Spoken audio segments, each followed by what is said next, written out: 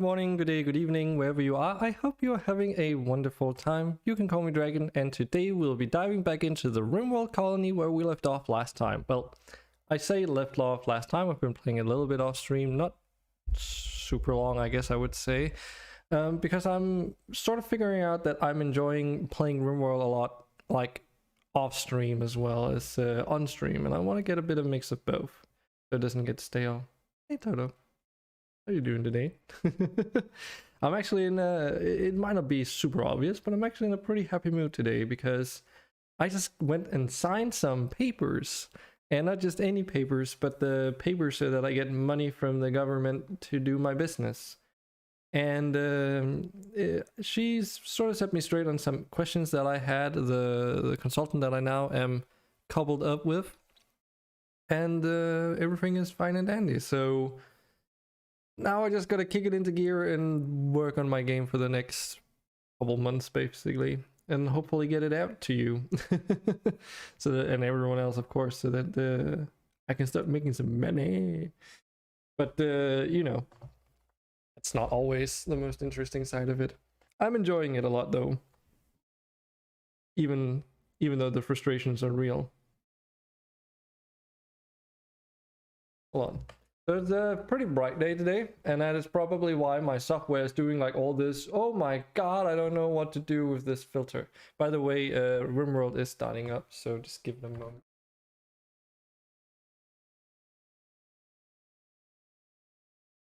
Let's try this.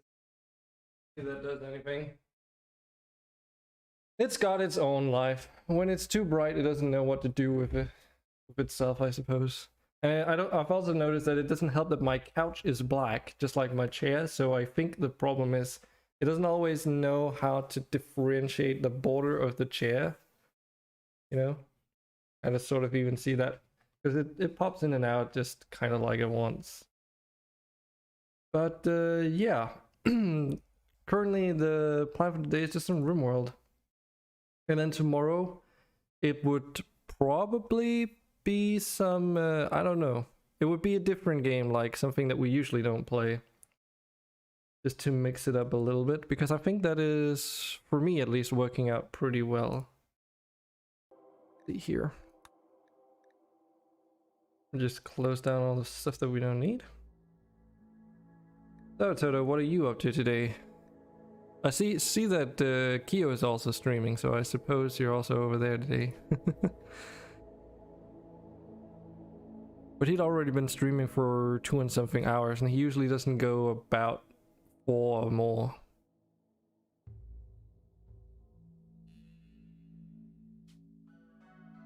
Raiding party! Literally just talking about the fucking devil. Hello, Kyo and Co.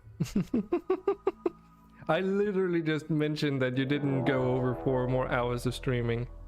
And here you guys are. How are you all doing? Listen. Oh no. Submit! Toto, behave. Behave, Toto. Yes, Toto? Nerd. You're a fucking nerd. Nerd. You're a fucking nerd. And no one likes you. No one likes you. Fucking casual. Alright everybody, how you guys doing? Shall we try and make a fool out of Kyo? See what kind of he must have, hold on. It's been a while since I've done any of these. Where is it? Here it is. I mean, I literally just started streaming, so there's no real point in me giving a shout out, but I do like watching your clips, Kyo. Let's see if we can find a good one. Never gonna give you up, never gonna let you down, never gonna turn around. Ah!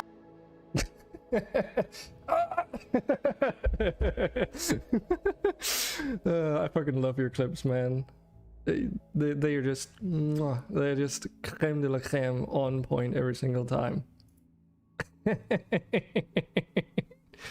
It's always a good one. I literally used your channel when I was testing out my setup for all of that back when I was working on it.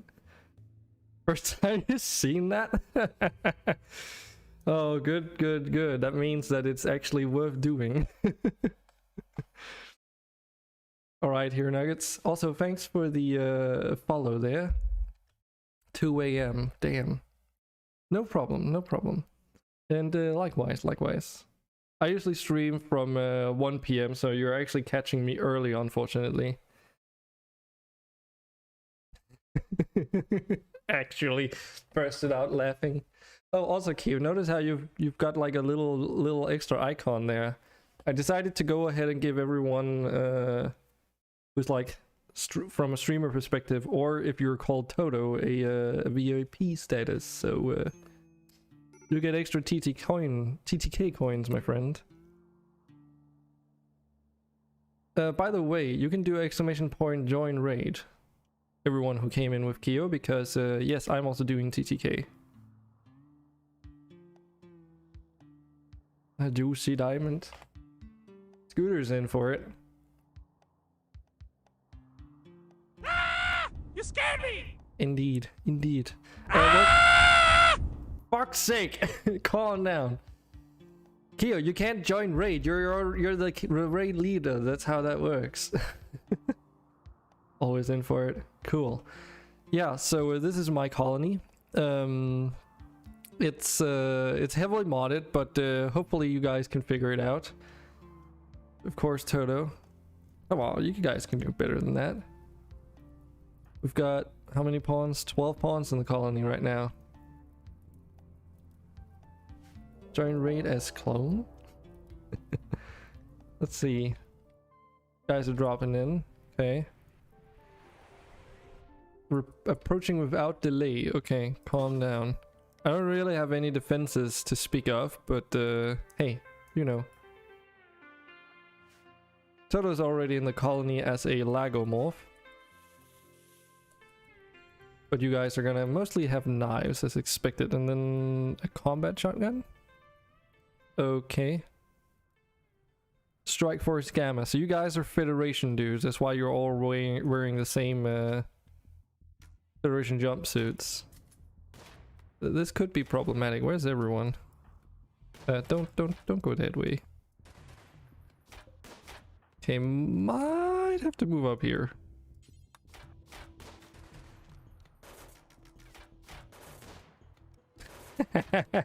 I can tell you how that works, Kyo, in a moment, because I set up the buy pawn system a little bit differently on this run.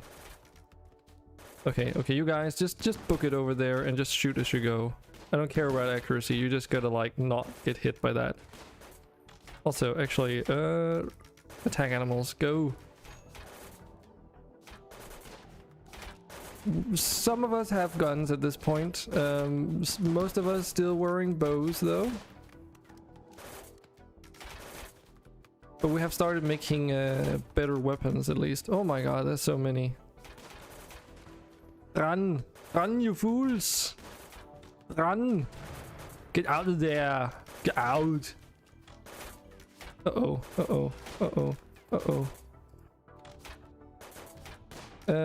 Star, I think you're gonna perish if you're not careful. I mean, considering that you guys were only wielding... Yes, we are. Considering you guys were only... end of the world spell, press Control, Alt, Delete. The game takes so long to load. We did survive though. We're probably just gonna murderize these guys. But even though you guys were only wielding melee weapons, you did actually put up a fight and you did damage Starl there. Okay, so let me give you a rundown on how this works for the pawns.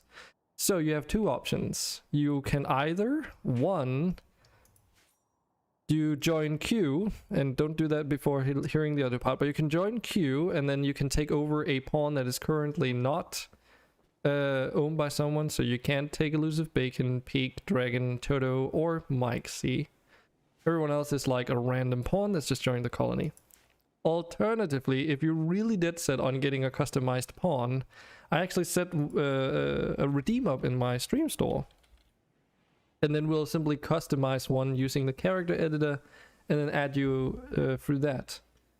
So you can pick from the races that you find on the store, and that's why the price is so high, is because I needed some way to display to you which races are available in a convenient manner. And I just set the price to like 999,999 something. But yeah, welcome everyone. So I can't remember how many drag it is, but that's basically how it works. Hulk. Ben, I don't know. Hallo alle zusammen. I kind of imagined Bratwurst to make it sound like you were German, so I assume you're German. I'm actually doing really well today. Thank you for asking. It was actually a good day today. I just signed some paperwork today. Hey, I'm Danish, so, and I grew up on the southern border, so I know some German. I haven't used it in like forever, but I can actually do a little bit of German.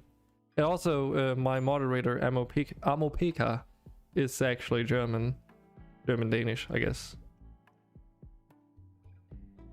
So yeah, but there's also tons of things that you can buy just straight up for TTK coins. I would imagine though, Kyo, that you would probably have the drag required. Transport pod crash. I almost missed that. Okay, 8 hours, no problem. Let's go and rescue you. But yeah, this is a colony where there's a lot of mods, a lot of races, lots of weapons, lots of equipment. But there's a couple things that you're probably familiar with, like Dub's bad hygiene, and a few other things in here and there. Thanks for the lurk, Toto. Wait, Toto, have you been up all night? Have you been playing No Man's Sky all night? Probably. That's at least what I would expect. Right now we're researching artificial limbs, which is like a medieval tech body part replacement. Some boy, okay. Okay. Next time I'll just say, oh, maybe you played No Man's Sky and some boy 7 days Starbound. Okay. Oh, Jesus Christ, I forgot how loud that was. Oh my god. So, let's see how this works. Because this is the second time I'm doing this. This is like an experiment because... let me see. Stream elements. This is the only annoying part I need to figure out how to... Yeah, that's fine. It's like more the options. But yeah, it works with stream elements. And of course I have to fucking log in. Please don't let me put my password in. Thank you. But yeah, it basically on stream elements then gives me a redeem I can check. I just need to remember where it was. God damn it. The game can run its own course in the meanwhile.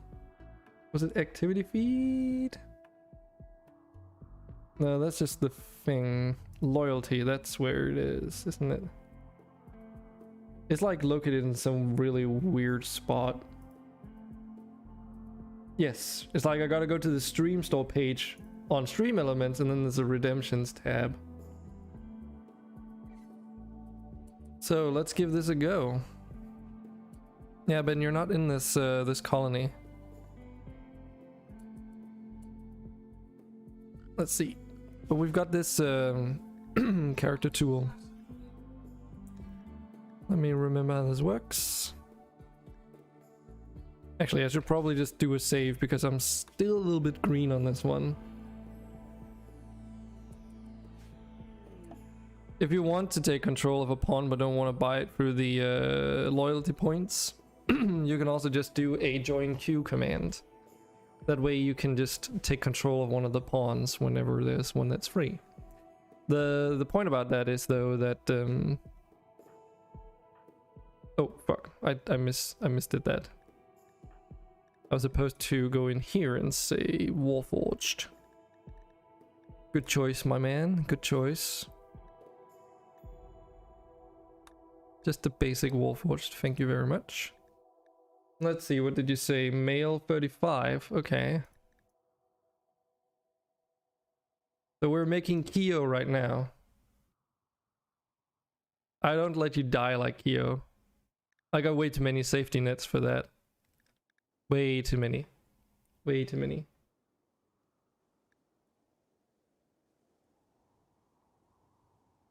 So your name is gonna be Cheese? Cheese Killer Kyo? Really? What's wrong with Turkey Rara? But then you do know that you're gonna be called Cheese Killer Kyo, right?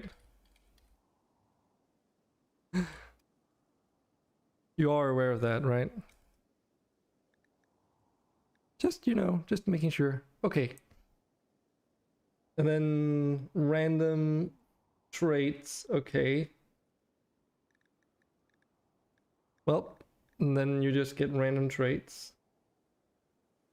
Random free burning passion, so I'll just like, I don't know, click around randomly. Fuck, where is it?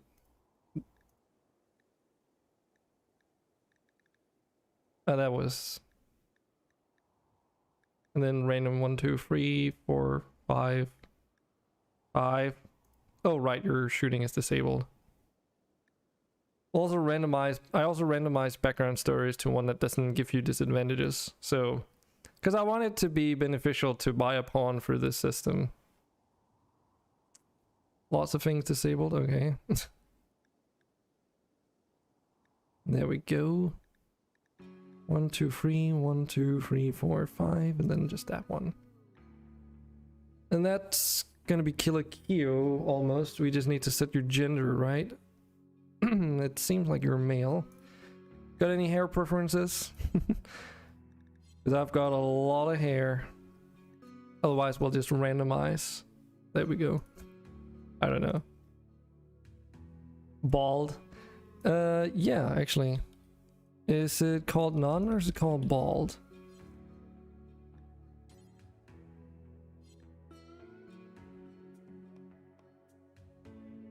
Why is the search function not working?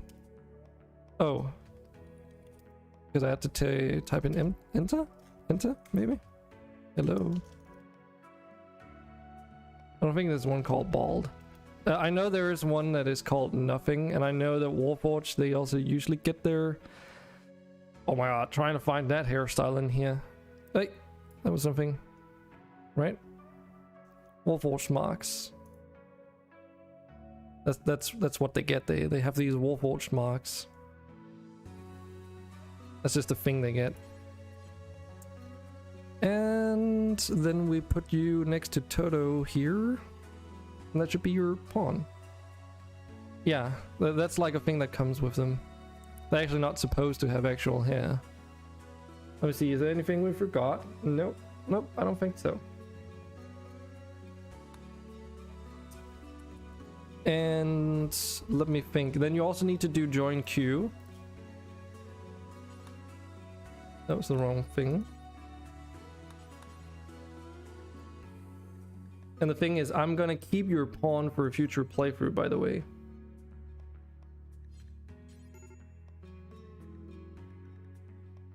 Which one is it? Name queue.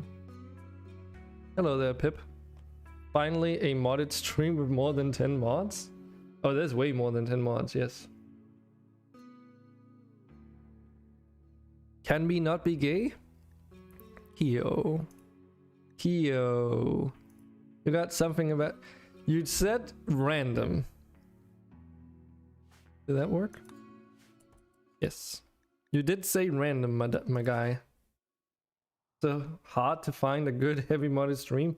Oh, just watch me or Captain Lamia when he streams. I don't know if he's like there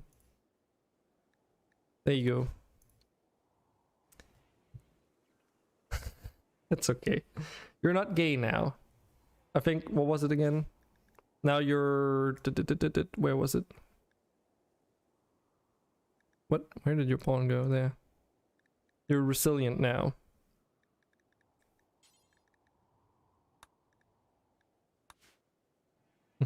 Whoop whoop. Yeah, Then I'll drag you over here. And then we need to set up your work priorities. But yeah, I prefer heavily modded. So this is like 300-400 mods or something stupid at this point. It's a little bit crazy. Most people tend to say that they don't like watching modded streams because they can't keep up with what's going on. Like they don't know what's happening, is what I understand. Which is a fair point. I think that's very valid. But I like my mods. Have I gone to heaven? I love this. I don't know. We'll have to see. We'll have to see. I also like to be a very casual player, by the way. What's this? This is a wild monkey named Olga. I don't particularly like monkeys. Enjoy some Zomboid there, Keo. Steam tells on you. You hate sorting the mods though? Oh, I'm like, it's almost therapeutic for me. Gotta say, you're kind of right on that though. So, mod sorting is a bit of a pain. I used the Rimworld of Magic's guide on how to do it. Kind of get the setting perfect. Yeah, yeah. Actually, do you guys want to see real quick? Because it's not gonna take super long. But just to give you an idea on how I sort my mods, because I don't know if I'm the only one who does this to this degree. Takes like 4 hours for you. Yeah, that's sounds about right. Takes like 16 hours for me, yes. Or something like that. I have no idea how many hours I've spent sorting mods and finding things and getting it configured. It's pretty ridiculous. I also did the thing of deleting all my configs recently just to mess around and see if it improved anything.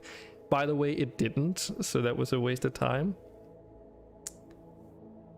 Move 5 to 10 and then reload. Not exactly. There's a strategy you can employ. So this is how I sort my mods.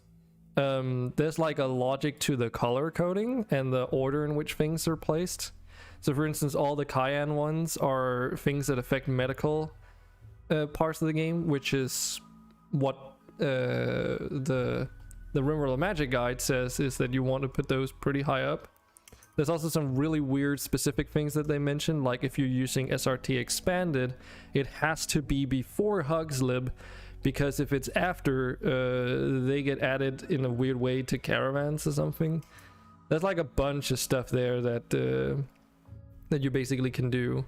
But yeah, everything is color coded. Like all this poopy yellow is basically ideology specific. And then towards the very bottom you have all the patches. And then after all the patches you have all these green ones, which are visuals. And then a lot of things in between have like specific coloring, like all the toolkit stuff is like black gray because they're like extra things and such.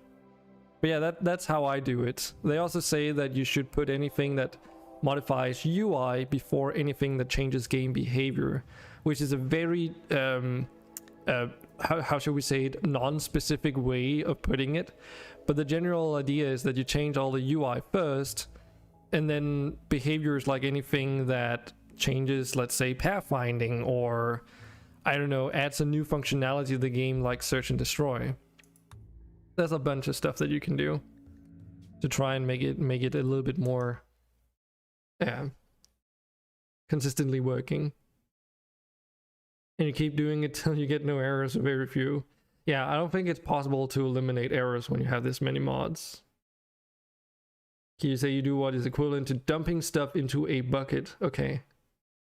That sounds very dangerous. Very dangerous. Say that the dev is a dickhead. He was offered a fix for the modding stuff and sorting by the Factorio devs, and he said no. Wait, is that true? That's not... I've never heard that before.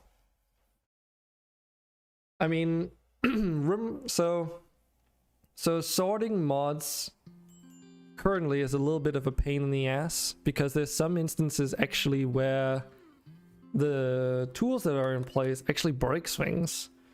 I can't remember what mod it was. It was actually something I looked at very recently, but the problem was that that mod, there was a mod that had a few other ones set as dependencies, even though they were not really, like, it wasn't dependent on those mods. And I think it was also set to like load after those mods, but then the problem was this third one that was outside of that dependency setup required it to be somewhere in between, and then it's like, oh, this is incompatible with one of those mods that the other one is dependent on, even though it wasn't dependent on it. So the mod offerers can also do things like that.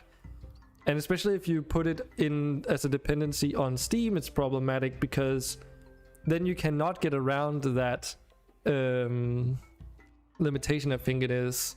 Or rather, no, if you set it as a dependency in the mod file, sorry, then if you try and add it to a load order and it's like marked as incompatible or like dependent on something, you just cannot run that list without either modifying a local version of the mod or anything.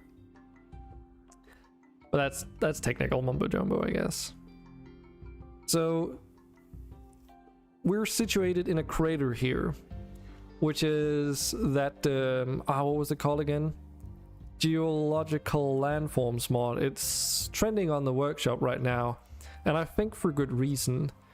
It basically adds more geological terrain variations to the game. So we're, as I said, in a crater, but you can have all kinds of stuff.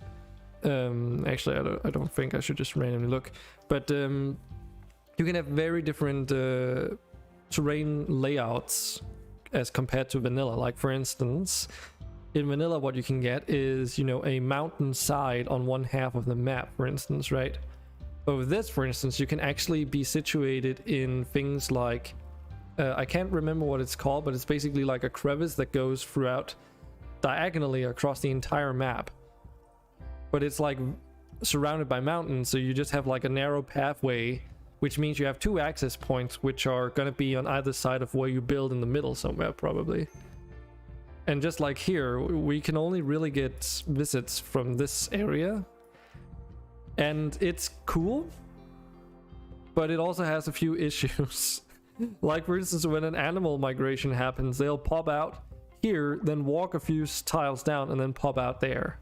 So unless I have turrets or anything set up around here right now, I'll never be able to do anything with an animal migration. They disappear way before I would even be able to react, which is kind of funny. However, if I were to dig a tunnel here, it should open up a pathway so they can generate in from there. We're also situated in a badlands biome, so 40 out of 60 days we can grow our crops. And as you notice, there's not exactly a lot of soil to grow things on. Even with mods, I was at first like, how is this gonna work? But it seems to be going okay. The main problem in the beginning was actually getting wood, but we can do that through these ideology fiber corn, and then now also through tree growing. When I started, we had no research done, so this is all done within how many? 4 in-game years? Haven't really done much overworld event stuff because kind of just haven't been able to. We also have our ideology, which is a fluid ideology, currently set to xenophilia. And I forgot to set this up properly, so you have to be married and stuff to sleep in the same bed and a bunch of other things. So as soon as we're able to reform, I need to make a couple changes. And I've kind of been trying to go ahead and get to that point, but getting those points has not exactly been easy. Most recently I've been trying to convert Callie to our ideology, but very late in I discovered that being a psychopath gives them certainty, like reduces the certainty loss factor in by half, so they take twice as long to convert essentially. And actually it's worse than twice as long because it's more than that. Since due to cooldowns and such, they manage to regain certainty more throughout the time span, so it's actually more than 50 times longer to convert them. But that is actually the current like objective I'm trying to get everyone converted to our ideology. Just to simplify things. Yeah, so it only goes down by like 10 something 11% every time, which is kind of shit.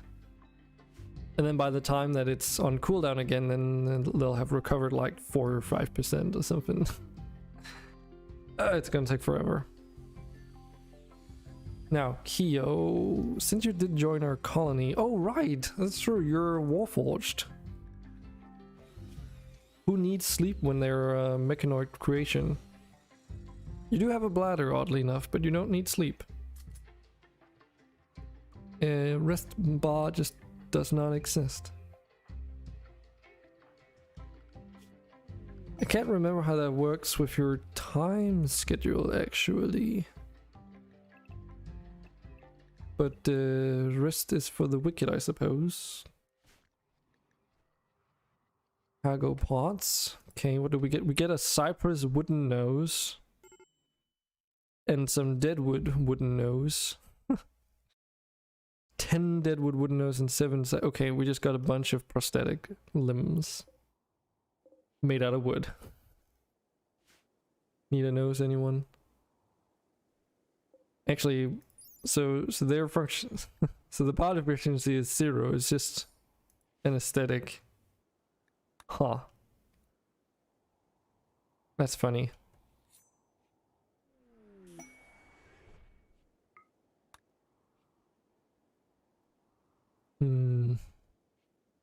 Yeah, I've been gradually trying to dig out some rooms for this mountain and figure out a layout. Slowly been starting to get some stone cutting done so that we can lay out some more efficient paths. We also got electricity now, so we can cool foods in these deep refrigerators. And of course have our wall lights and stuff. But because it's a mountain, I have to smooth all the walls, which takes a little while. It's not too bad though. Going alright.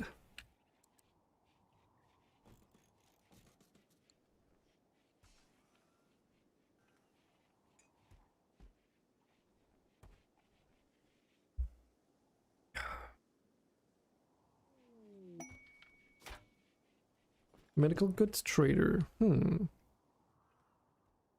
We can use some of that. I know some people are missing limbs. Haven't done a status report in a while, but I know someone's like, yeah, I'm missing a hand. I think someone's also missing an eye.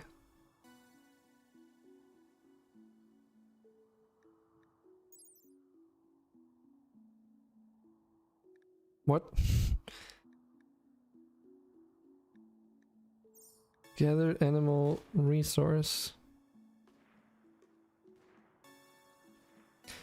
Oh yeah, that's true. Toto, she was bonded to a Arcturian sky eel named Jackpot, and it unfortunately died in a combat accident. Sky eels are kind of cool though. Their ability to release a static electric shock is very useful, especially I think mechanoids they're pretty good against. They're not super strong, but due to their small body size, they actually have a good chance of avoiding projectiles. So if you have like a group of 6 or so of them, they can definitely disrupt the mechanoids pretty well. So I would like to have some more of those, but I only managed to tame one, unfortunately. Oh right, I forgot, we are out of silver. Okay, I'm gonna sell those fucking nose replacements.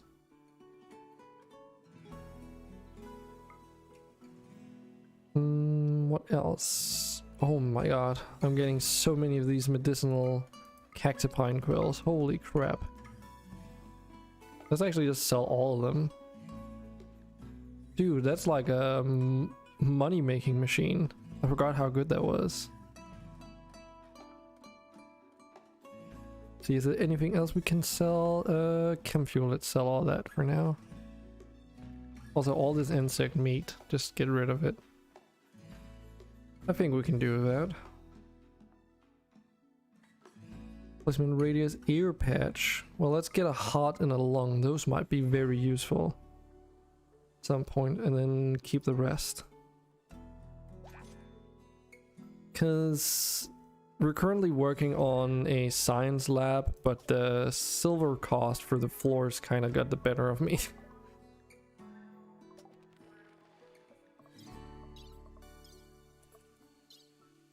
What should we research next, I wonder? So many options.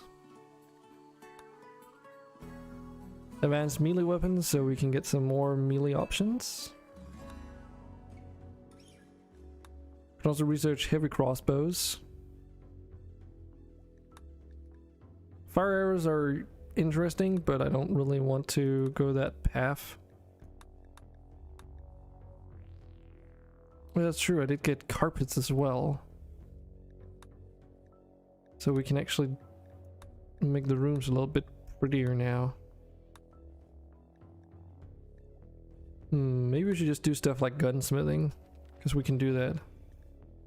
And it's basically gonna be as time consuming as heavy crossbows, just a little bit longer.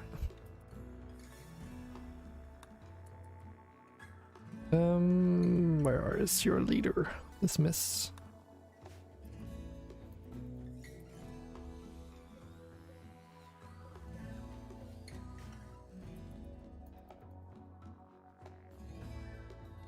Our recreational room could also do with an upgrade at some point. We do have some board games for you. We've got some Monopsony, Sorcery the Assembly, Colonists of the Rim, Discreet Dictator 1. Actually, I played some Uno yesterday with some friends of mine. It was pretty stupid. It was also very broken, because it was like one of those online play Uno with anyone random games, and it didn't quite work as it's supposed to. Sometimes you would play an Uno reverse card, and then it wouldn't really reverse. Sometimes it would also, you would play a skip card, but then it would reverse to the other player instead. It was really weird. We just agreed that it was just a broken mess.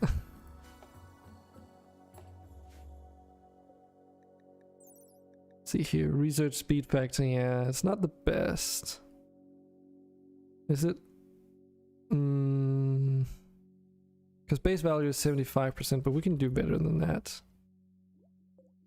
Just that all these floors require tons of resources.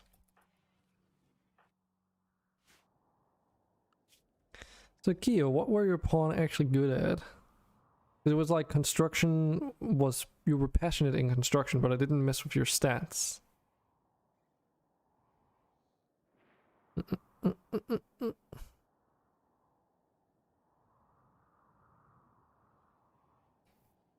And other than that, there's actually not really that many things you're that good at.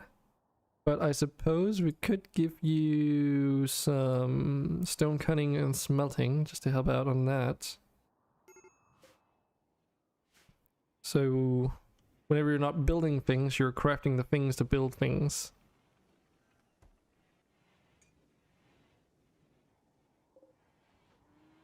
Oh yeah, that's true. I also want to get like started on making hexagel cores, which is a form of power. Or it's a fuel source for power. You can also use it to make these hexagel batteries. But remember, aren't they like a bit more efficient? Can we see this? No. No, we cannot.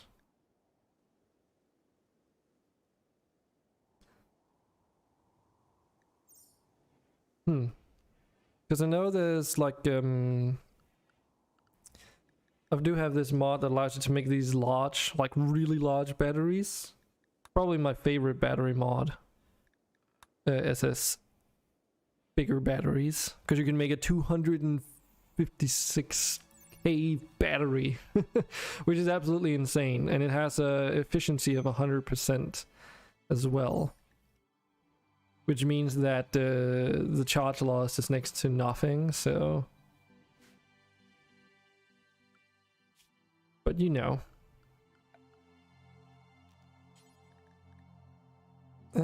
Steel. Let's put some steel flooring in here. 500. It's a bit spicy.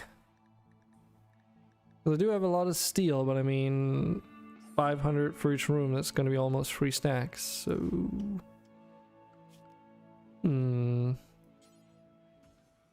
yeah, let's do it.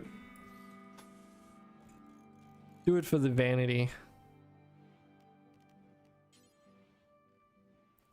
And then I think we have siltstone, right? That was the stone that was in this area. This one. Okay, I already put one down on there.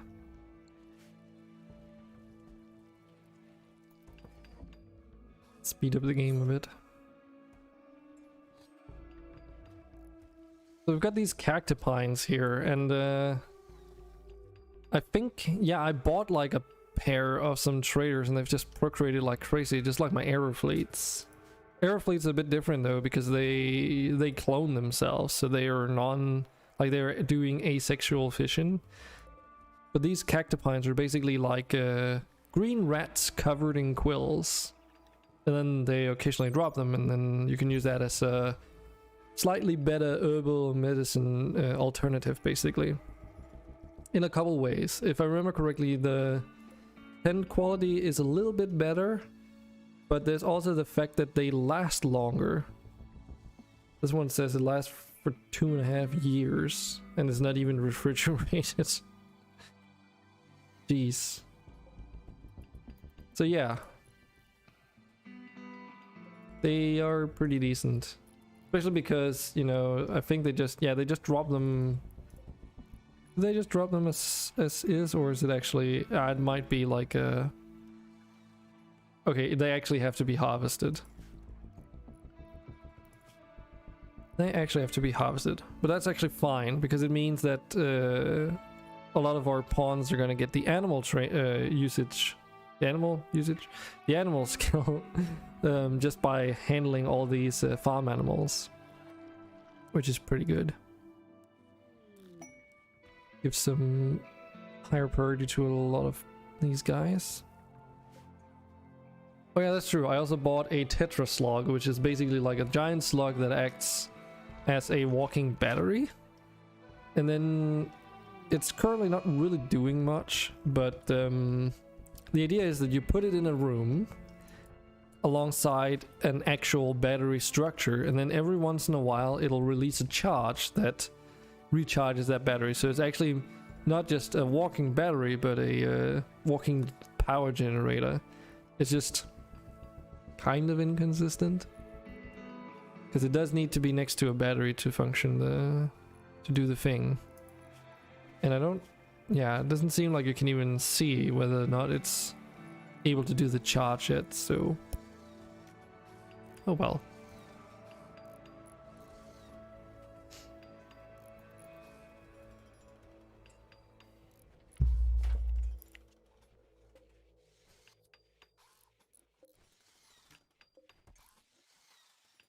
How are we doing on these craft orders?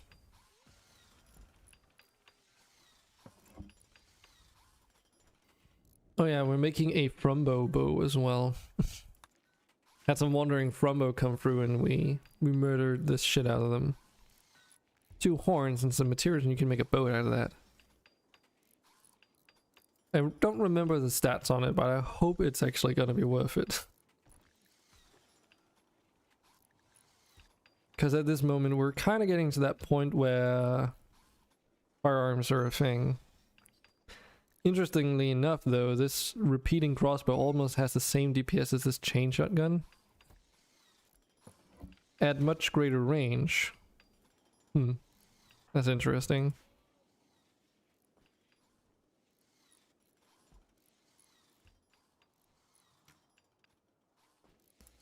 Okay, do we have any rituals we can perform? We can do a leader speech. 94% expected quality, okay.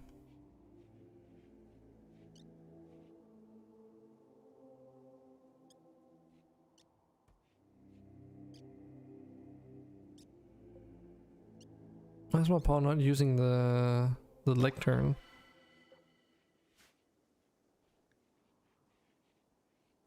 Got 1 development point for that, really? Okay.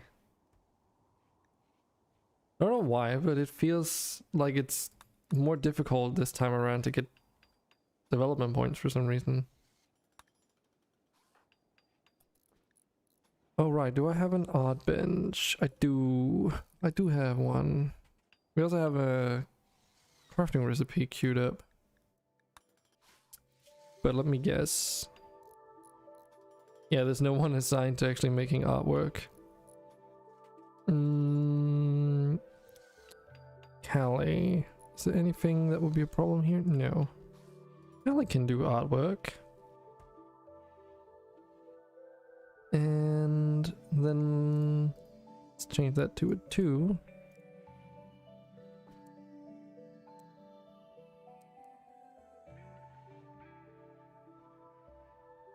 Because Callie's been trained into science, apparently.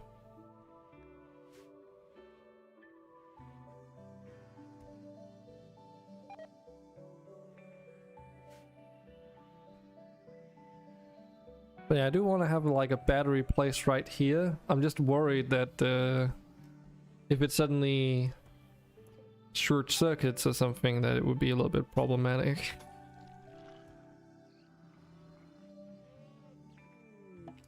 Because this is all straw, and I have a weird feeling that straw burns very well. So putting a battery in a highly flammable room does not exactly seem like a good idea. But the thing is, I don't remember how... Oh wait, I have an idea. Because I don't... The thing is, I don't remember how far of a range the Tetraslug has. And it's just gonna like walk between... actually... Not there right now. Okay, we'll have a look at that in a moment. Doop.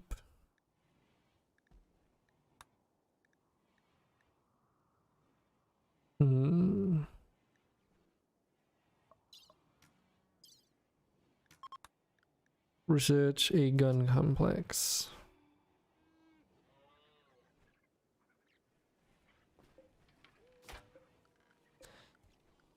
Let's see.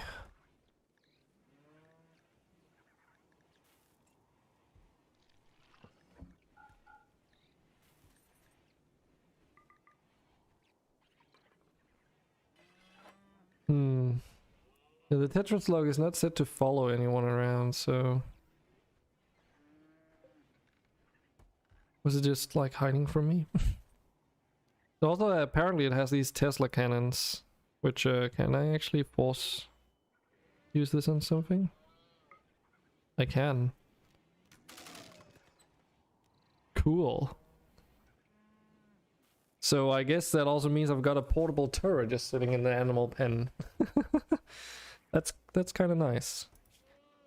But what I'm thinking is to make like a platform here, something to put the battery on, so it's like outside but then covered with a roof and some walls. Because if I do that, it should mean that the animals or the Tetraslug's gonna pass back and forth at least once a day to charge that battery. And then let's do some obsidian doors on it.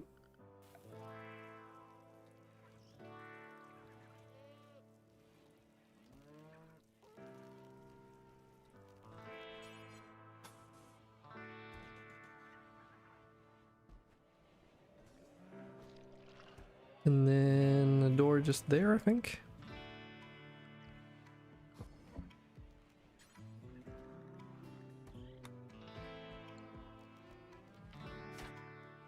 And let's do the fake walls because gonna make it blend in a little bit better.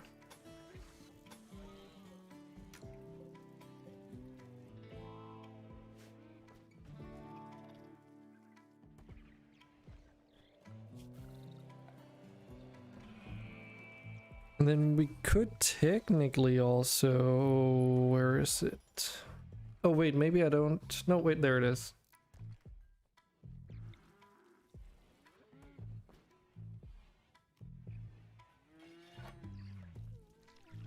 Build an overhead steel roof here. Yeah, let's do that.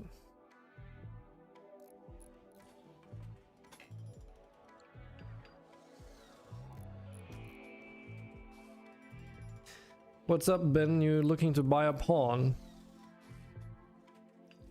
If you want to buy a pawn, you can't do that from the store. I haven't updated the store to reflect the changes I made, but they're gonna cost you like 9 million something something something 9999999.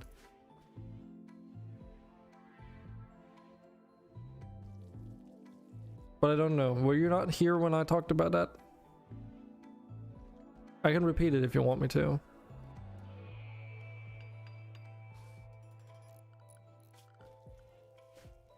I really like the Fox Walls mod. I think it's one of the major pet peeves I always had with the base game was that the aesthetic of the smooth walls was different than those of the manually, like, directly built ones.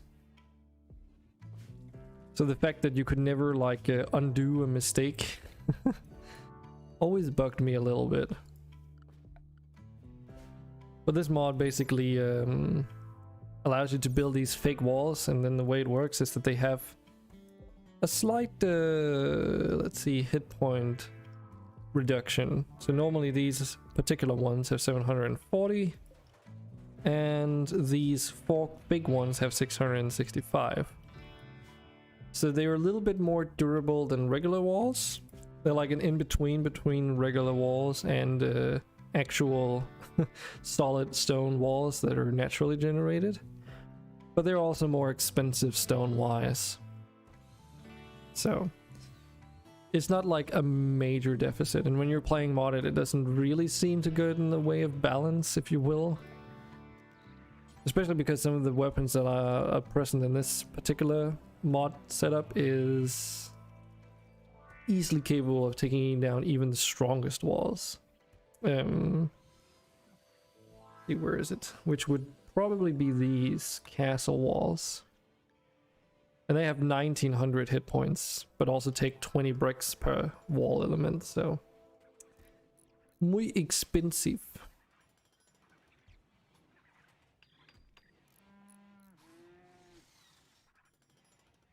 Why does it require a bridge on these places?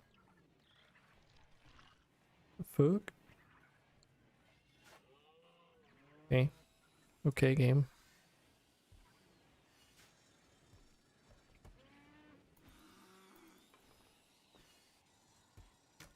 But yeah, the cool thing about the Fox walls is that you can also smooth them.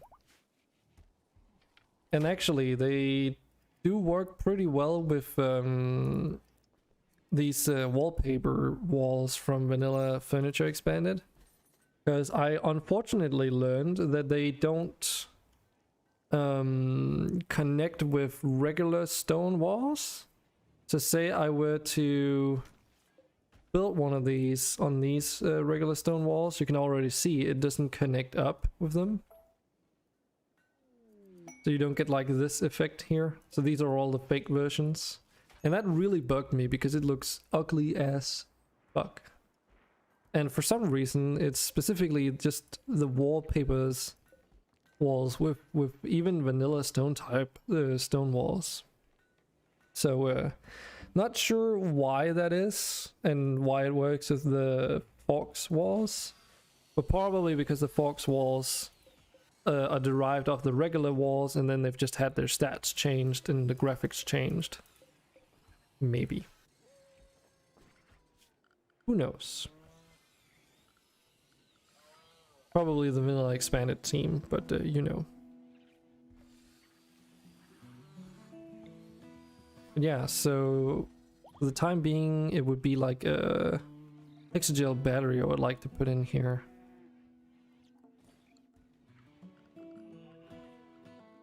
Can't afford it right now, but I'm just finding it out ahead of time. Because I need a refinery. It's one of those that I always have trouble finding. Because it's like, I can never remember. Is it located in the miscellaneous? Do I even have it unlocked?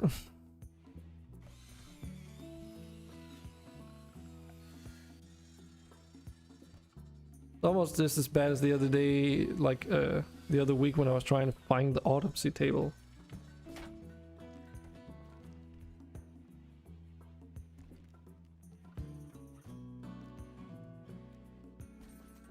I can't read Cyrillic, sorry.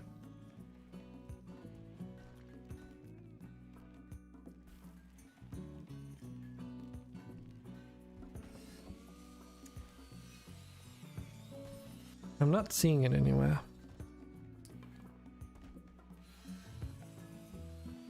Pretty sure it is under production.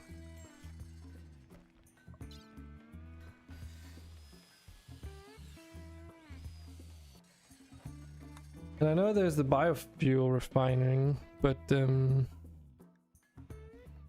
is it at the biofuel refinery? Is that the same thing? That might actually be the thing. But what were we researching right now?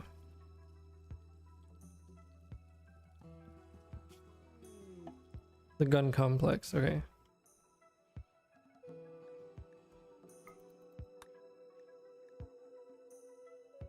I mean, we are in summer, we could do a research request.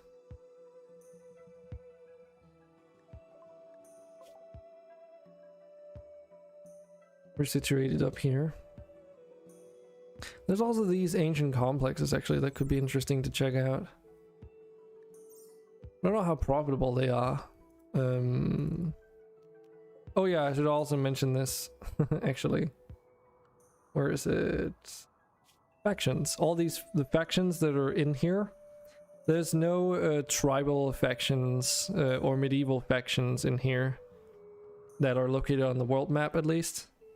So you can still get raided apparently by tribal factions I've found, but yeah, there's only industrial and up factions out there, and most of them are probably spacer tech, because that's all these SIVA factions here. How did you get yourself into this wonderful game? There's two ways.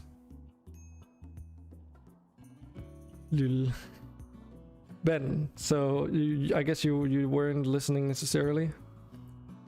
So there's two ways that you can get into the colony. You can either buy yourself a pawn with the loyalty points, but that obviously requires you to have enough of those. And that would be through the streamstore redeem, just like Keo bought himself in. And then we'll customize a pawn to your desires. The benefit is that you get more control over what you want to start with. And the reason why I'm doing that is multifold, but for now, like, it's just know that it's to limit the amount of pawn additions to the colony, so it doesn't get completely out of hand. Alternatively, you can also do the join Q command and then get control over a pawn that's in here. Give me Chitine. Yeah, unfortunately Mike is a Chitine right now. I mean, you could take over, so this is the other thing. This is the other thing.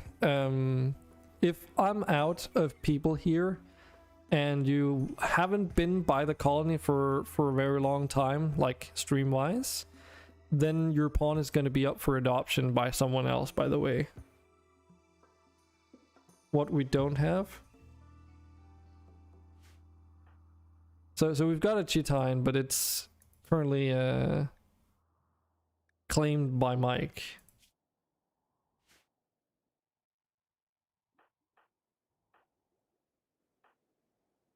But he's not here today.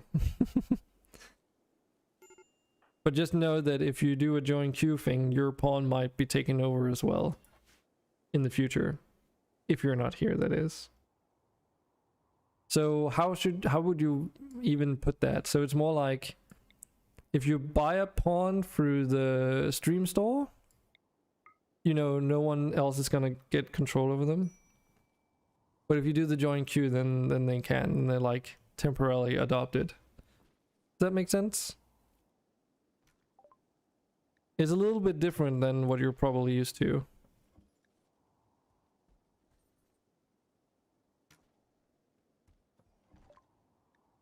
You want to be a sample piece? What?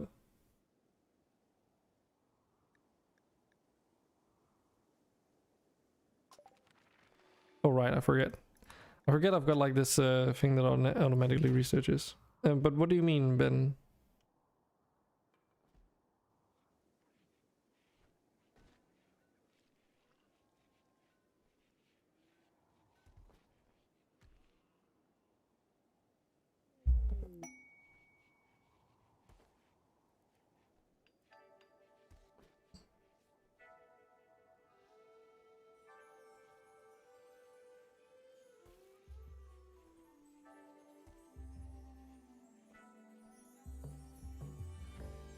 Because I don't know what that means.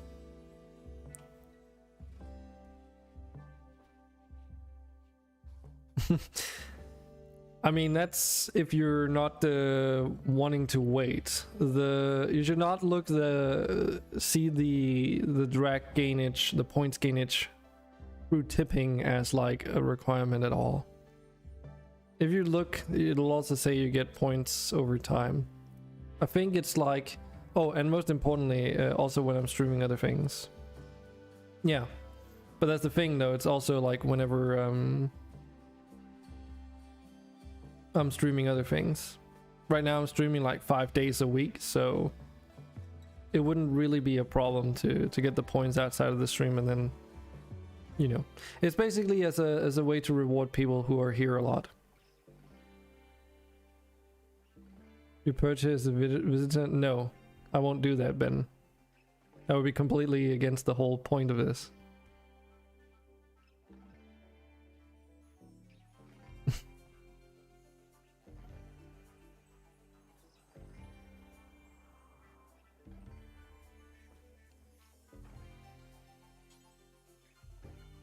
I have the power to just add you, but there's a reason why I'm not doing it. 50 minutes? No, it's more like 8 hours, I think.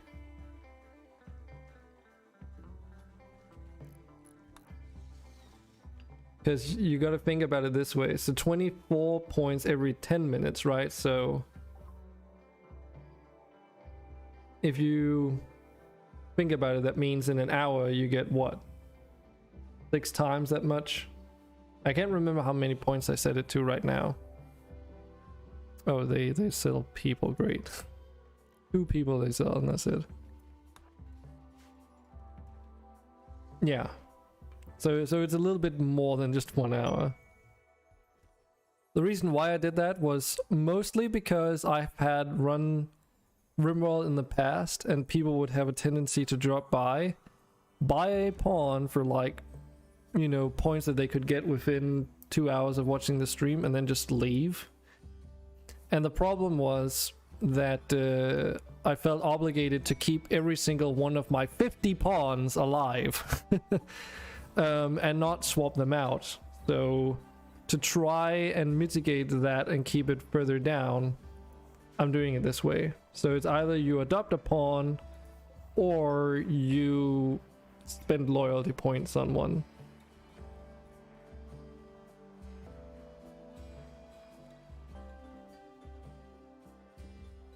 I can't remember how many points I set it to. Let's see, what did it say? The 1200 drag, right? Yeah. I did do the math, but it's, you know, it's been a couple days since I set this up. Weeks, actually. So you get 24 over 10 minutes, right? So if you were to divide that by 10, you get 2.4 every minute on average.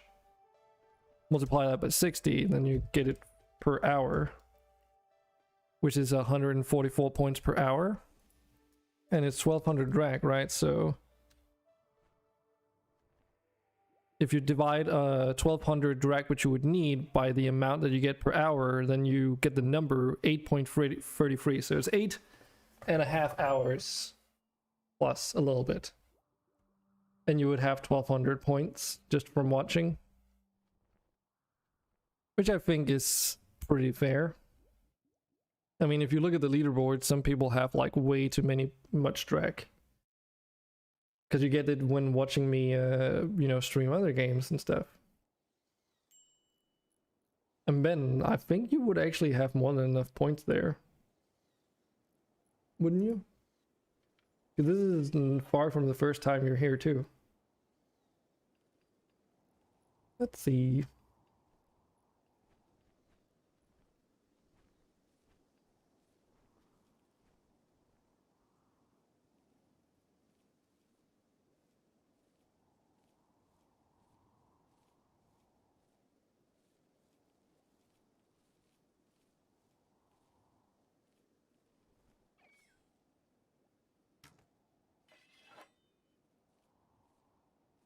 Or maybe you don't?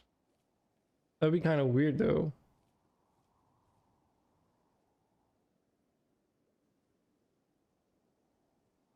I have had some issues early on where it was not the... Yeah, you've got 800 points. So you're not quite there yet, but you can still join queue and just get a pawn.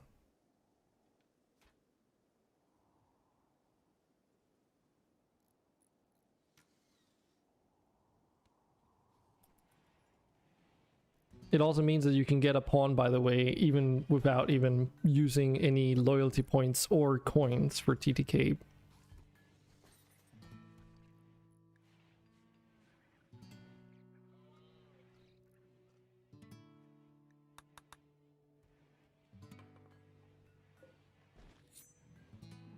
So sorry if you're not happy with it, but them's the rules.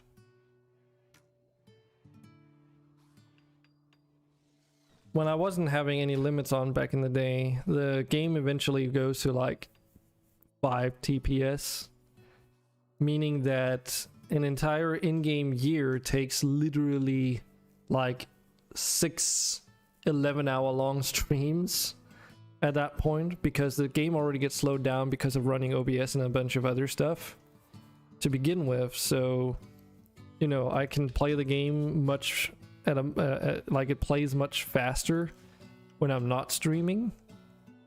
So then adding the fact that this the slowdown due to a lot of pawns means that it was basically you know, unenjoyable to that point when you have 50 pawns in there. So what do? Like, do you just cull like 40 of your pawns to get back down to 10?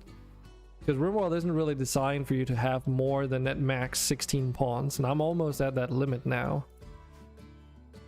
So I would preferably be around like 10 pawns or something that are like always present in the colony, because it also helps make sure that the colony doesn't grow, need a lot of space for accommodation and food and a bunch of other stuff.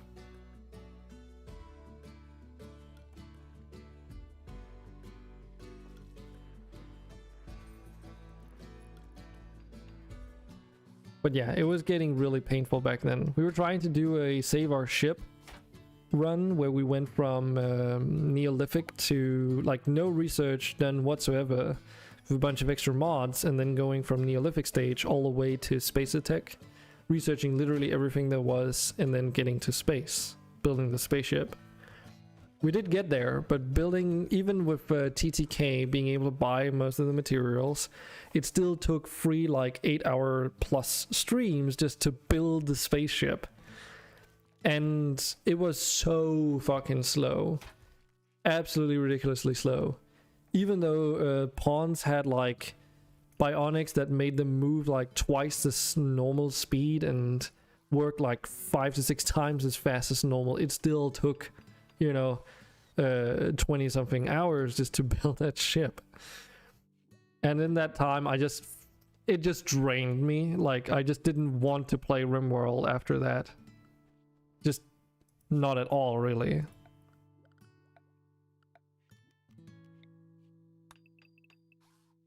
So I'd rather not overdo it and then just, like, you know, take it a bit chill on that part. With the pawns, I mean.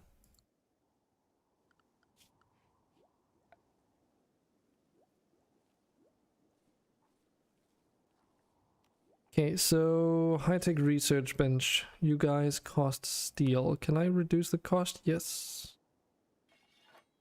But does it make any sense to do so? I guess I could make them out of iron. Would be a little bit cheaper.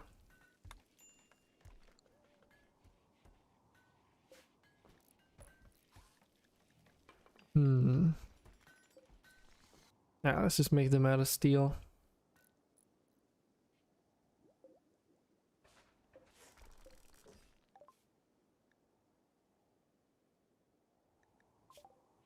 Oh yeah, we also got biofuel refining now.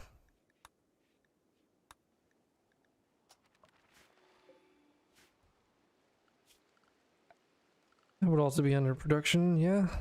So this thing, I think this is what you need to make hexagel cores, but I can't remember.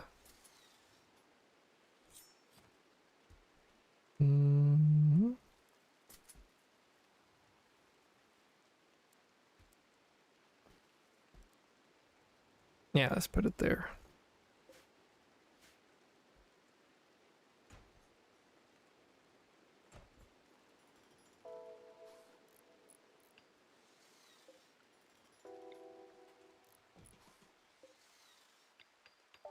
Could probably also do some better seating in here.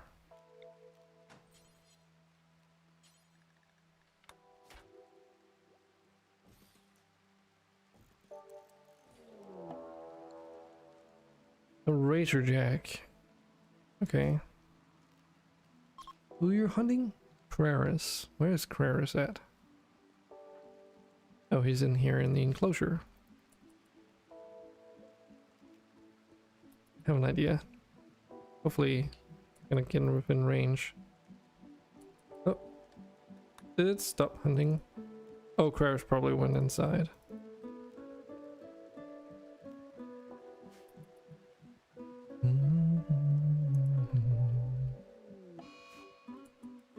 Panic attack. Oh yeah, because they're anxious. Fucking traits. Anxious. Okay, Razor Jack. Wait, where did it go? There. You're going down, boy.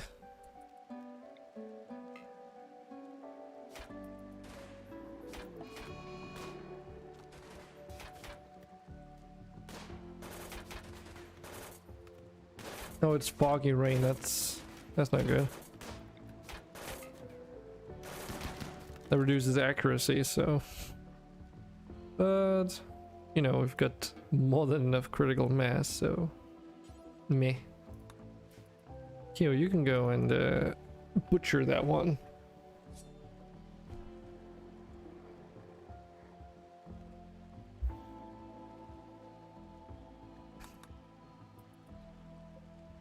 Oh, that's why I couldn't find it.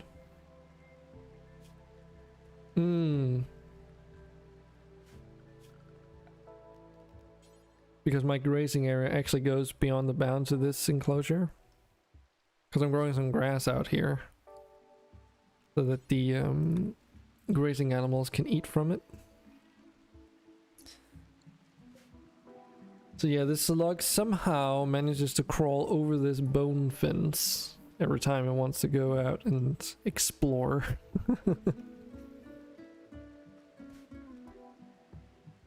You'd imagine it would crush whatever's underneath the weight of that thing. Oh shit, I forgot to do, nah. Also, I did the brilliant move of making Peak the, Dragon Priest, I think I called it in this ideology. Right? No, the Flame Priest. So he's the one who's like, capable of doing the conversions and stuff by talking with people. The issue is, yeah, oh for fuck's sake, this is just never gonna happen, is it? The issue with it is that Peak is a night owl, so he's asleep when everyone else is awake and vice versa most of the time. Works out fairly okay even though he's the main chef of the colony. But you know. Oh wait, I never configured this properly. Uh-oh. Plant scraps. Yeah, Argon, how are you doing today? Oof. Sneeze is creeping up on me. Plant scrap and hay. Hay.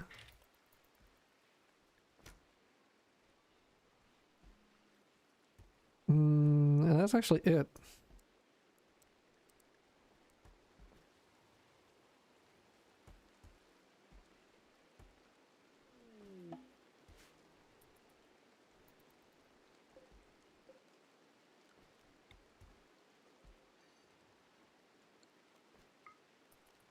Let's move the kibble somewhere a little bit more convenient. There, maybe. Or actually no. No wait, yeah, that is actually a decent spot. Even though it's a little bit more closer to the outer edge. Since the kitchen is right next to it, it means that they can just go over and restock whenever the need arises too.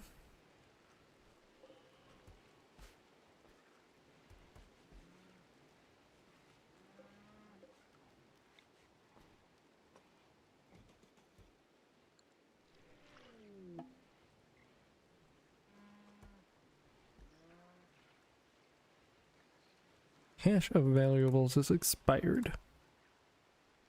Okie dokie.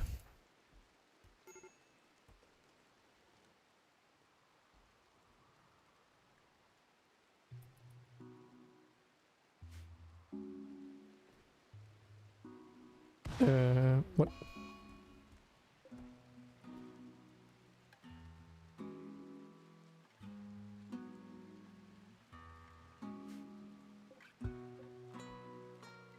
Oh shit, I never thought about that. What happens if a short circuit happens under this wall when I build these? Okay, I should probably do this. Then deconstruct those. Wait, what? Oh, okay, I didn't do that one. And that one, I technically don't need to do deconstruct on that either. Wait, what? Oh shit, did I... try that again. Like the actual power conduit, how about that?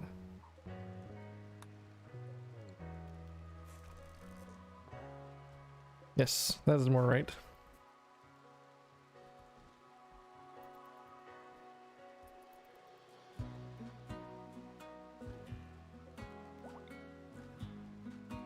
Now I think about it, have I done that in multiple places? No, this looks okay.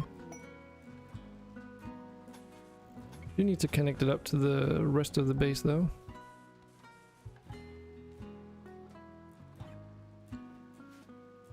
Colossal aero fleets. Oh. Let's try and see if we can't get some of those. Fairly common creatures, but I don't know, there's just something about them that I think is really on point. I really like aero fleets.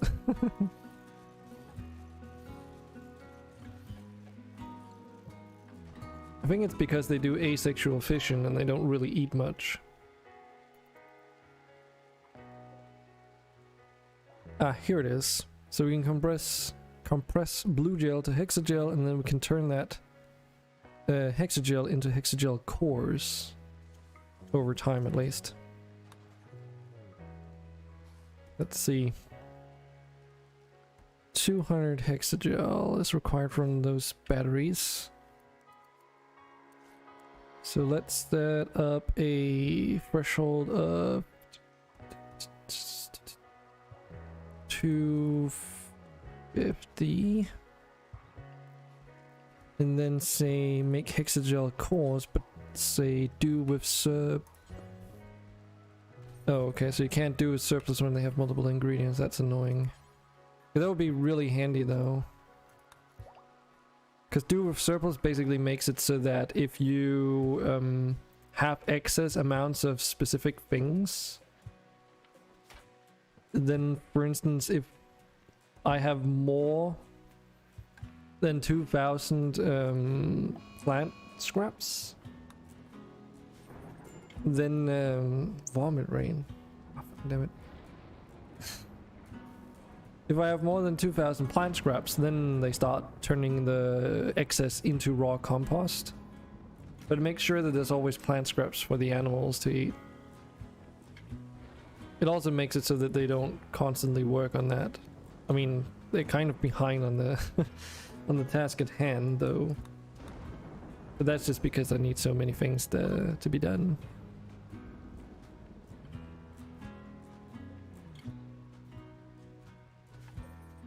We actually have a good amount of fertilizer already. What are we doing on soil? Not so good. I think I know why though. Yeah, it's because we're making siltstone blocks. Black hive attack. Okay, well, what do we have? 2 worms. 4 spellopedes. 4 black spiders. And 2 megalouse. If I remember correctly, they attack immediately, so... And I forgot to give Kyo a weapon. I mean, he did... I guess he spawned in with a shotgun, huh? Don't have that many weapons.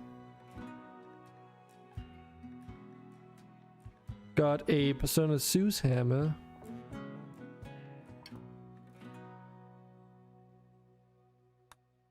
But other than that, not really anything crazy.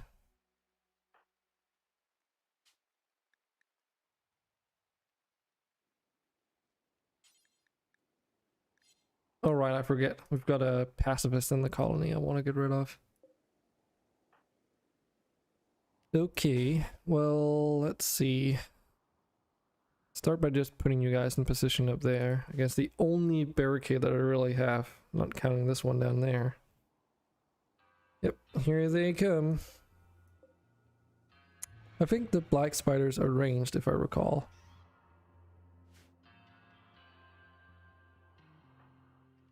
Okay, might actually want to put them down there.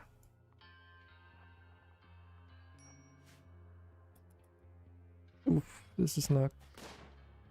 We're not moving fast enough.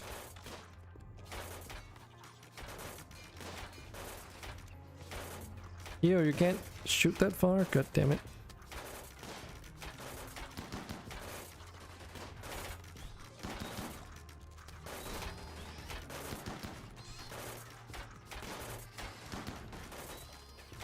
Also getting surrounded.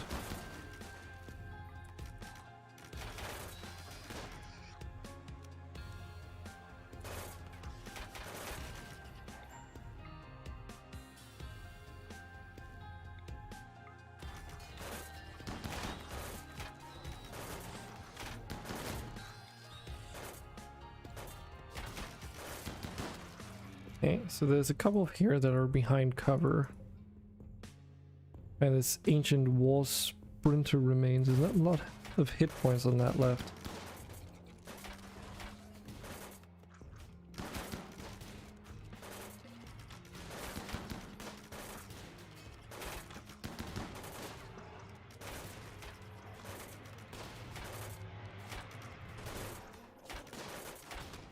Yeah, let's go and try and move behind these.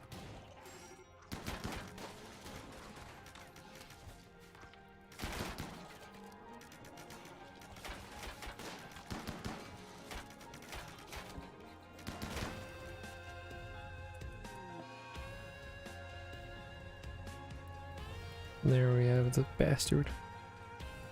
And take it out.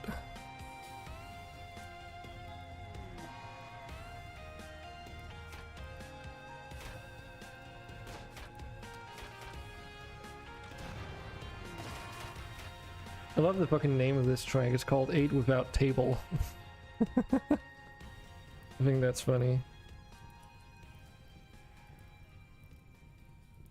Good morning. Hey, Bacon. Welcome to... Hey, you're still alive, by the way. Or at least your adopted pawn is still alive.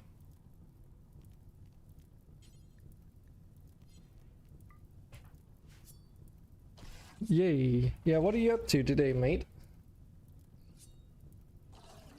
Got any plans for the day?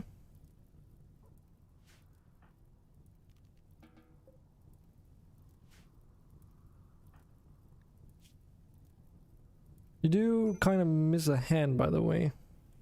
Work, lol. Yeah. Yep.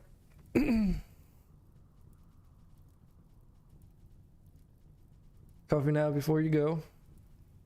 Cool. Hopefully it's not going to be a boring day at work then.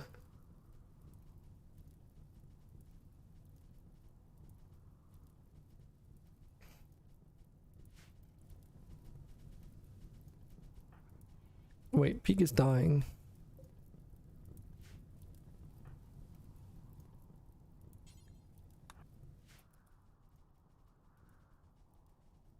Never really boring, there's too much to do? Oh, okay. Yeah, it's like a weird thing, I feel. Well, it makes sense, right?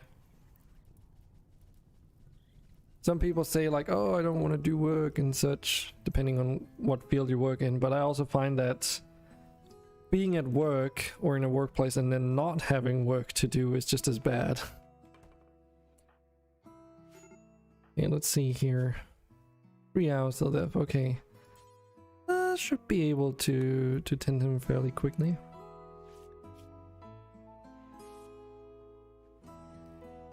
Yeah, no problems.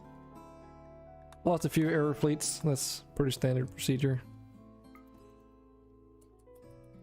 Had a job once where you were hired 3 months too early, so for 3 months all you did was play games. Yeah, okay. At least you could do that, I guess. But that's also not always the case.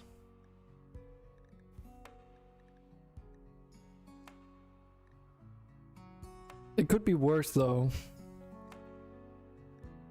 I know Peak, when he was hired as a chef, he also got hired before the restaurant actually opened up. And that meant that he was being put to work doing all kinds of other things instead.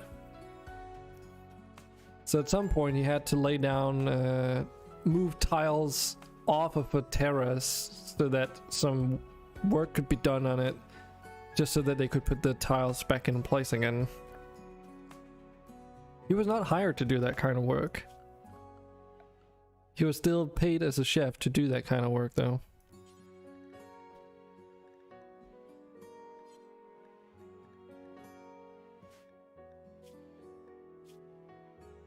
But at the time, I mean, I could understand him. He was also just ready to get back into work because it was after the worst of COVID lockdowns had happened.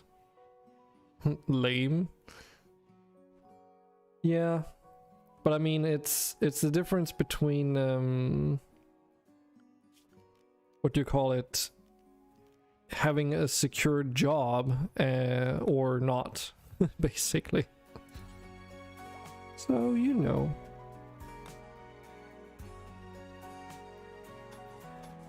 How about we add some dinosaur skin walls here? Oh fuck, I forgot. That annoys me so much. That's true. I can't keep these smoothed obsidian walls. I have to replace them with manually built ones. Sigh. BRB. Alrighty. Well, let's actually put in some castle walls, I guess. They are more durable.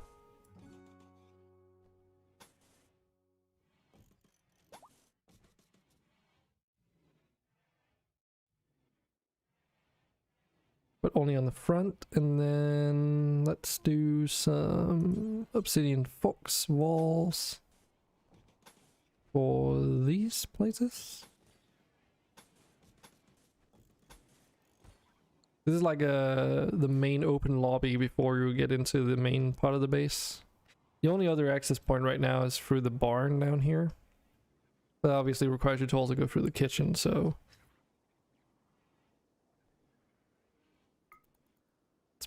still fairly well protected, I suppose. And eventually, you know, I could replace this fence with a solid wall, so... But I'm probably gonna annex a little bit more of the terrain before I do something like that. Especially because there's like a steam geyser and a lixion gas geyser there and another steam geyser here, so... You know, it might be a good idea to make use of that.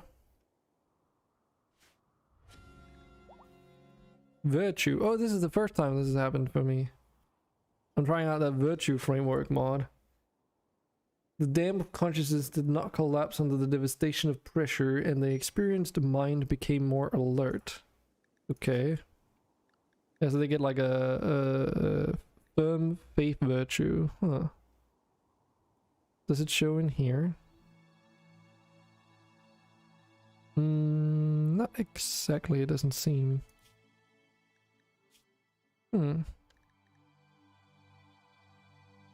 Interesting.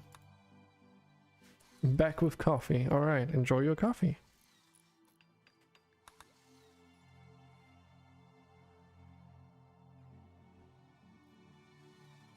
How are we doing in the hospital here? By the way, Bacon, so you've got cataracts in both your eyes and you've got a frail torso. Your right hand has been bitten off and you're missing your left middle toe. You've also got a bunch of scars all over. Yeah. I can't remember. I think it might... I don't remember if you started with all these, but someone definite... I think the cataracts might... You might be the one who got those cataracts after getting older. After a birthday. Yeah, wrecked. Getting old in this game sucks, man. If you're unlucky, anyway.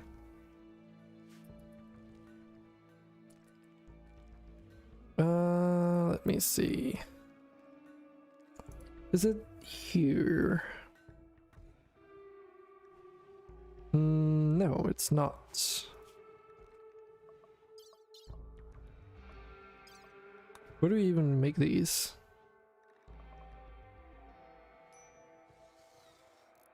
At a crafting spot, really? So just a crafting spot, huh?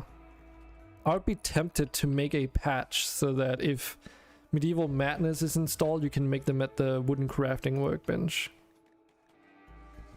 Because that seems like something you should be able to do. Yeah, we can make a wooden artificial leg and stuff in here.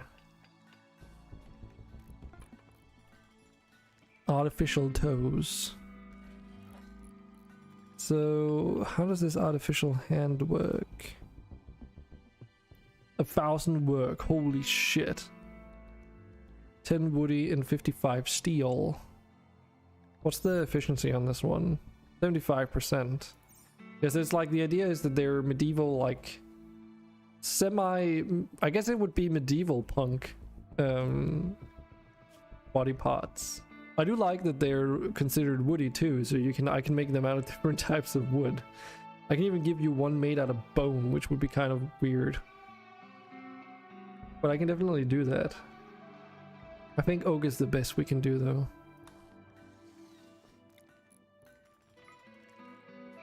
Yeah, that's definitely peculiar. A bit annoying that it's at the crafting spot though.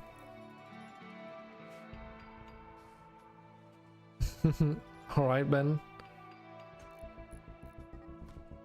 You do know that you're using... Did that not work? No, it did work. You do realize you're using your drag to give you TTK coins, by the way, right?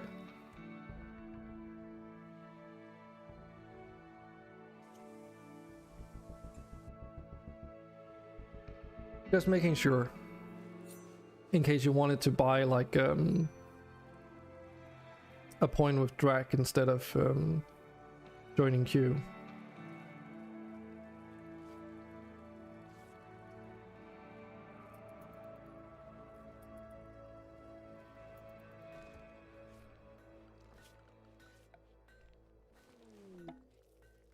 Smoke leaf joints. I'm noticing a pattern since last stream.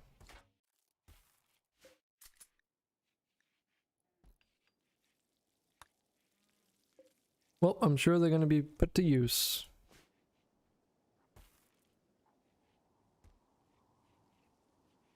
At the moment, we're only growing a slight amount of tobacco here to make cigarettes. But that's just because Pig is an IRL smoker. And he wanted me to make his pawn a smoker, so he got to get just exactly that. Don't send bad stuff, you just send drugs. Oh god. There's like a lot of different types of booze too, like vodka and I think gin, whiskey as well. They're considered recreational drugs, by the way.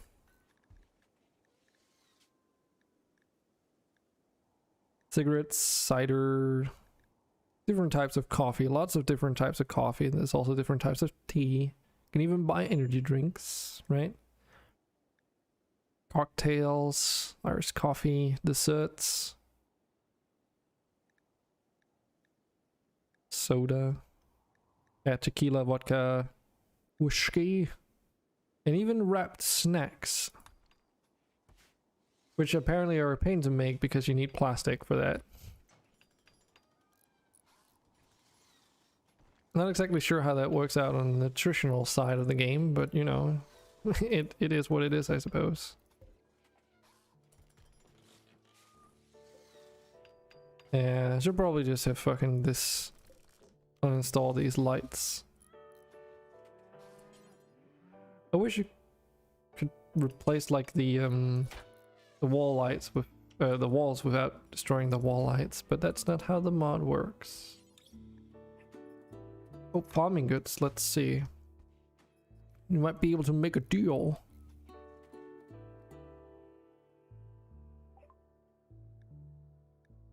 Could sell some cactipines, got plenty of those. The hell is a Gen X? Oh wait, I know what a Gen X is. It's like a mix between a lynx and then something else, right? A lynx and a snow leopard, that's what it was. Could buy some ground runners, but I have no idea how useful they are all female. Let's try and buy a pair and see if they help out in the colony at all.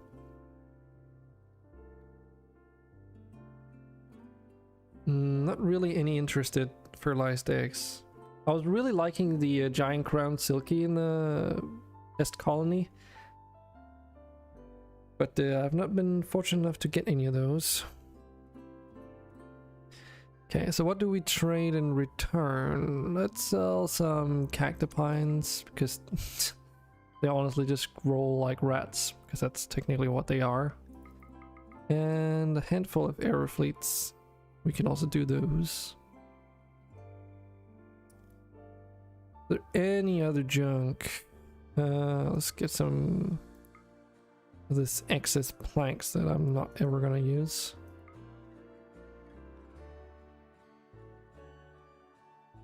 Keep some bone at hand.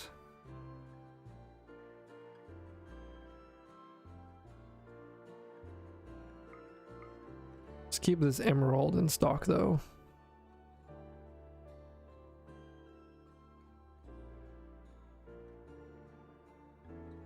Yeah, I think we're pretty good now. Anything else that I can buy? Nah, it's just foodstuffs.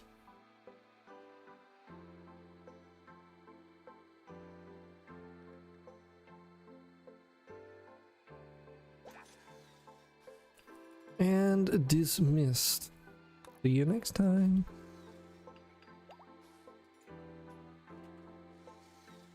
Actually, I haven't thought about this. Can I? I think I might be able to put wall lights on these fake walls. That would be kind of interesting. Normally you can't do that after all.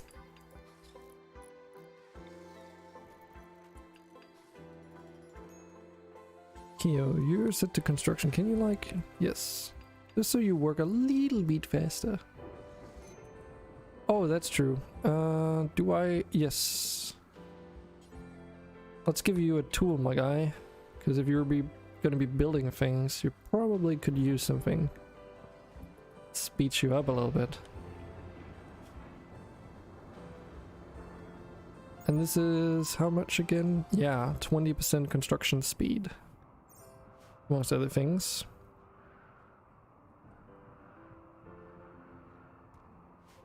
I might have to do an update on the medieval patches mod I did at some point. Because although it's like doing all the things that I want it to do, there are some small details I'm noticing where I might want to change some stats around. Because one of the things that it does is that I patch these medieval madness tools to be a little bit better balanced, so to speak.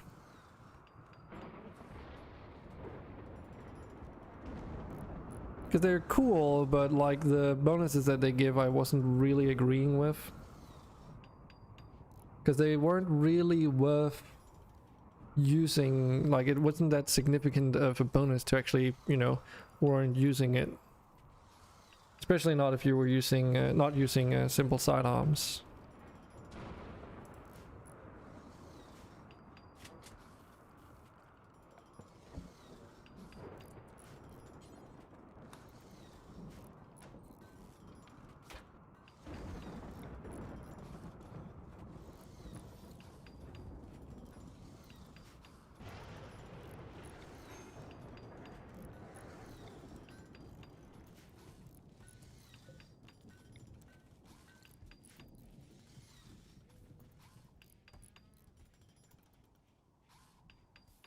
Hell yeah.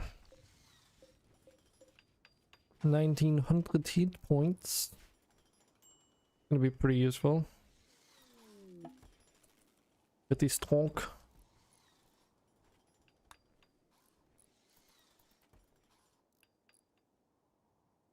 If someone wants to buy like a regular rain shower or something, just to get all this puke away,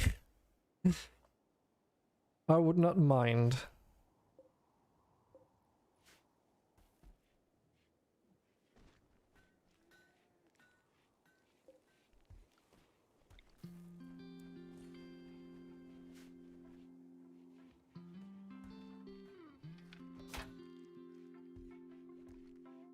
That's interesting.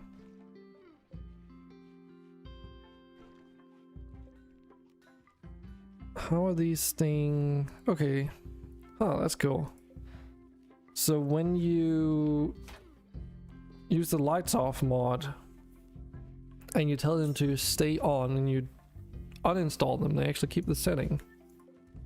That's a neat little detail.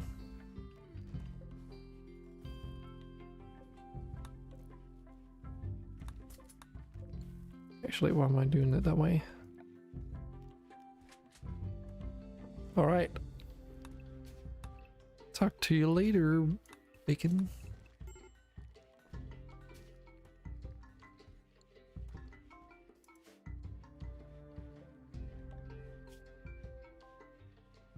Oh, these are got really fucked up in that fight with the black spiders. The black hive, I mean. damn it. I think, chat, I think you guys need to help remind me that I need to convert Calais every once in a while because I keep forgetting.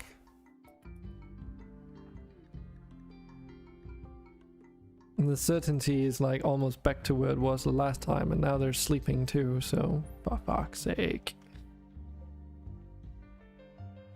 Damn you.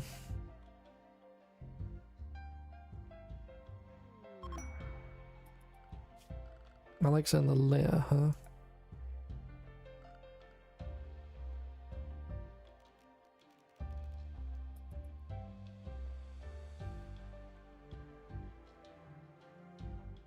Is that not oh, I don't have that access yet.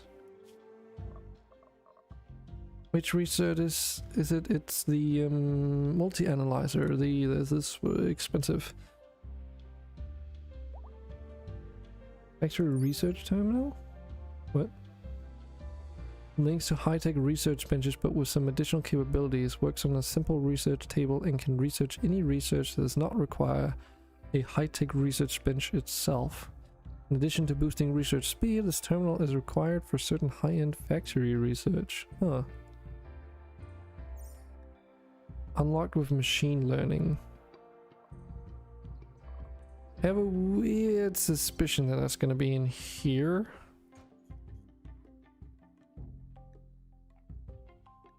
There. I mean, it's not too terrible to learn. I haven't really messed with Rim Factory that much, but I was kind of curious to see if we could get into that this time around. Because it always happens that the colony just ended up getting too big to the point where automation wasn't really like necessary. But also, most importantly, there was no room for it. Because the entire map would just be taken up by colony structures and such. I mean, already now it's pretty sizable. I get there's like all of this empty space that's not used in the same down here, but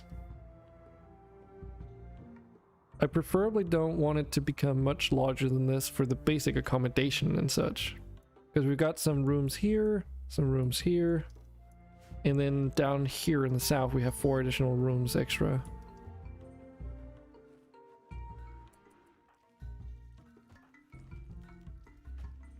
Wait, what?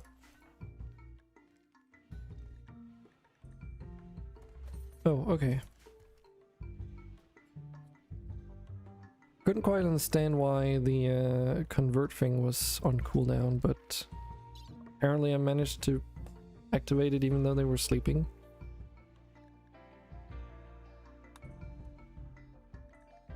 Okay, so what was the next thing? That was something I wanted to research. Crap, now I forgot what it was. Because we did blowback operation, then I was like, oh yeah, this is the other thing we could research. What was it?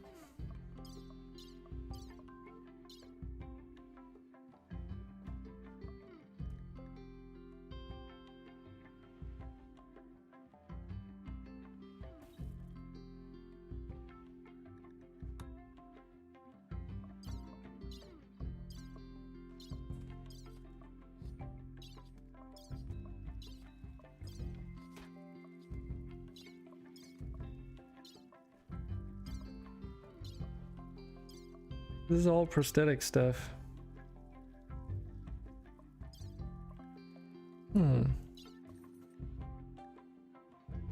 I've completely forgotten what it was.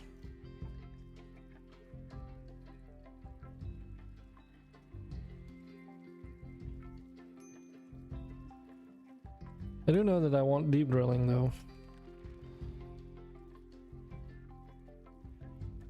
Maybe I'll remember what it was eventually.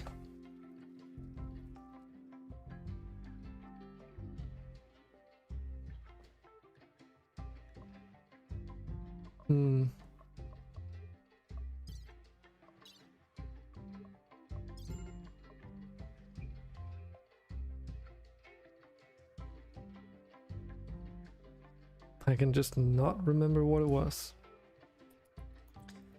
Oh well, maybe it'll get to me.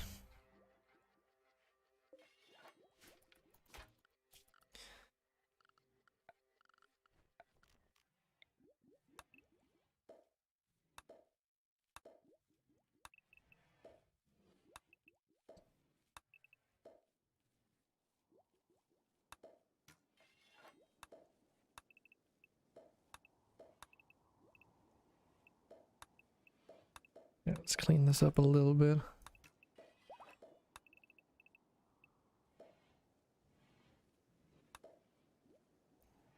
These are just the reminders to myself on what I want it and where I want it. Let's see.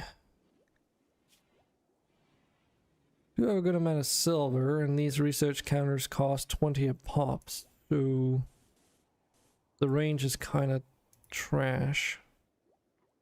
I mean, I can add them down here as a visual aesthetic, I guess, but most of these won't really do much. Sad. I was hoping that the range of these would be a little bit further reaching, but apparently not. I did expect this, but that kind of sucks.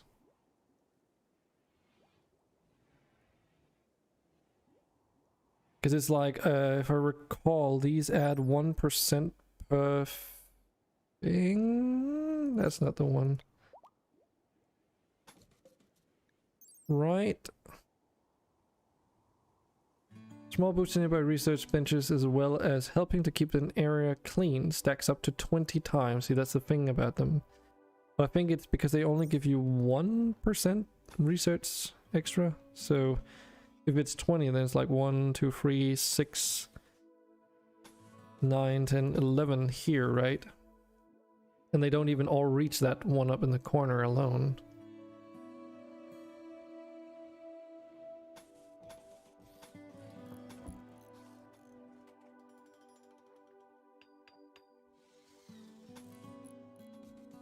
But we can do something like that though.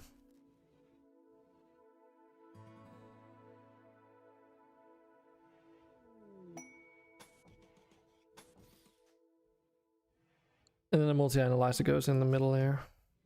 That will definitely reach all of them. Animal pod crash. What do we get? A wild... Not wild pawn, wild spawn, but wild pawn. What do they do again?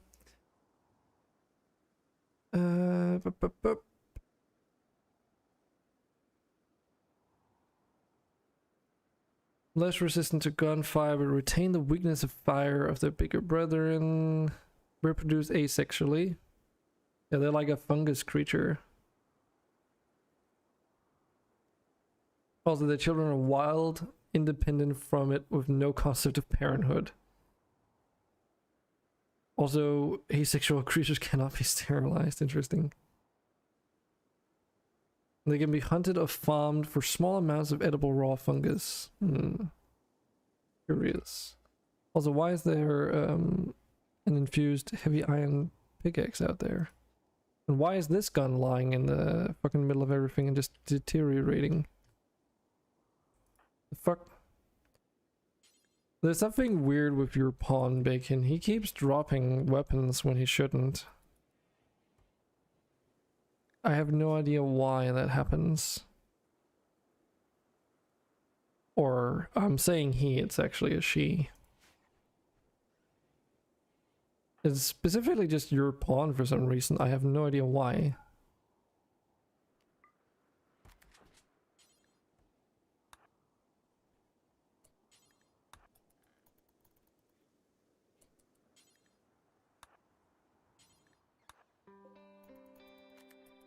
At least I'm pretty sure it's your pawn that was supposed to own that that gun.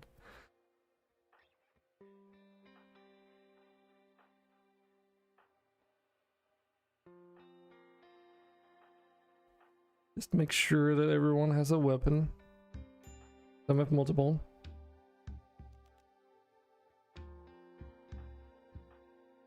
Yeah, everyone has a weapon at the moment.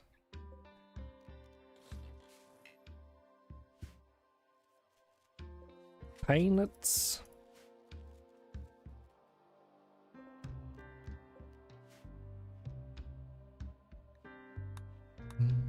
Wait, there was an animal part somewhere? Fuck. I don't want to go looking for it. Oh. Hope it was farmed. I've got like a good amount of anima pearl thingies or seeds. Yeah, I've got 5 anima seeds, so I can grow a couple of these nexus trees at some point.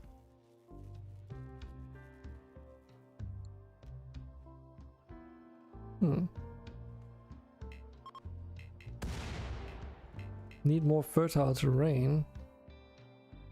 Huh. Okay.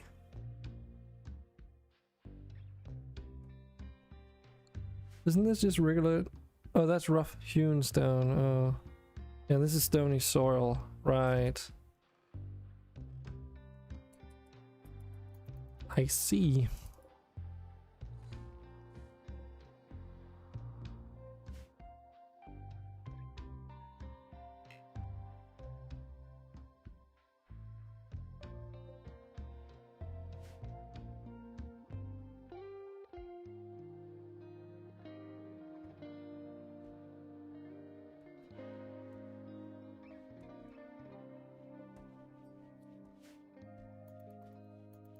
How are we doing on that front entrance? It seems like we're pretty much done.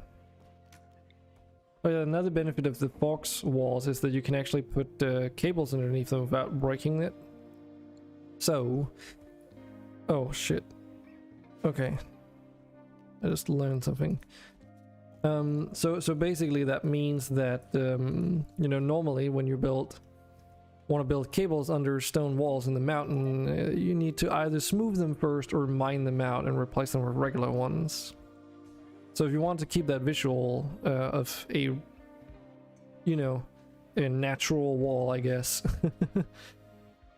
but retain the wires underneath, then you can do it with this mod. And now let's do the Sauropod Walls. And you'll see, like, here that it connects up with them. You can already tell. But yeah, it seems like if you smooth the box walls, it still also removes the wall light, so... the question is, did they get deconstructed or did they just get uninstalled? It seems like they were deconstructed. Okie dokies.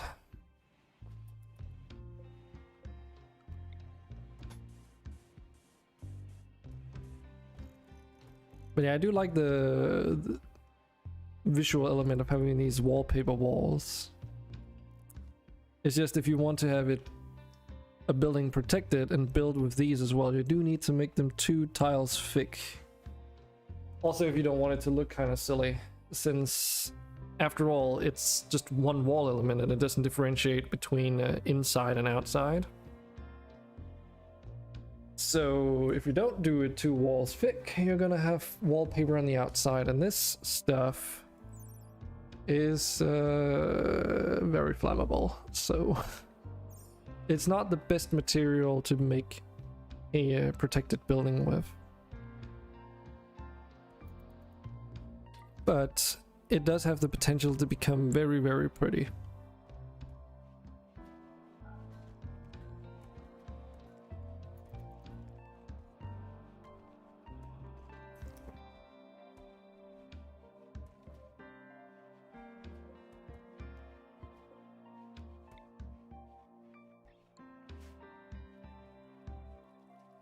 We're also smoothing the walls down here in this workshop area.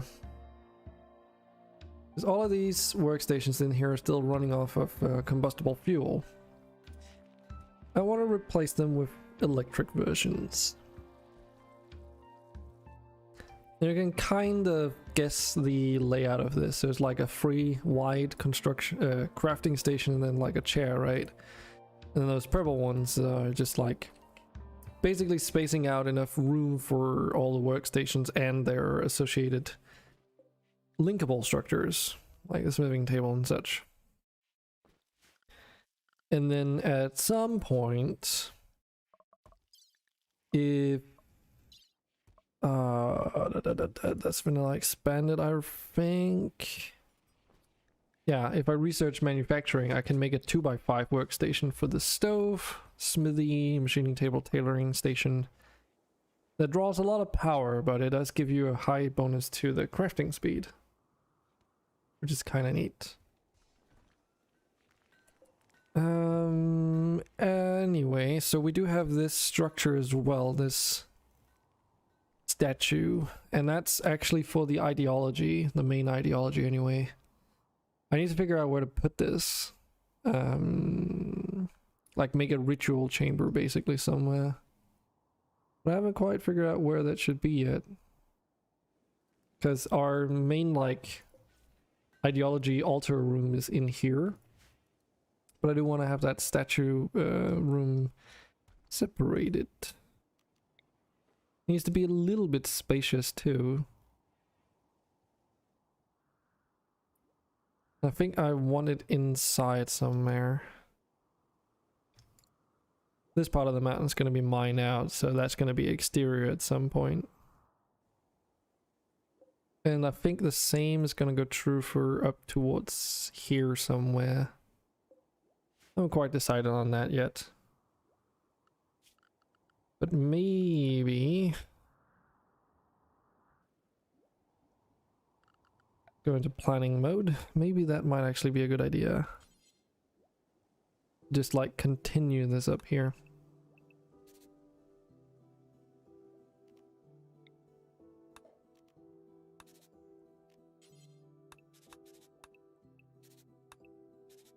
Do want to use those wallpaper walls. That's what I use the red for. And then you also need 4 pillars in the room, if I remember correctly. We're talking like that kind of a floor plan layout, maybe.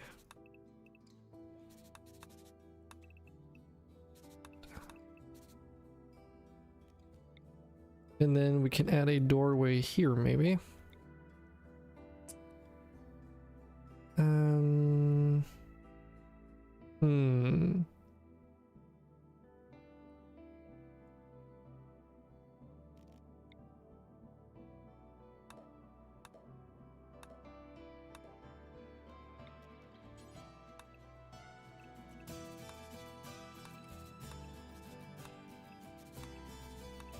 Try and do something like this, maybe?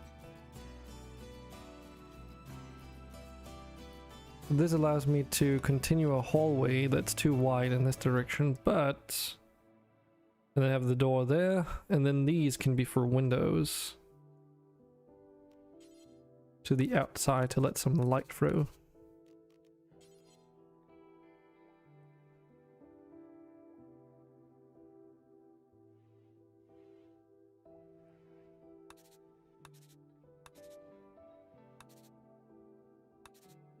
And then just a few trees is functional and decoration on the outside.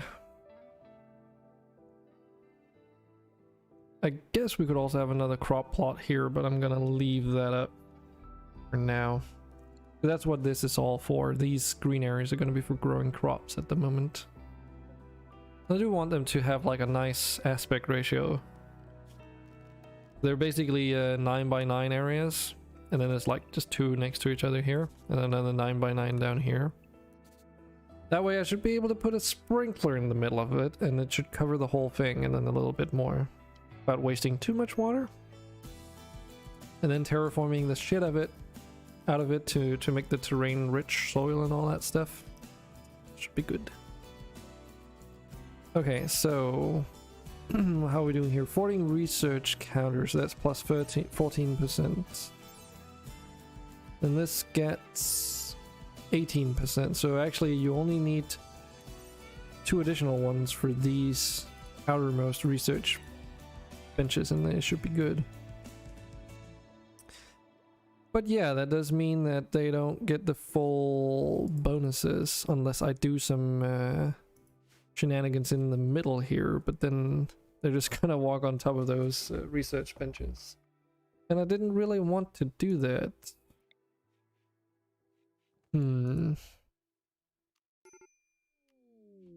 How many was it that it needed? So it's 14 at the moment, so it needs 6 additional research counters for it to be completely full in terms of the bonuses. I mean, there's room for 5 here, but then there's also the fact that there's these bone cabinets. Starts on a tobacco bench, nice.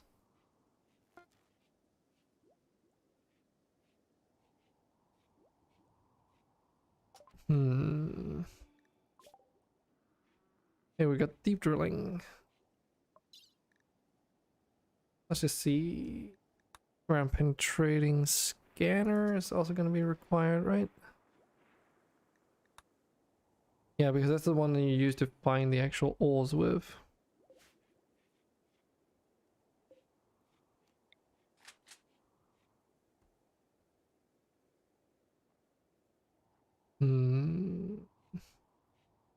Not really in a good place that I can put these things down.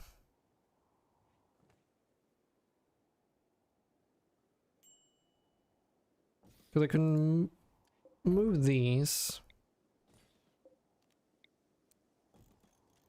to there, and then I can add an additional 3 workstations there without it looking completely silly, and that should reach every single one. So it's a little bit better efficiency-wise. Preferably it would be a bit more though.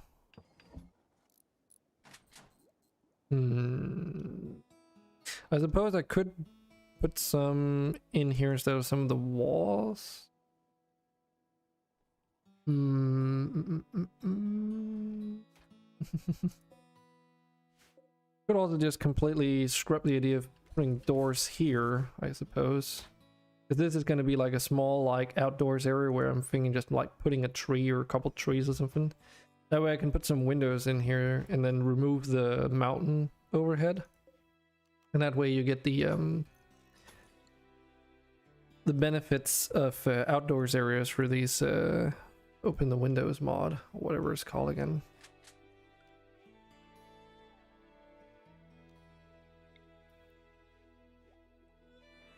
I think this one's actually just called windows.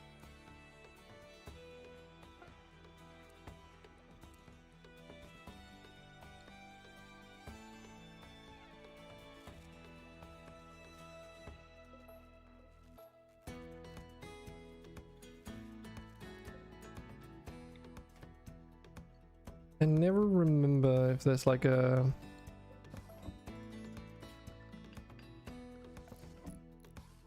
or certain orientation to these.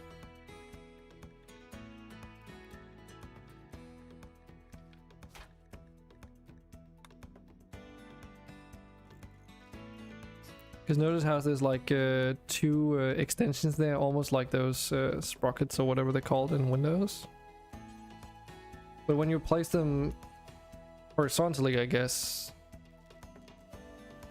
it doesn't seem to matter for the orientation whether or not you can see those sprockets, but I seem to recall that it matters when it's vertically. Because you see both sides of the window at the same time, so it's not just the same graphic. Callie, can we convert you a little bit more now? Let's see. 46%, yeah, so it's like by the time I try and convert her more, it's already progressed 5% back to before.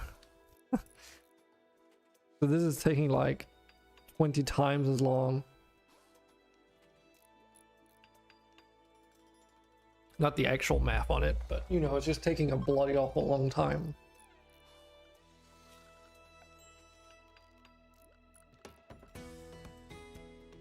And we'll just add some doors in that space.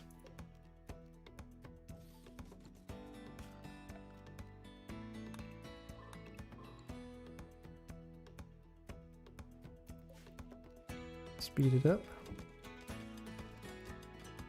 Yeah, this should work without looking completely awful.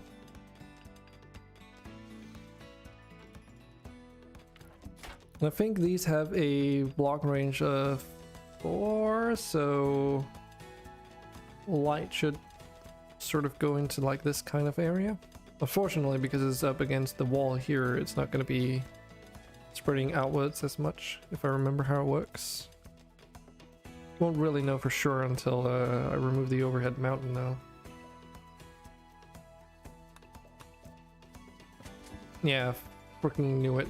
So you can see here how there's like those sprockets on only the one side of the window here. I guess it's an attempt to give it some kind of perspective, but I don't know. I would at least say that the sprockets have to face outwards. Because this like indicates that, oh, okay, the glass is actually only on one side. Maybe it's the intention is to make it also feel like, you know, the glass isn't like an entire wall's thick. But I don't know, I guess it would also look silly if you didn't have this graphic on either like one side, because then it would just like look like this flat surface on both sides, because the window would then be centered, right? Because that's kind of what it looks like with this graphic. So this doesn't really make much sense either, right? You just don't win. So either here you don't see those sprockets in here at all, and it's just like an empty gap in with like a gradient showing some shadowing, or you do this and where you just do it on both sides. So it's like, is it centered or to the outside? Yeah, that's just like my graphic, like my game developer mind just thinking about that. Graphically wise, it doesn't make much sense. And it's like once you see it, you just can't unsee it either. Okay. Something else we need to do is also set up a cleaning area for this place. And also these hallways, actually, because they are going to be indoors.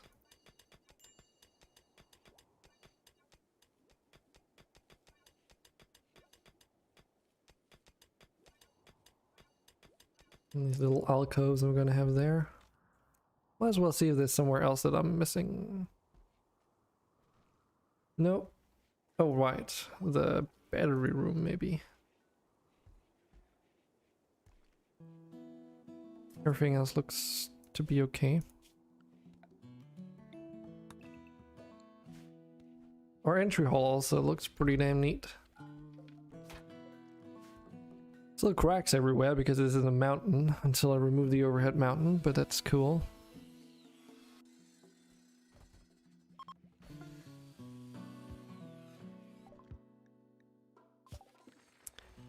Okay, cool. We can actually start scanning for ore.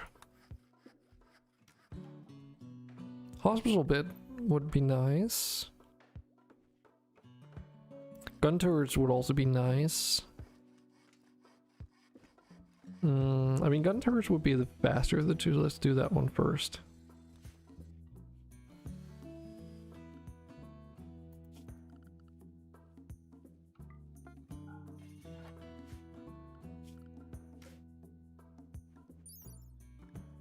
Yes, so we got the full 20% bonus from the research counter.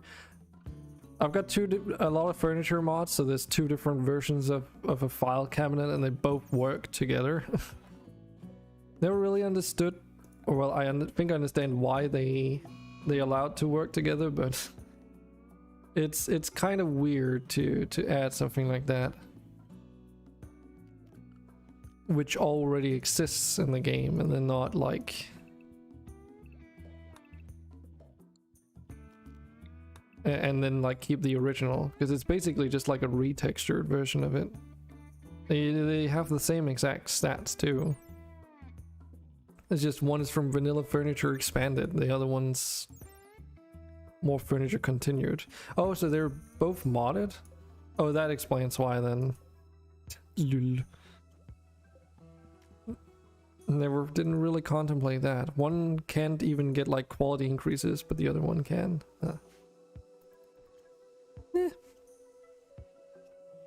With the amount of research I have, it's probably not a big deal, right?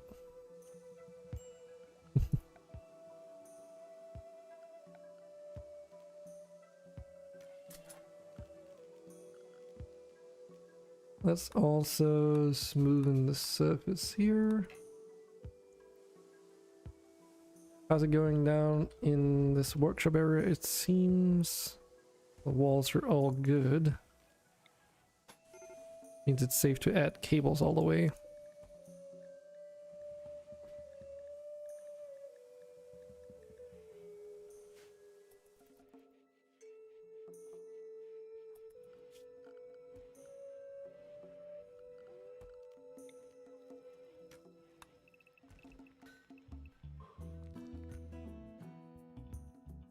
We also need to add some walls in here.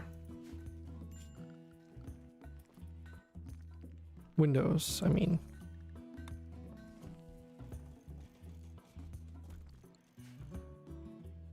I really hope the windows have been fixed since last I used them. But it's possible that they're not. I guess time will tell. The reason why I'm using the temperature relay is because last time I played using the Windows mod, there was this issue where they would trap heat within their tiles, and that was a little bit problematic because the heat would build up because it couldn't leave the tiles.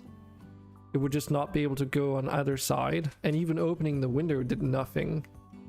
It's almost as if temperature couldn't pass through the tiles themselves for some reason. And the problem with it was that I was using, I think, bone to make the windows with, and bone works as a little bit similar like wood, like it's considered a wood type. And that also means that it's flammable. So what happened was that the temperature would build up to like 200 plus degrees Celsius or something, and then it would self-ignite the window, and very frequently the window would just catch fire at random, distracting pawns constantly from their regular work just to go and beat out that fire. And there was not really anything I could do about it. I tried all kinds of things and nothing really worked. I tried deconstructing them, rebuilding them, anything I could think of. And of course, you know, opening and closing the windows. But no. That was not a thing. Wait, what?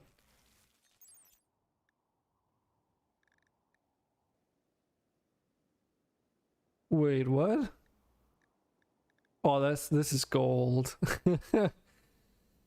I got the more Archotech garbage mod, and apparently we managed to loot an Archotech Mansling that has 2,500 hit points. I wonder if I can deconstruct that to get Architect Mass. I don't see why not. Oh. That's interesting. 2,500 hit points is a lot. Too bad it doesn't affect the stats of the ranged weapon, because that's just how RimWorld is done. Why, Bacon, why do you keep fucking dropping your weapons? What's going on here? You've got like some stupid ass trait?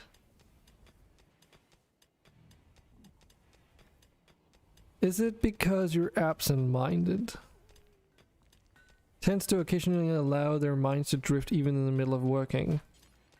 Is it like that? So it's like absent-minded and your pawn just randomly drops whatever they're doing and carrying around? Because that is fucking annoying. Because randomly, you know, combat insinuates and then you just stand there without a weapon in your hands and I don't know where it is. And actually you had a weapon earlier in the game that was not super high in durability remaining, and because you just randomly dropped it, it just deteriorated because it didn't know that that was a thing that was going on, and the weapon just like poof, you know, gone.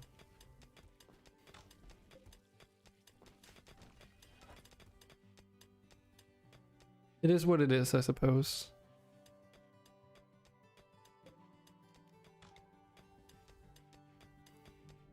Hopefully I can find a solution to that though, because it is a little bit obnoxious.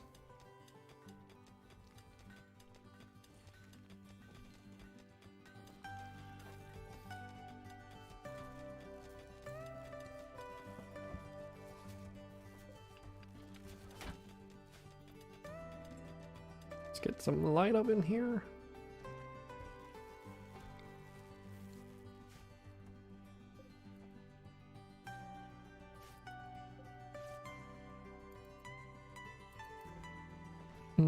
This one's set to glass. What about the hexagel cores?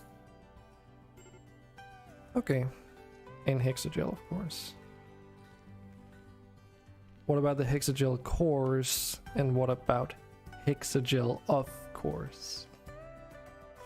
That sounded way too similar for my tastes.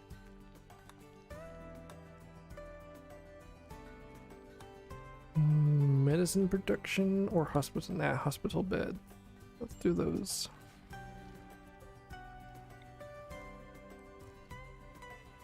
Let's put a pallet in here. Let's set it for the hexagel.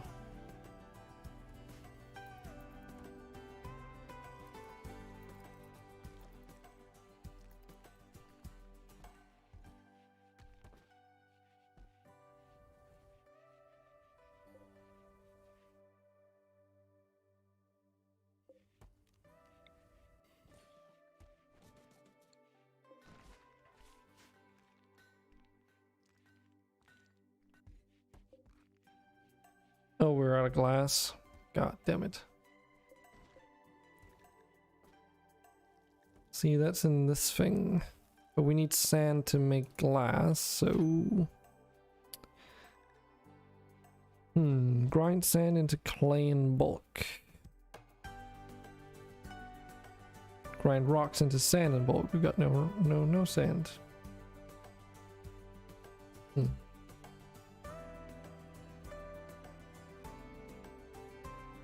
H reversal demanded.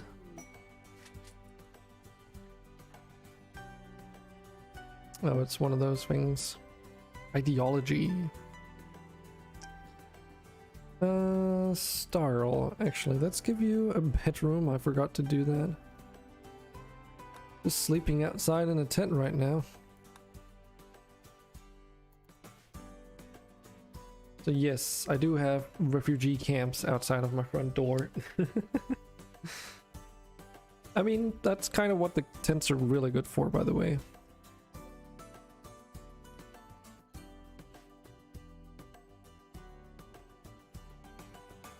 Especially when you want to save space.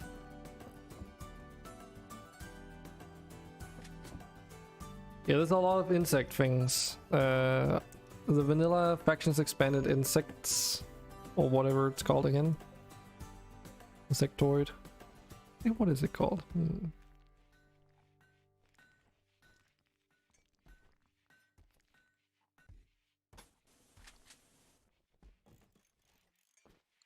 So you got like insect body parts on top of everything else. Oh, fuck.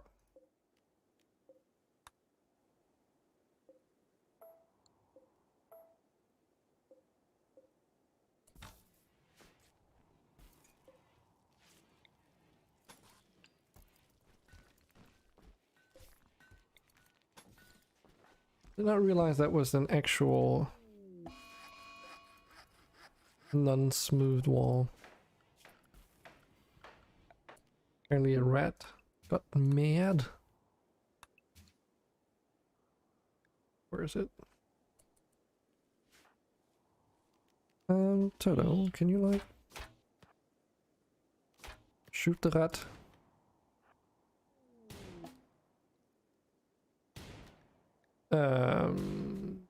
You bought 3 insectoid queens? Are you serious?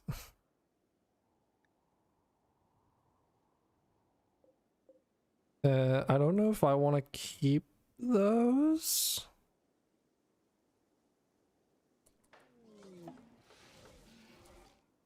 Oh, for fuck's sake. You troll. Fucking knew it. Yeah, thanks for reminding me that I need to disable those. You know you could have told me. You bastard.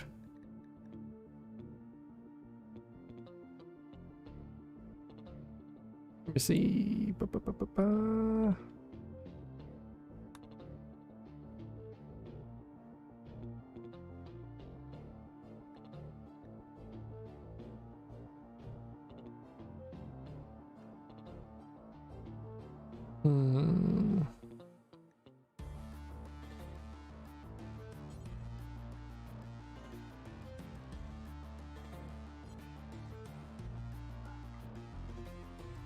What?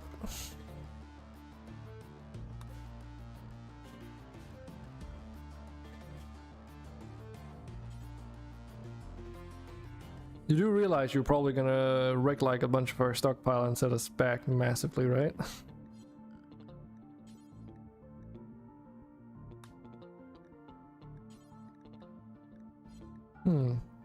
That selector does not seem to work.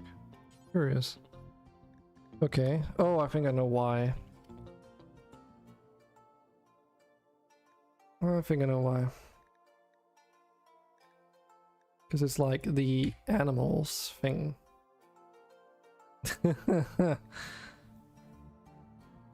No, I'm not gonna ban you for that. At the very worst, I'm just gonna go in and delete the insectoid queens, because those are not supposed to be purchasable in the first place.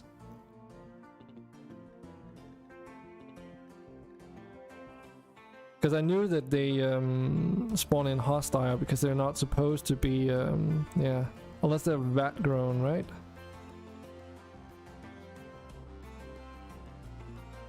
I think.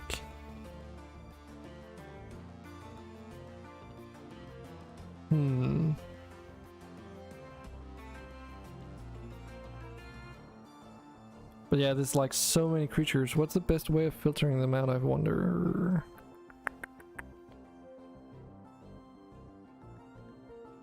Because the names are like a little bit all over the place, aren't they?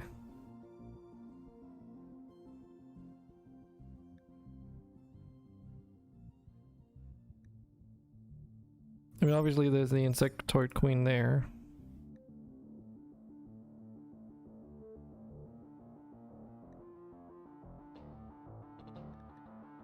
And then there was like the Giga Locust, right? But there's also more than those two, right? If I recall.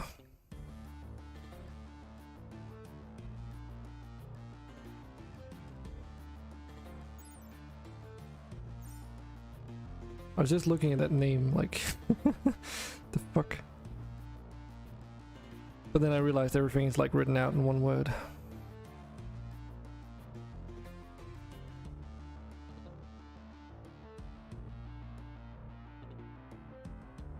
You don't happen to recall all the different ones by any chance, right? Because right now I'm kind of just forced to go headhunting for them one by one, hoping to stumble into every single one of them.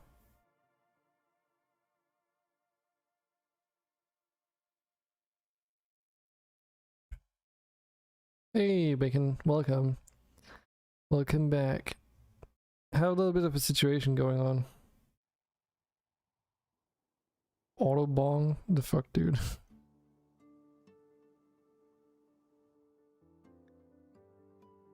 Is it just those two? Aren't there more? I thought there would be more. I mean, I know there's all these vet-grown ones, but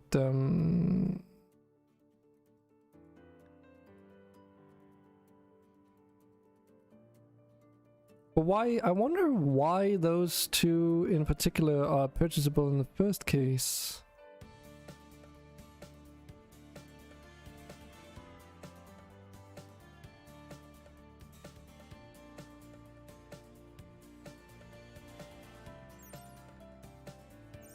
Let me think. I actually have an idea. Because this is hopeless. Mill affections expanded insectoids. Can I say...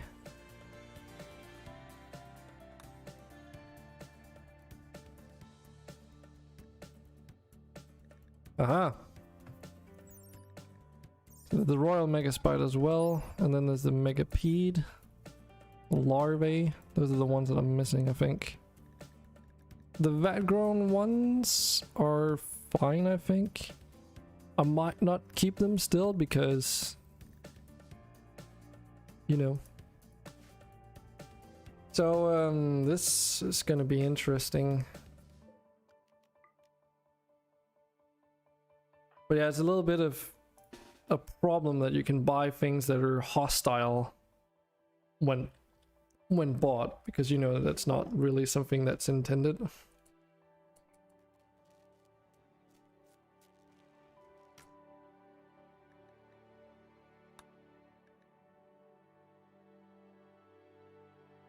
Abandoned lost ship wanderers in the area. They seem accustomed to human contact and joining the colony.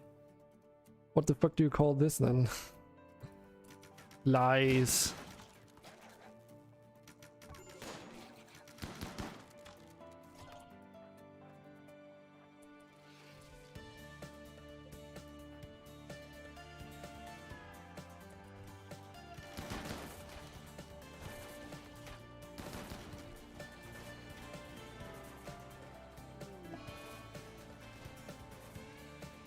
I killed Caesar. Mike is not going to be happy about that.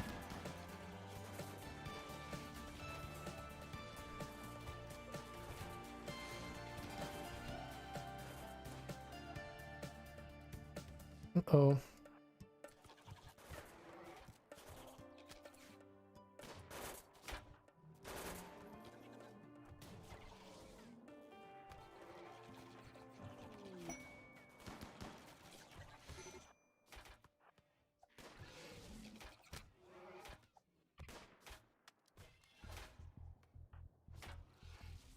Hope you're happy with yourself, because you caused this.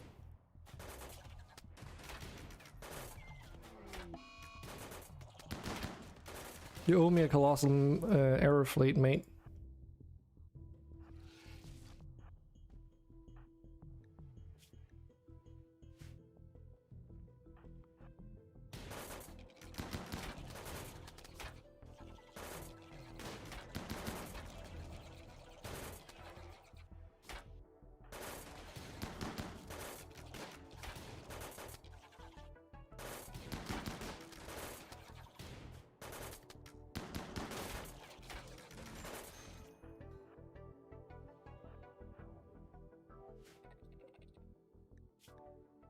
Yeah, these guys are pretty tanky, as you can probably tell, right?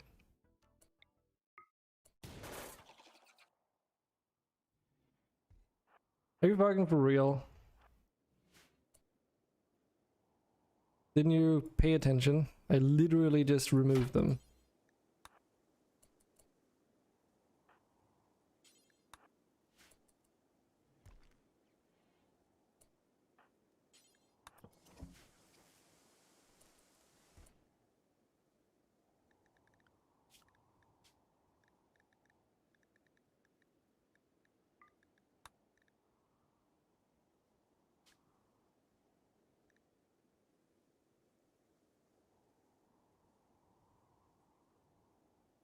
Isn't there a revive command? I cannot remember. Is this not under there?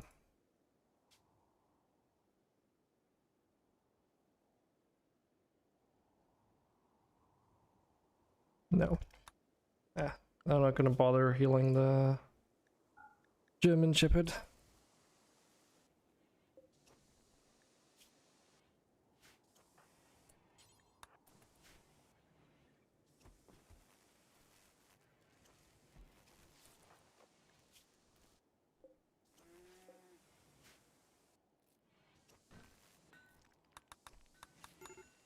You still owe me a colossal arrow fleet though.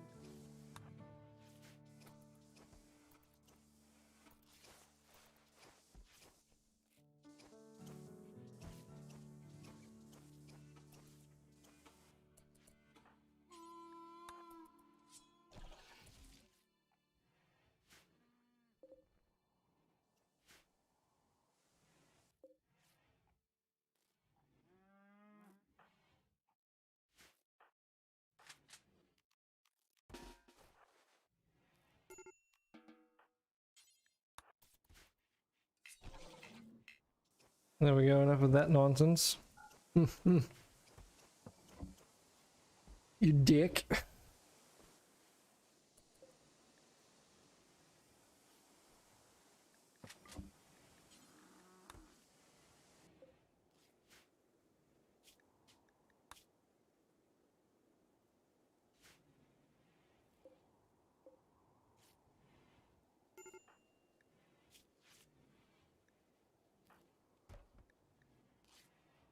Look at hinds. They've got no legs.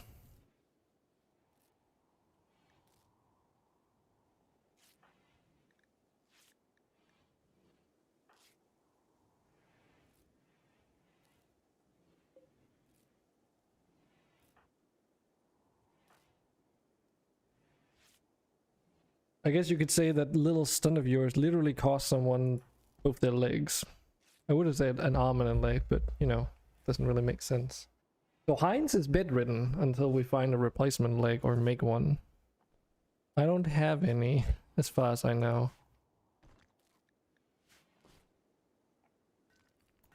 So great, I guess.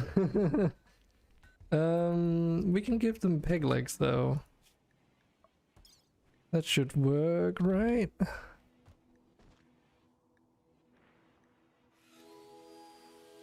Freaking Captain Pegleg, here we go.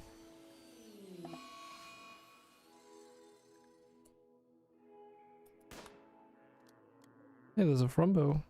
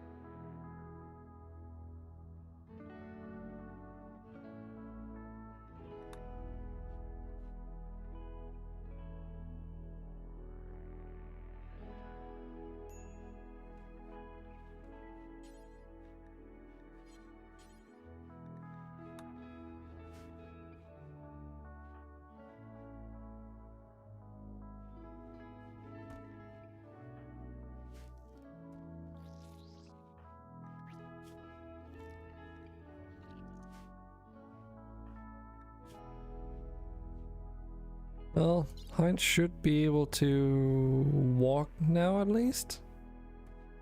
Actually, imagine having only one leg and it's a peg leg. Would you rather not have any legs or one peg leg?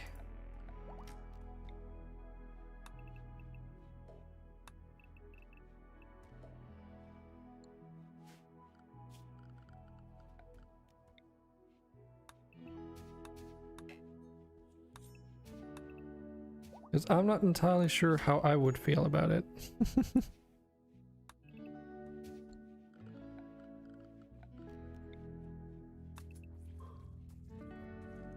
No legs, they have to drag.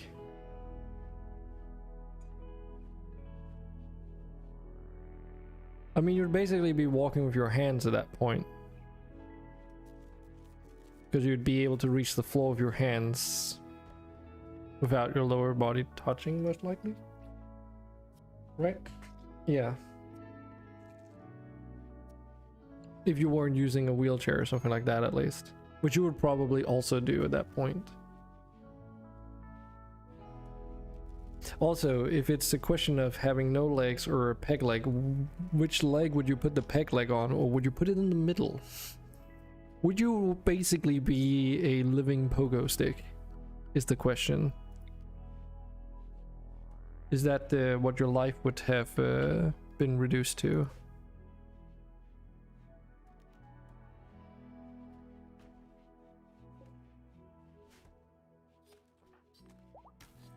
I don't have the answer, I'm just asking.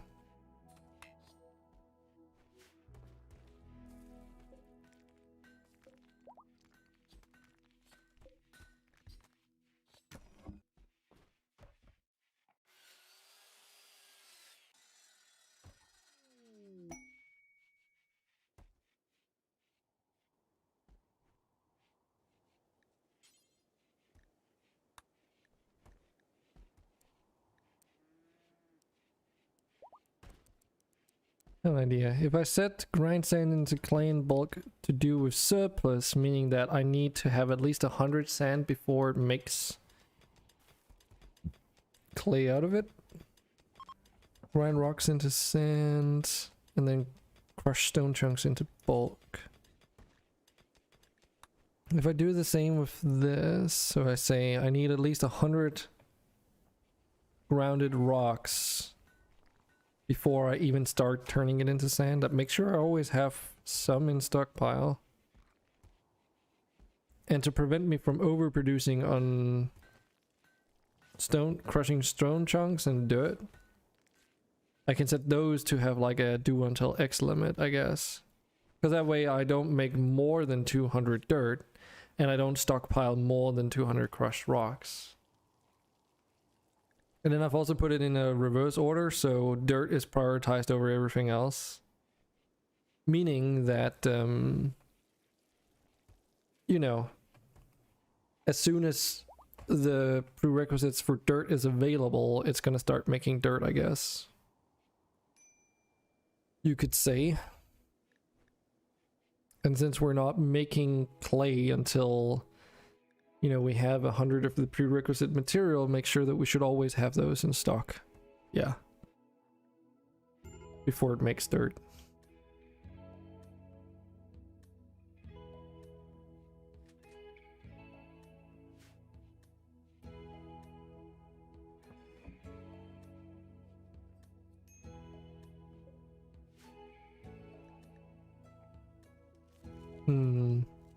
I have a suspicion that the temperature issue with the windows has not been resolved. Because this is exactly the behavior I was experiencing last time too. Where the side tiles here are just super warm for no reason. What does it say? It says in the bottom right. So this tile is 23 degrees Celsius, this one is 15, and then outside it's 10, and inside it's 19 degrees Celsius. So it's like the temperature is passing through that middle tile, but then it's passing to the sideway tiles, but can't leave those.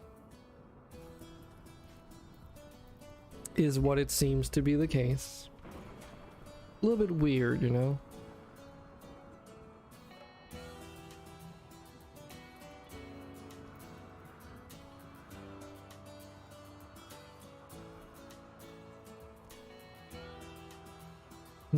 I do wonder if it's like a side effect of it being a structure that's more than one tile big and blocking at the same time. Maybe the game doesn't know how to handle that unless you program it to. Because it doesn't make any sense regardless, like that all those three tiles have different temperatures. As well, right?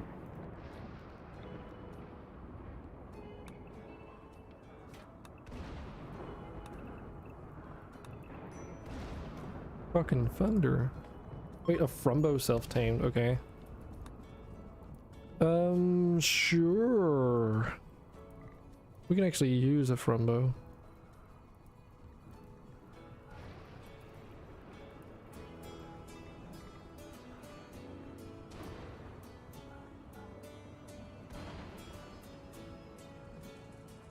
Okay. Do need to set something up in the colony manager.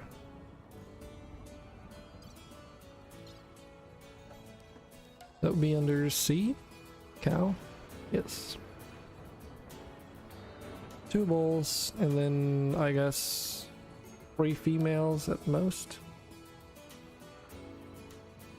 Manage that shit. Do not follow anyone around, but do allow master assignments. Also train boundaries. And that's it for the cows. Was there anything else? Because the air fleets and cactipines are set up according to what they should be, so no need to do anything there. Else. Oh, also Bacon, you're bound to a cactipine named Cain. FYI.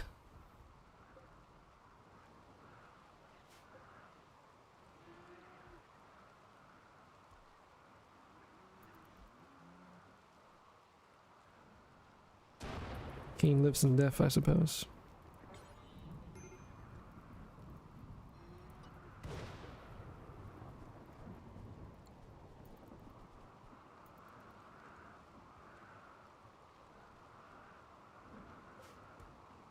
So how much can this store? 200 watt days, I think it is.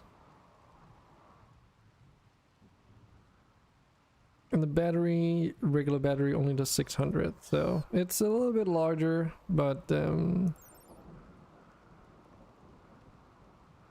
it's not that much larger. See, self-discharge is 5 watts, so it's the same as a regular battery. Okay, so these are just higher capacity ones than it seems.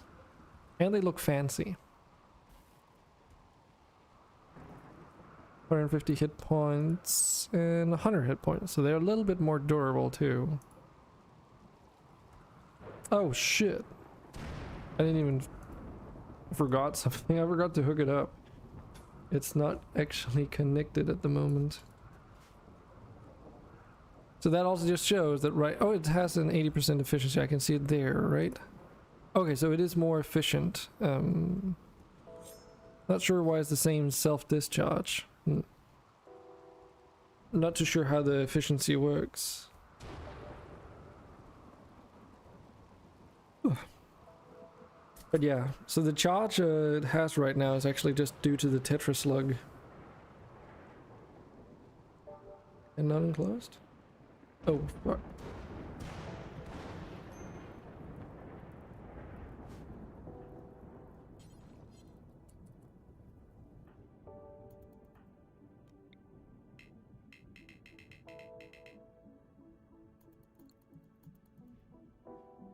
Wake up, Callie. I need to convert you.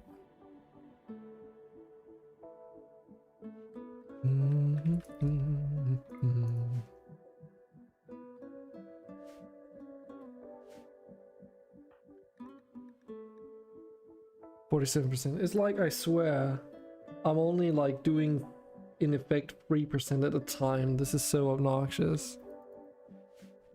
Taking forever to do that. I think the next conversion ritual is going to be used on her.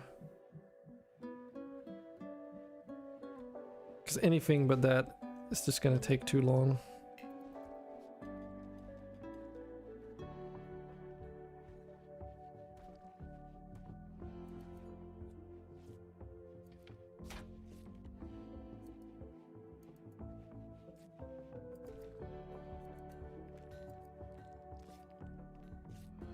Yeah, this is why it's taking a while for us to get into this stuff. We're making bricks or blocks out of different types of stone at the moment. Should I cut down on the amount of stuff we keep in store? Having a stockpile of blocks is kind of nice.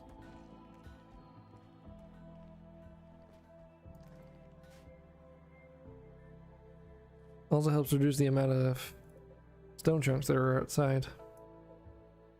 Alright, let's actually see if we can clean this up a little bit.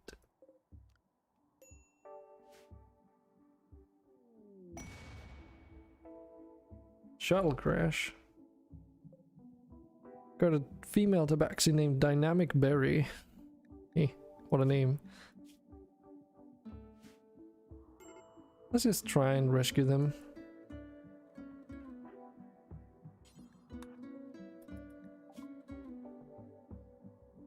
$5 hours, okay. Got 5 hours left to leave.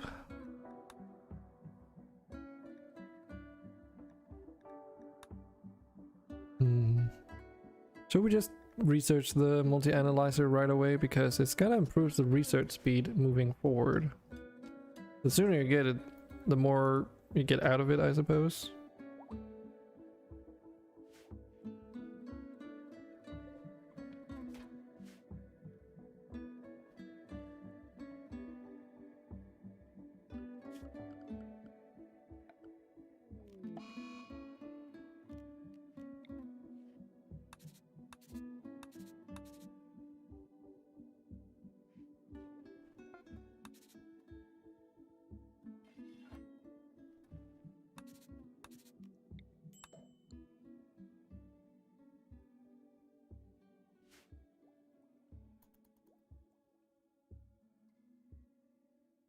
Maybe we should also add some electric light to the research lab. Hey, toxic fallout. What? Only if it's a fucking good deal. a good quality bionic eye. For how long? 12 days. Toxic fallout. It's gonna kill all the outdoor plants and basically make all the non-existent life Submit! and wildlife even more non-existent. Thanks for that, Pip. So you're still with us. Hope you're enjoying it, because you did say you were hoping to find someone with modded playthroughs.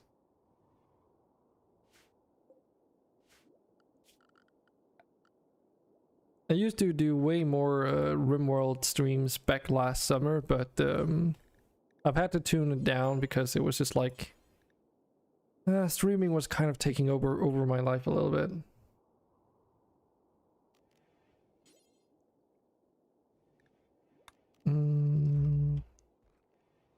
Sure, light might be a little bit too strong. We can try and do something fancy actually. How would we do this?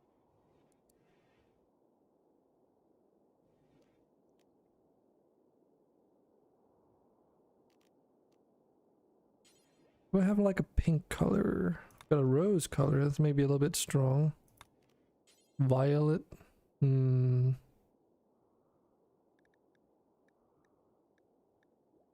Guess that's the closest because there's also magenta, but that's like really strong.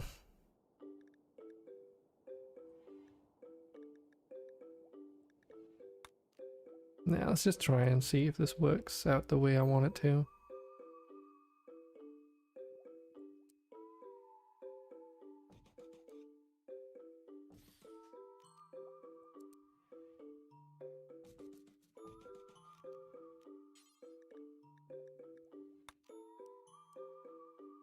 Might be a bit much, but we'll try.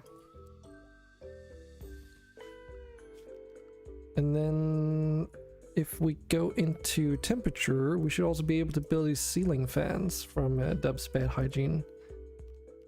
Which, in case you didn't know, they actually produce light. And they also regulate the temperature in a room a little bit.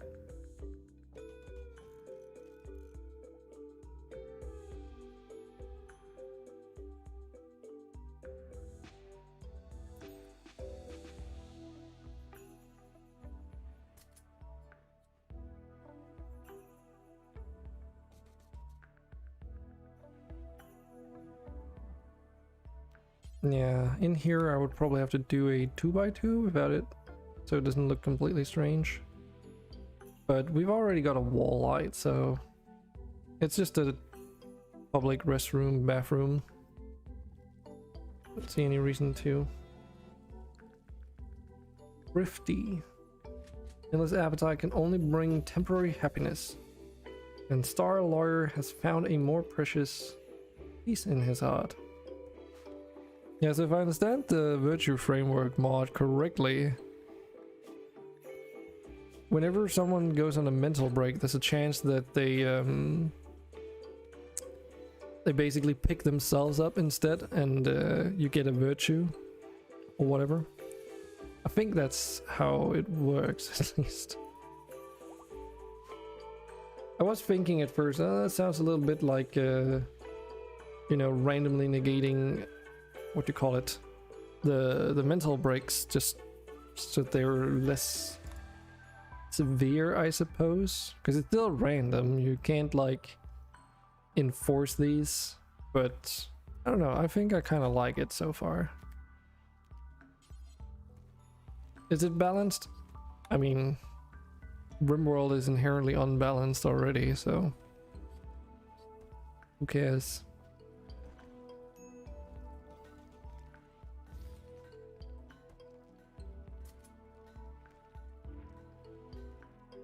I also intend on using a decentralized, or no, what's it called? Using radiators and air conditioning units to cool and heat the majority of the base at some point. It is a little bit expensive though, so at the moment it's kind of just like not gonna happen for a little while.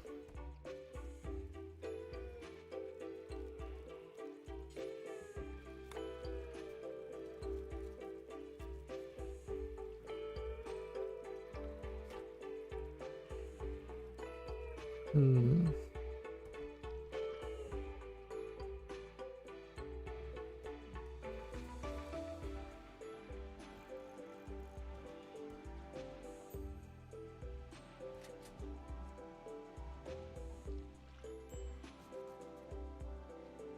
Starvation? That's probably because it's so far away. Critical break, Starling in. Oh, it's because of their fucking ideology. God fucking damn it.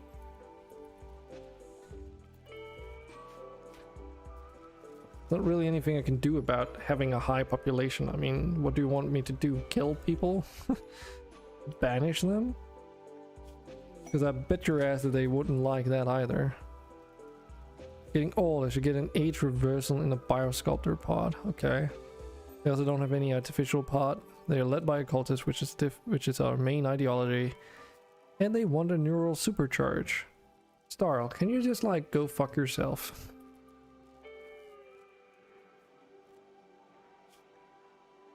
You come to my house and all you do is complain?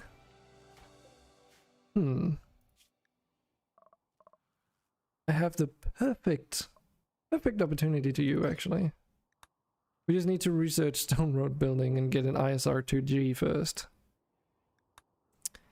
Stands for in situ road something, right?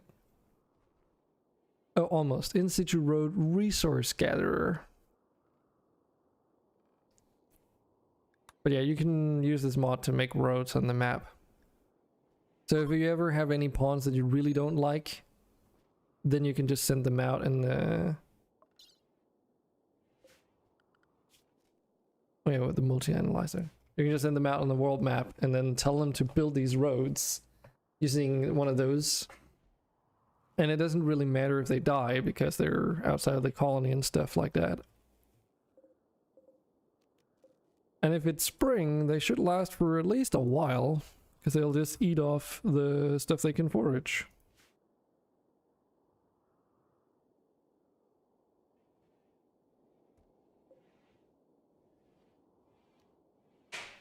I can only remember what the rituals do that I set up.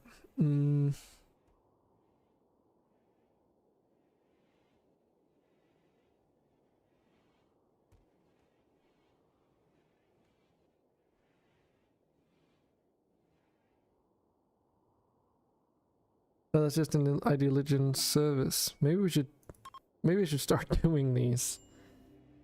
I haven't played much with ideology and its game mechanics, so I'm a little bit green on that, unfortunately. Loyal Cerberi?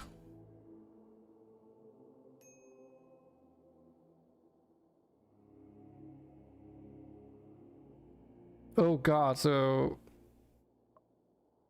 manhunting Cerberi.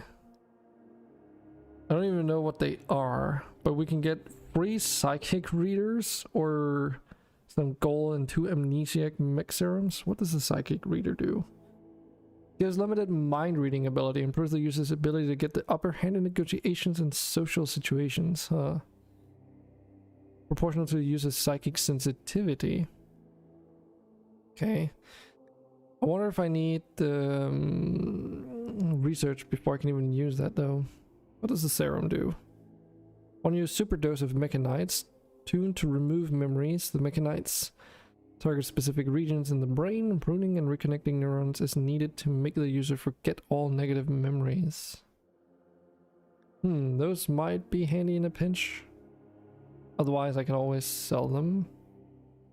Kind of want to try this. What's the expires in 23 hours? Okay. I really hope I didn't make the worst mistake ever. We'll see. What's the worst that could happen? Someone loses a leg again? Well, I guess we do have a replacement heart, so if that were to kind of pass, we might be able to.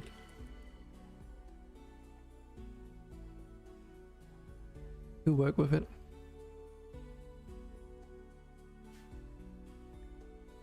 Got 1 development point. No, that's one mood, okay. But we also got one development point.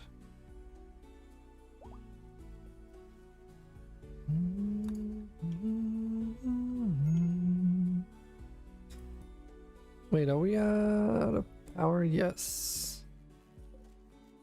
Yeah, things are starting to eat more and more power.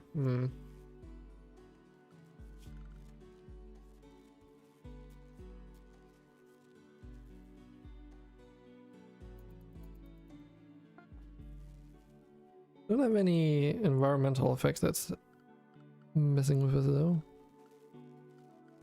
Then again, I do only have wind power, so maybe I should build some solar generators somewhere. Basilisk self-tamed?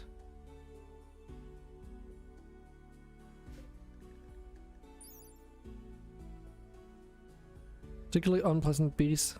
Gaze attack can petrify its victims. Okay, I was just making sure. And grass and bushes surrounding it will slowly rot and turn into withered husks, feeding the basilisk in the process. Luckily, basilisks aren't very common. Huh. That's curious.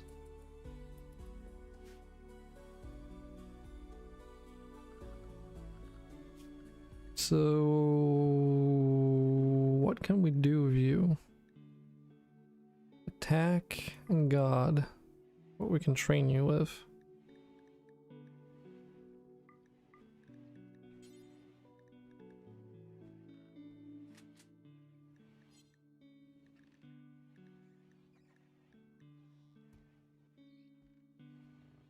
Don't know why you would want to use a tetraslug as a mount, by the way.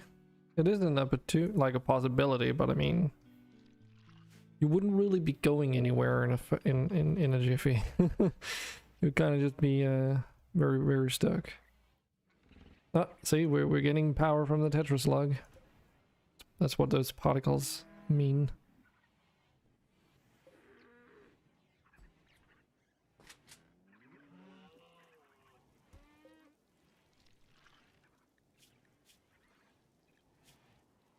Ah, okay, so you can see in here if it's recharging batteries.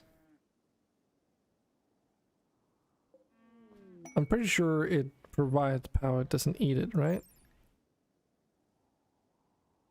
Or is it the opposite way around? No, slowly recharge batteries on their vicinity. Yes. Just making sure. Yeah, it's the drainer butterfly thingies that do just that. They drain your power, I think.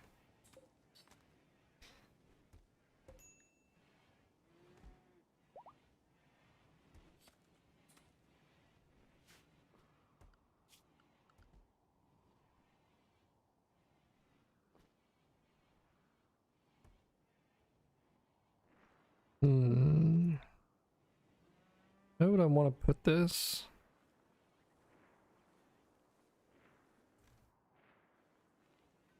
I guess we could use some of the space that we're gonna get out here to add some solar panels.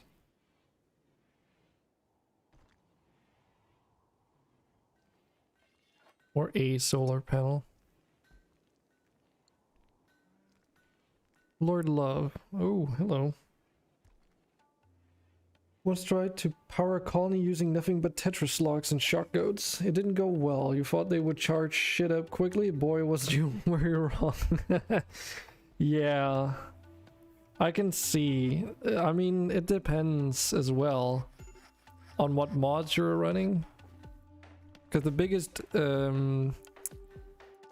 obstacle will probably be the fact that a lot of mods added means you also eat up a lot more power over time, right?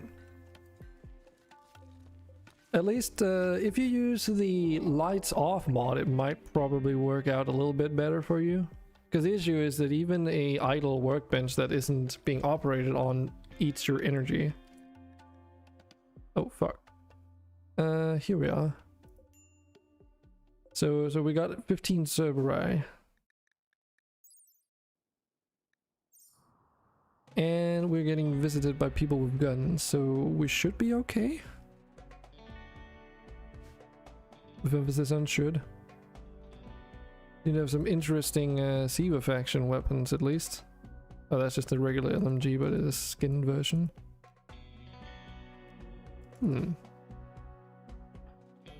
Okay. Have you also messed around with the sand squids? I would actually really love some sand squids at some point, but I think I need to like do a patch for them because you can't terraform stuff with fertile fields if they're converting sand into fertile ground. But they're pretty cool though. I tried doing like a test colony one time in the desert just to see how it would work out. And they did wonders for the survivability when there's nothing but sand around basically.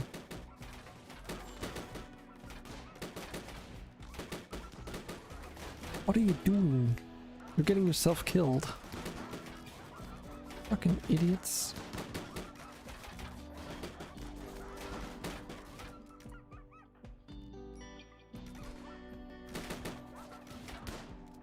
Yeah, I think we need to fall back a little bit.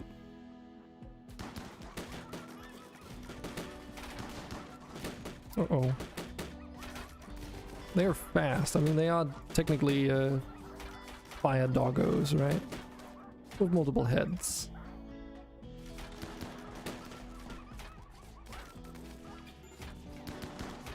Oh boy, this is not good.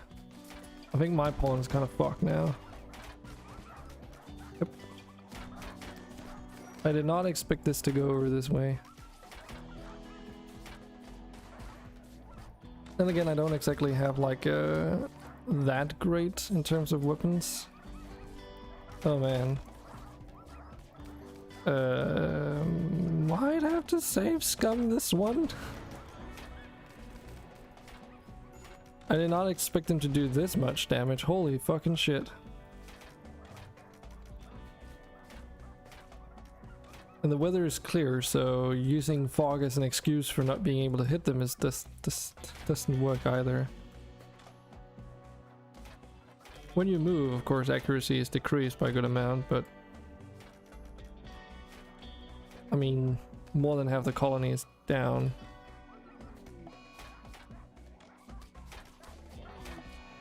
All our air fleets are also being murdered now. If you want to make power with alpha animals, do it with air fleets. The hexagel core reactors generate a ton of electricity.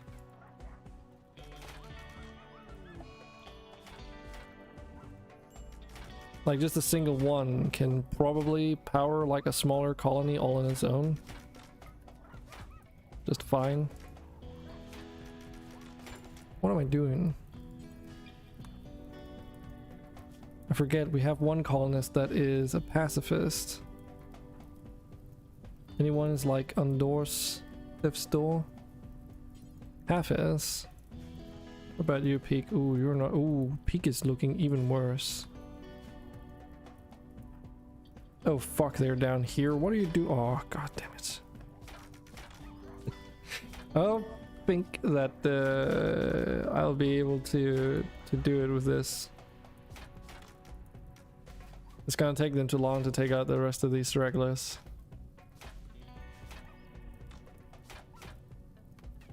I mean, they are just wielding repeating crossbows and longbows, so... Although the crossbows have decent DPS, the accuracy is kind of shite.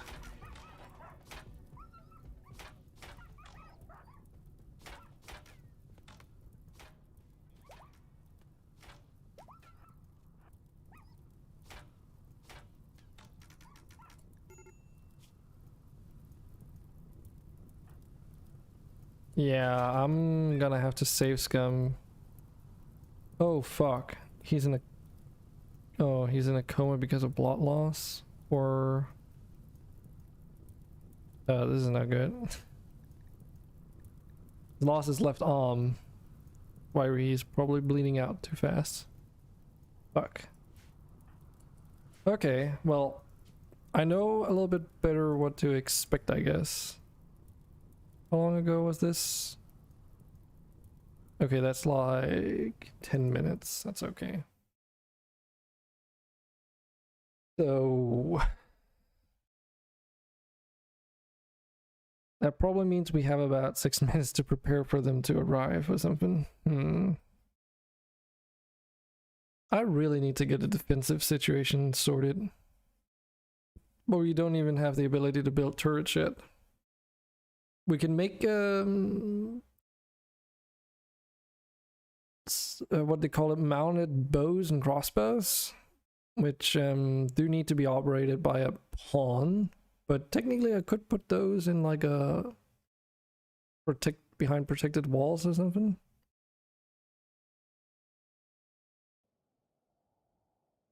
I did not expect those serveri to be that strong. That hurt quite a lot.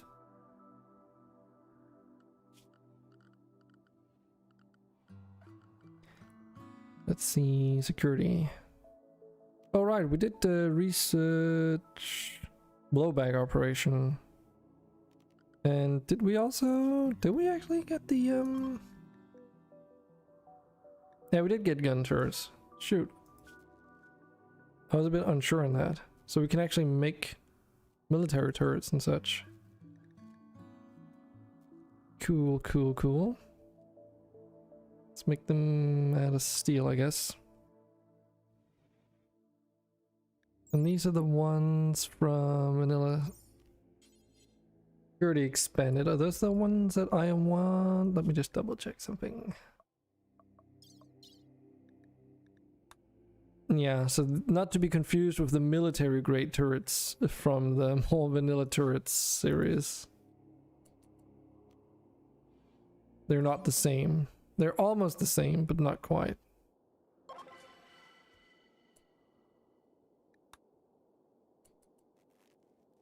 Can make gun complexes. Yeah, we don't really have many options, but maybe a handful of military turrets right now would be a good idea. Don't know exactly where to put them though.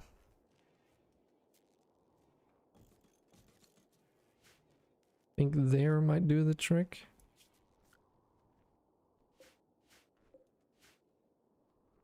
If anything, then it's at least something. So we can make these ballistas and triple bow crossbow, so mounted bows, as I said.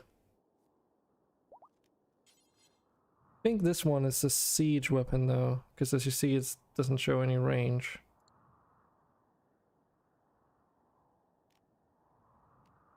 Yeah, they're fairly expensive, and again, kinda don't have like a protected defensive position or anything yet.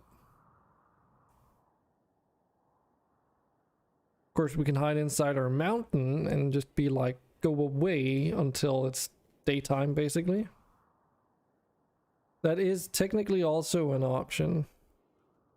Because if it turns daytime, there shouldn't be manhunters anymore, right? I guess that means we would have to force our animals to stay inside though, but we could make do with that. Like just don't allow these doors, basically.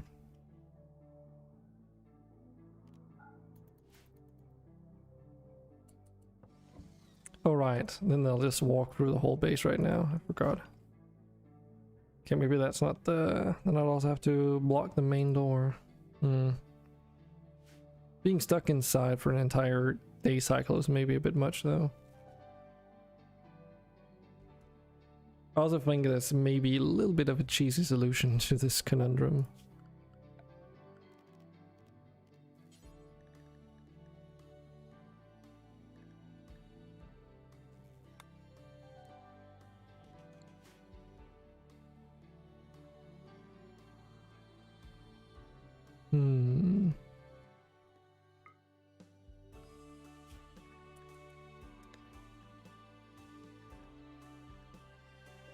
So this weapon's... Fuck's sake. Bacon, you keep dropping your primary weapon for some reason and I don't know why. I still am suspicious that that's because of the absent-minded trait. So if you at some point can afford removing that trait, that would be amazing. Because also mid-combat your opponent's just going to be like, what was it doing again?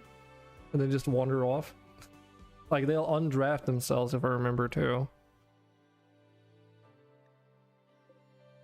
Almond trees. Okay.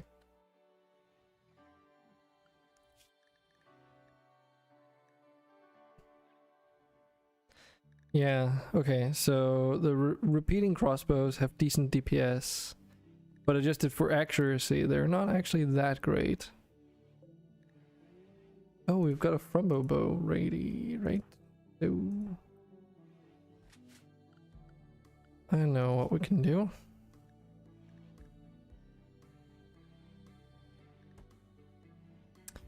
Actually, what's the stats on this?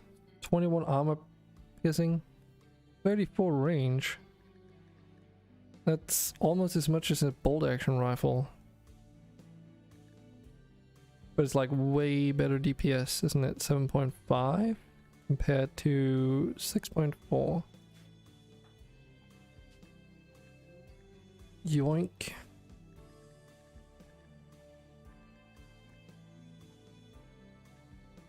Poisonous chitin Frumbo bow.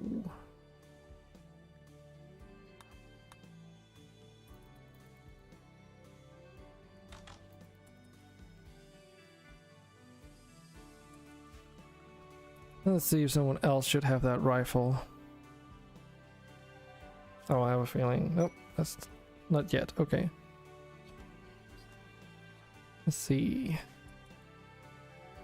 Callie, you're just wielding a short bow. You could probably make good use of that. If anything, then there's at least a bit more range.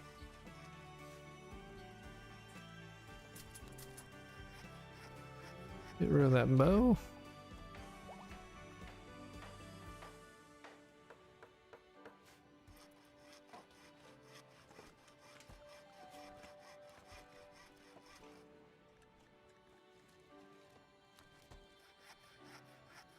Who's wielding this? Bacon is wielding that revolver there. He can keep that. Let's see here. Toto, you've also got a revolver. Doesn't really seem like that necessary, considering you're also wielding a longbow.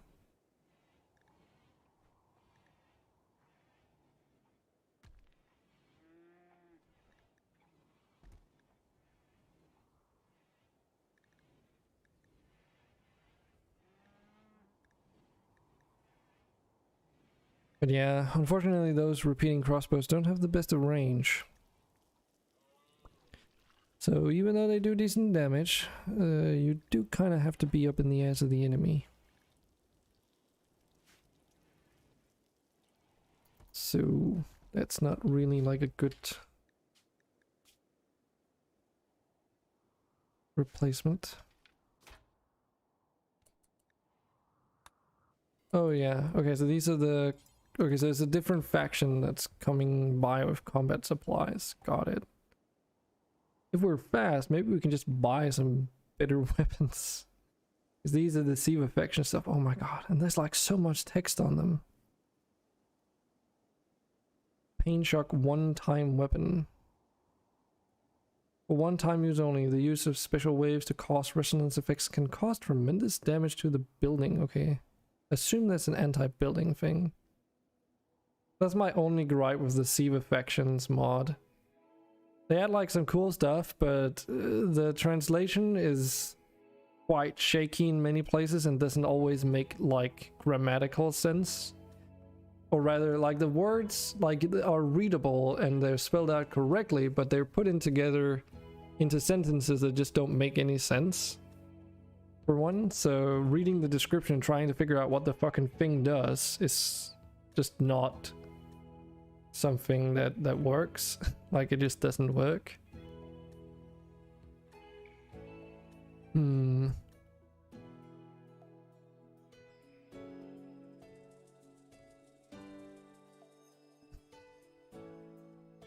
Buying armor could also be an option, but it's also kind of expensive.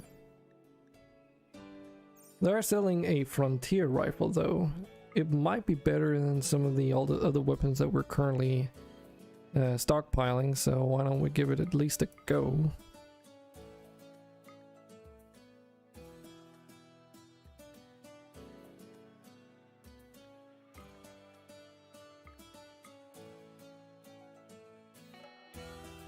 Yeah, all this is 50% durability. Yes. So let's get rid of that. Yeah, that Aquatech sling, even though it's kind of crap, is actually quite valuable too.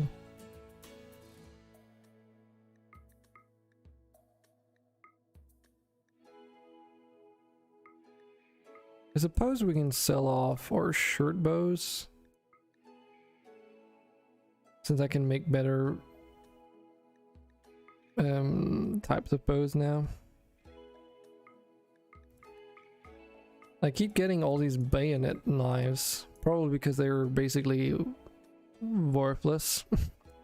So whenever we get attacked by other factions, there's a good chance that they spawn in with those, because they don't have many points to invest into to the raids. That's why you see raids with like a lot of pawns, but not exactly like the best weapons in the world. Let's see.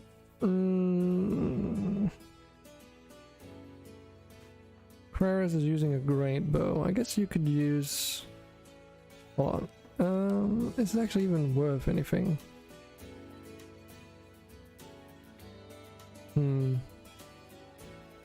30 range, 21 armor penetration.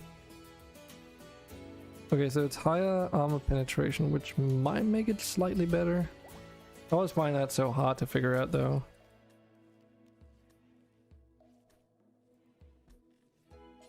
Oh, it's also possible that this great bow is better because of the infusions and the quality. I suppose it makes sense. A normal quality ranged weapon would probably not be that beneficial then. Damn it. But it wasn't that expensive, so it's okay.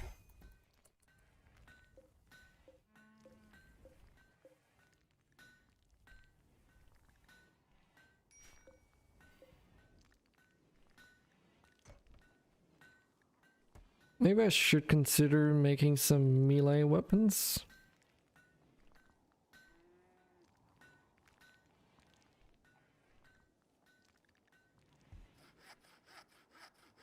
Because everyone's sidearms are just like work tools right now. They're not necessarily the strongest in the world. I guess a chainsaw does actually do a lot of damage. It just has no armor penetration, whatever. Okay. This time I'm gonna make sure to save before we deal with this raid.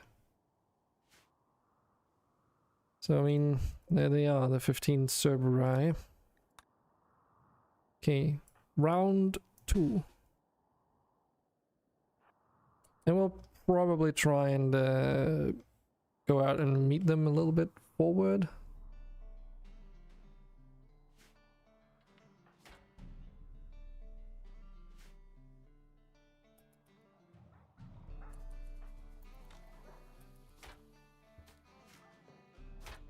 That's the good thing about the longbows. Range is absolutely amazing. Oh fuck. Heinz, I forgot. You've got peg legs. That might have been a slight miscalculated error.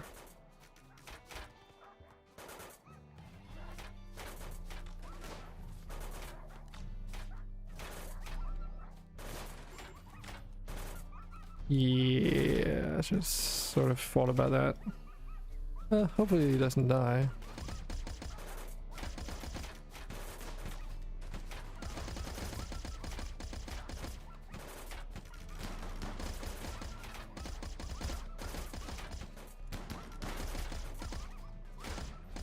Hopefully these guys are gonna help us out.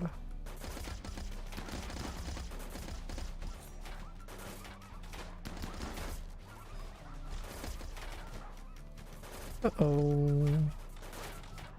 5 hours, okay. Just fucking kite the shit out of these bastards. Dude, these are fucking tough as shit. Bacon, run faster!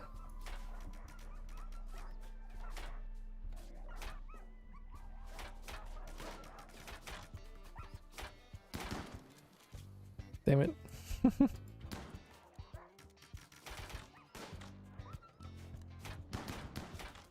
Might be because of some of the armor we're wearing. Some of us has slowed down a little bit.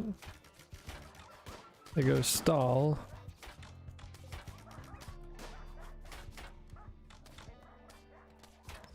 Sucks to have asthma, I suppose.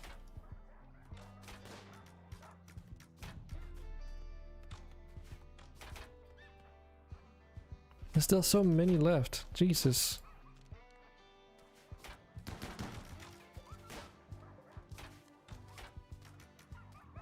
I didn't even get those turrets built.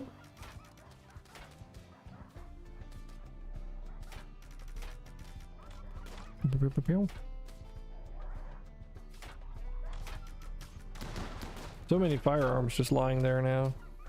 Hashtag cheese, I suppose.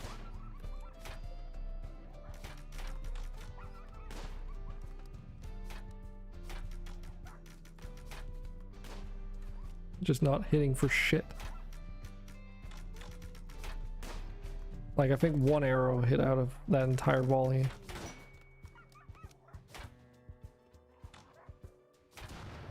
I think I should be happy that I have a lake in the middle of this map. Otherwise this would not work this way.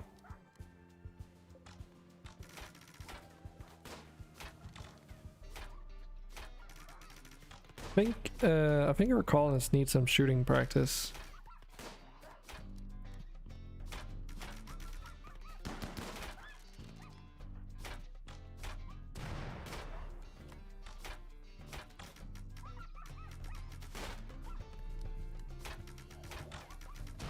I mean, look at this.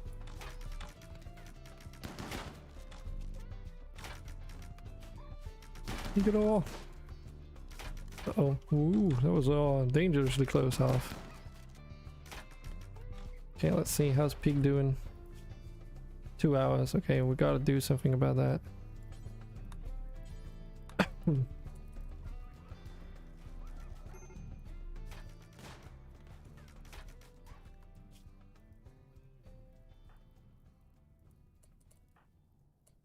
think that's all the enemies taken care of.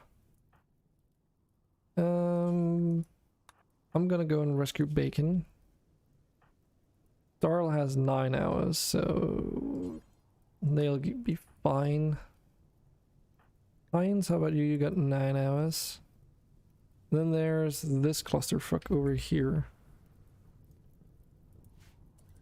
Let's see, we've got a few pawns, I think, that are alive, or maybe just one. Maybe just one.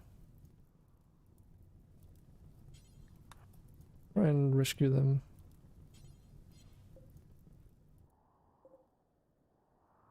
And there's just a bunch of Cerberus that are still alive.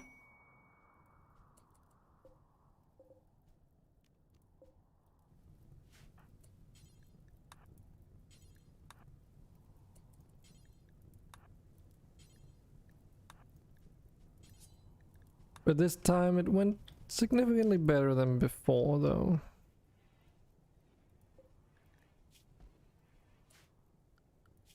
Actually, yes, you can do tending, so go right ahead because he's got, oh shit, this is gonna be close.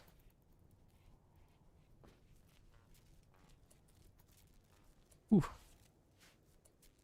Wait, Bacon, it's got 1 hour.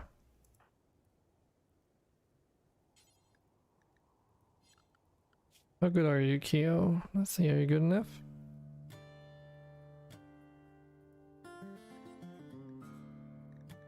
There. Okay, I think you should be fine to tend. Iskra can wait.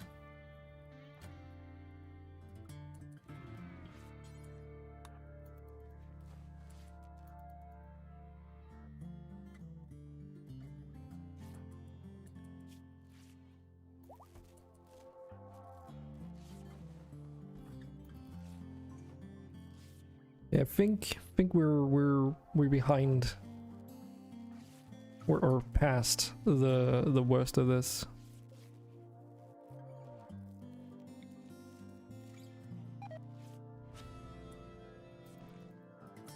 Virtue resonant. Human nature and wildness are intertwined and reconcile in nature.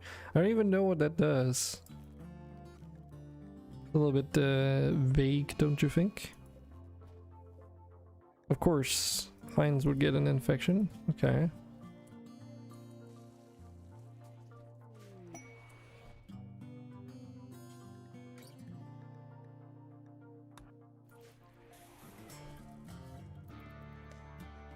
And we got the amnesiac mech serum. Nice.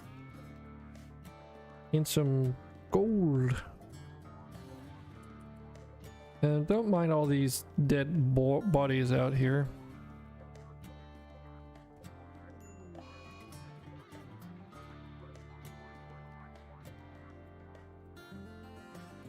Including all the weapons that are just like lying here now.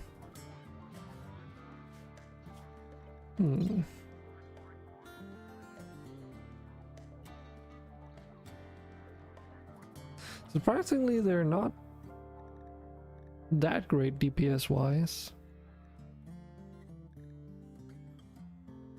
Iron Ball MIL.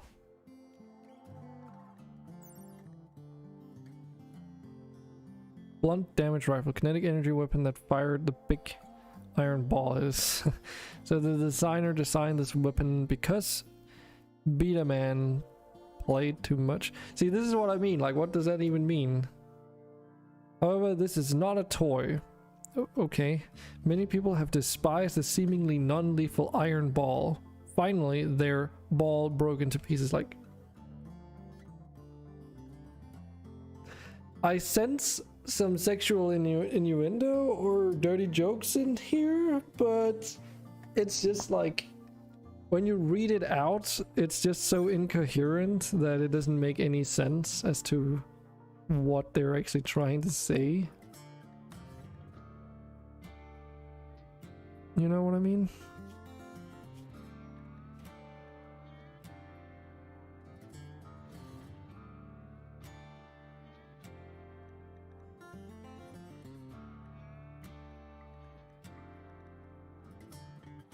Maybe one day in the future, the Siva Factions mod is gonna get a translation overhaul.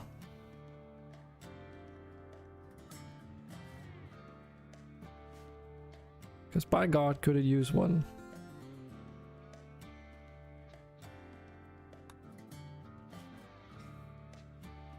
So we got this quest, right? Yeah. Not too fancy on doing this one though.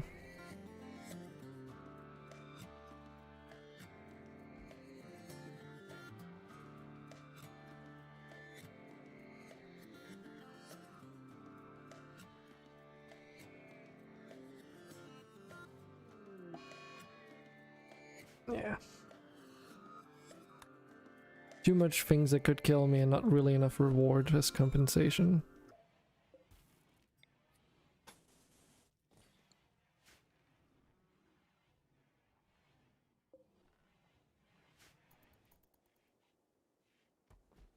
Heinz has got over their infection. He is still hospitalized. Oh, he's lost his left leg. Okie dokie. I suppose we might as well give him a peg leg for now.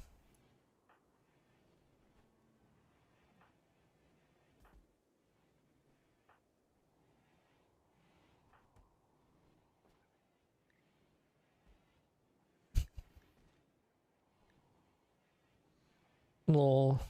Heinz lost, had their right peg leg bitten off.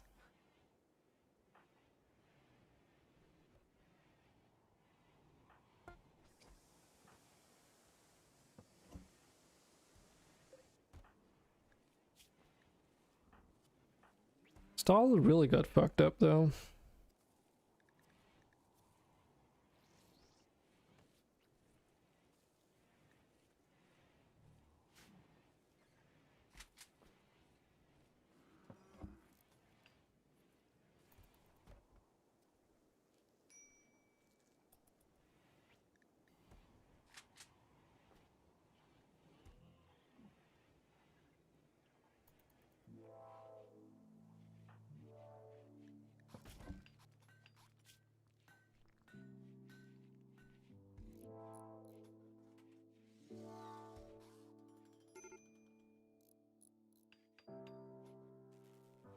so many debuffs because of random people dying who I have no idea who are. I suspect it's due to some of these. Wait, what? One of them. Why is one of them called Ben Bratwurst? Did you buy this, trader? Did I completely miss that? Apparently, Iskra also joins us. Wait, what? Huh? How?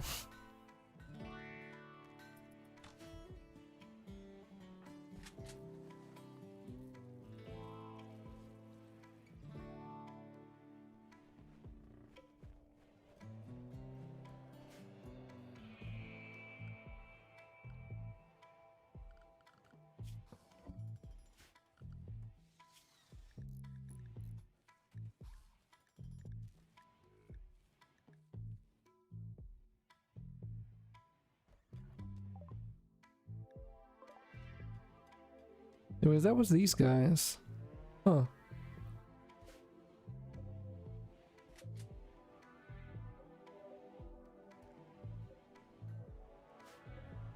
Interesting.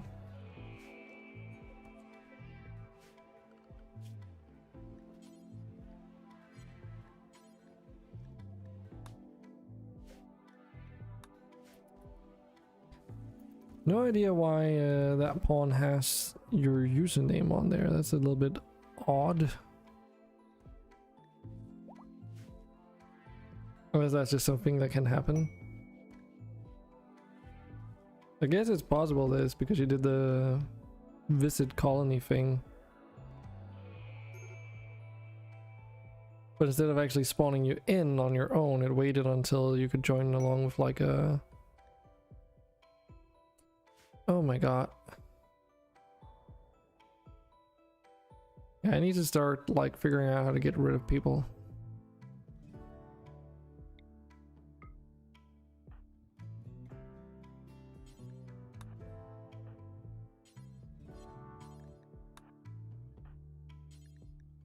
Because I don't want to keep these people forever. Having extra hands on deck until this entire place is like built up is kind of nice though.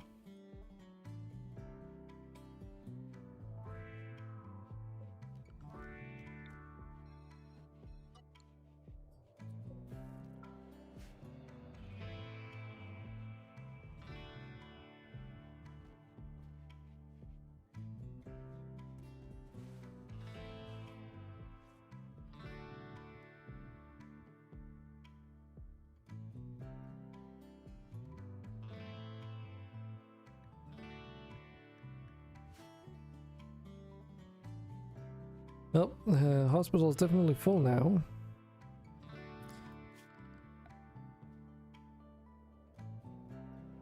Of course, we still don't have the sand to make the glass with, right? But we have started making it.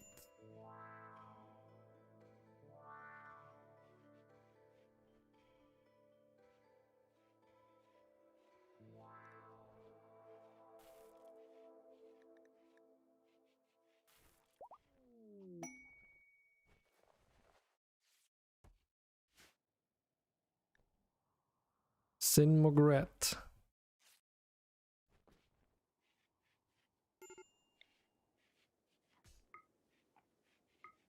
Let's see, do you have anything you can't do? Of course you do.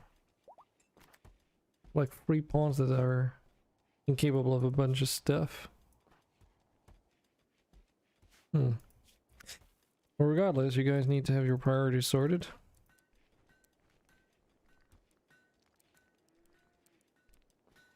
Fortunately, everyone can build roads, so there's that.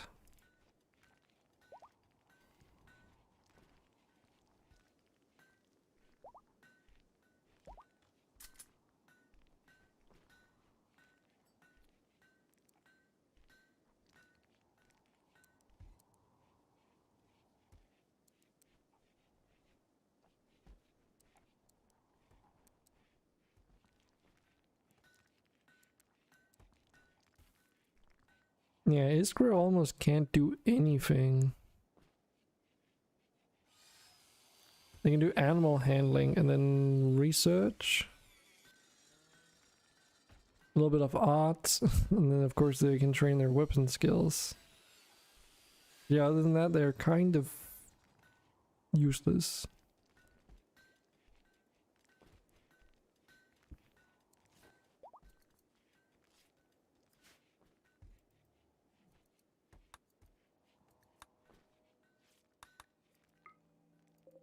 Oh well, we at least have 2 defensive turrets now. They're not super strong, but it's something.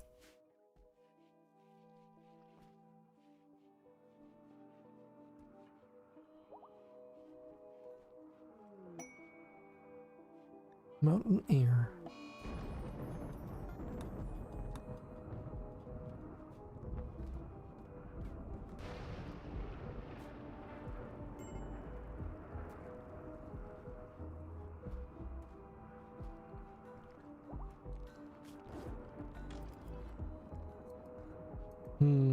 What would be the best approach right now? Because I kind of need to have these windows built. That's kind of important. Jesus Christ, calm down with her.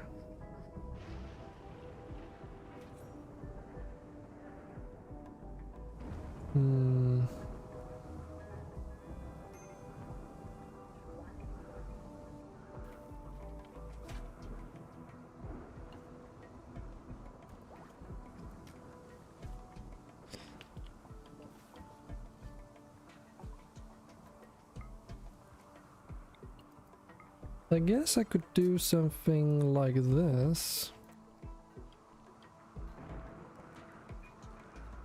This should make sure that I always have 50 sand in stock before they do anything else. Because that is kind of the issue with the glass production, is that they need sand to do that. But every time sand is made right now, it's immediately used to make clay. It seems. No, wait, that's not true. Because it should wait until you have 100. I have 100 sand. Is it because to make dirt you do need clay, right? Don't you? Yes, you do.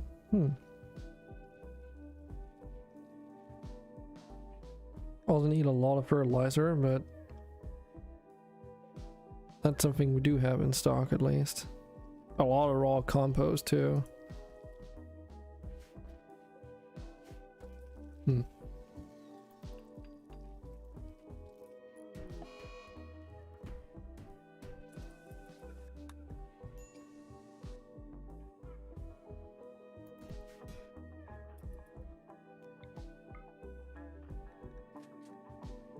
This is almost back to 50 again. God damn it. I'm never gonna convert this spawn.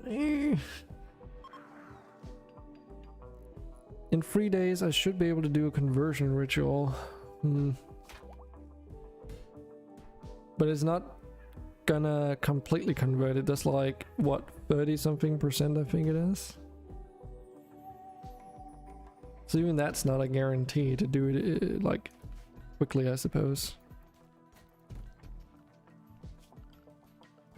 Well, I have an idea. Electric stone cutter. Let's make one of you. Actually, I think I want to have 2 of them. Let's make 2 of those.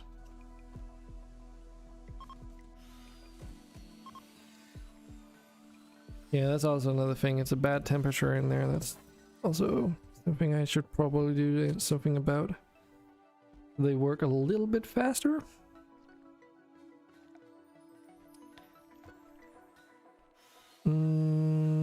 Should we give them cushion chairs? Let's see, what kind of leathers and stuff do we have? Because we're kind of cultivating some types, like Aerofleet for instance. Having blue chairs everywhere could be interesting, I suppose. Aerofleet fur is not the most valuable though, but it does the job.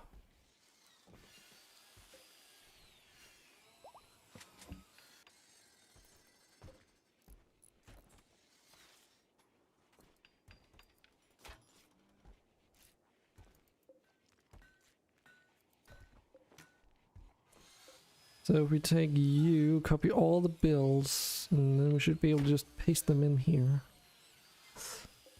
Yes, yes. And then just dismantle that steel stonecutter's table.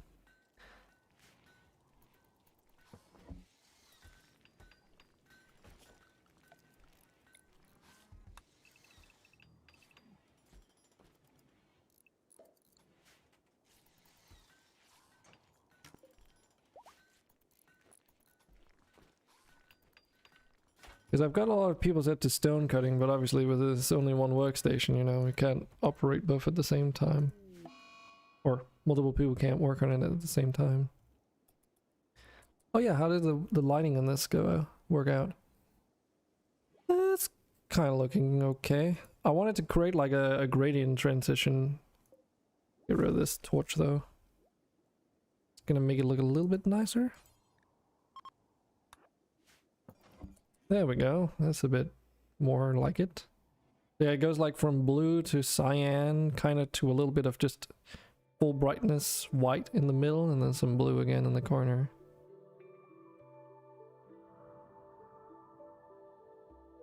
Kind of like that look.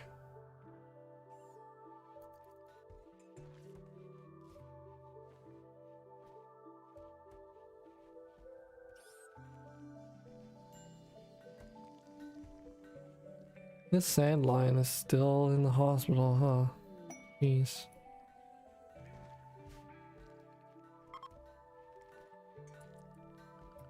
So was there actually any of those weapons that we looted that were... Saying not again. Bacon, you keep dropping your weapons. You're completely unarmed right now. Fuck's sake. Why?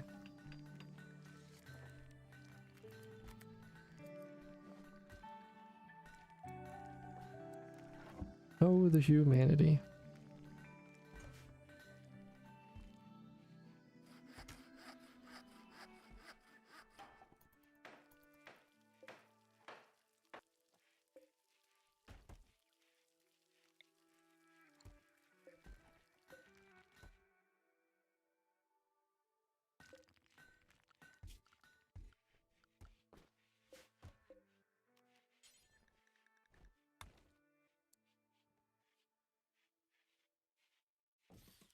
Yeah, let's add some tool cabinets here. I do remember now, there was that mod that was trending not too long ago, I think, which adds more linkable structures. I am considering maybe getting that one. Oh, this is interesting. But I guess this makes sense. Huh, I didn't quite think about that. So the ceiling fans, they are not affected by the lights off mod. But I think I understand why, because they have two purposes. They both produce light, but they do also regulate temperature, right? So if they were turned off every time someone left the room, then they would stop regulating the temperature, which is probably not what you would want. But we do have windows in here now, so that's cool.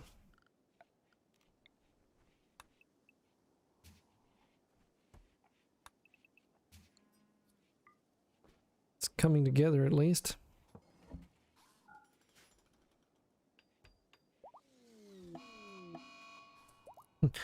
No, someone has a birthday. Bacon, no! What's up with your pawn? It's fucking cursed. No.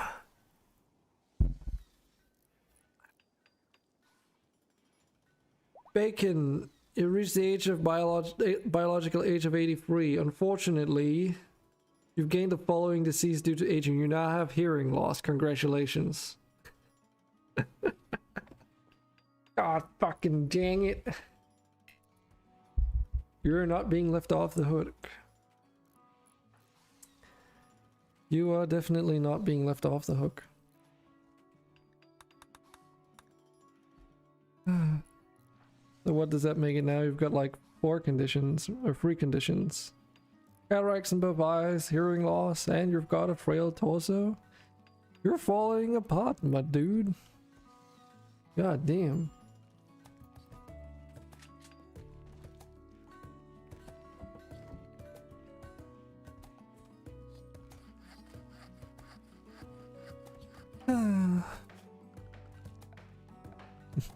It is kind of funny though.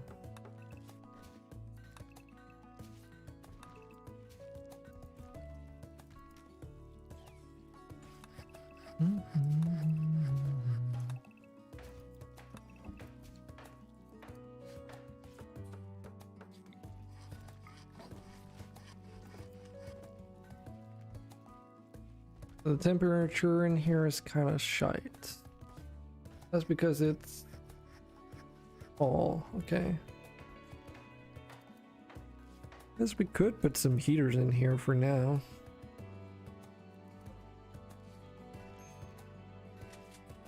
It's kind of expensive and not as efficient as heating water with dubs, but it's okay.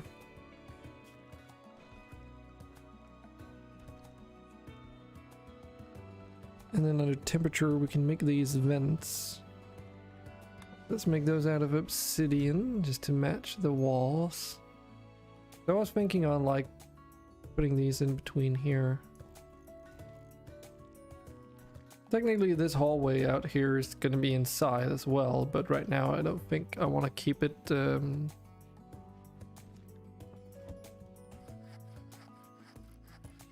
heated. Because, you know, wouldn't be able to basically.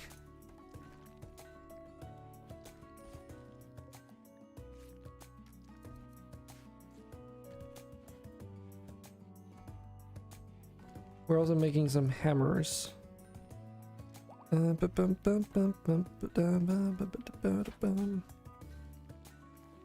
let's see. Okay, my pawn actually doesn't really need a pickaxe, but a hammer though. That affects the smoothing speed.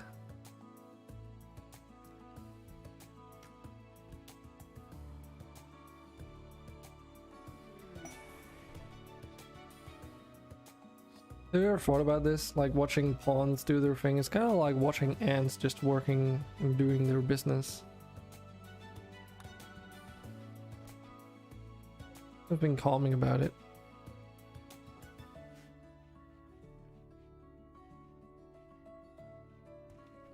I suppose a colony is basically like a digital ant farm, isn't it?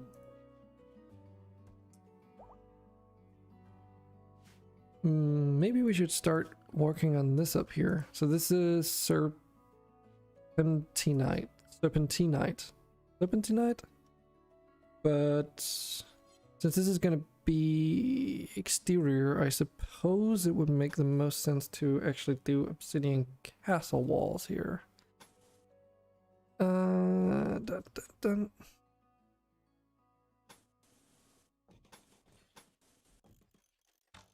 Gonna be expensive, but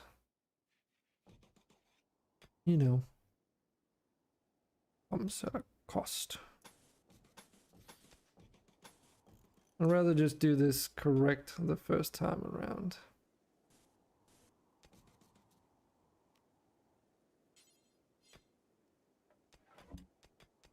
And the other walls, like the inner ones, let's do those out of obsidian box rock wall. Which are still sturdy, just not as sturdy.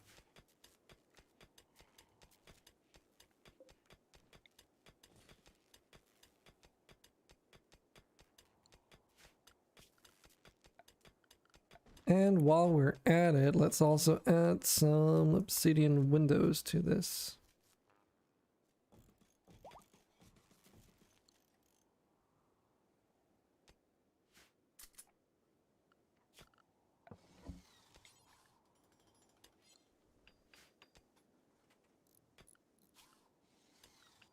Okay, well, while they work at that, I guess we can figure out what kind of floor we want in here. Lots of options.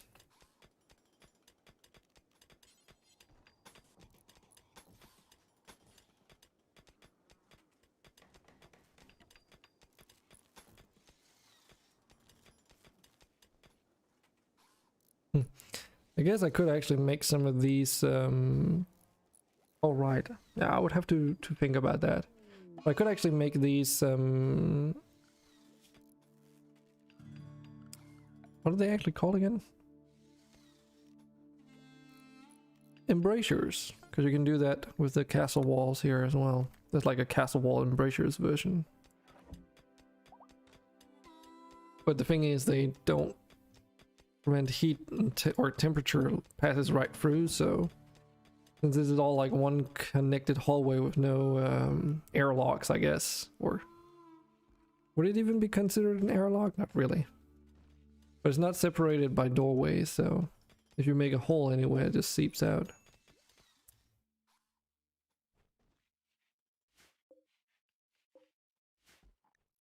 Let's see.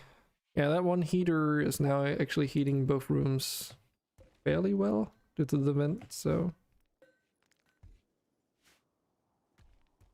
that's a slight improvement.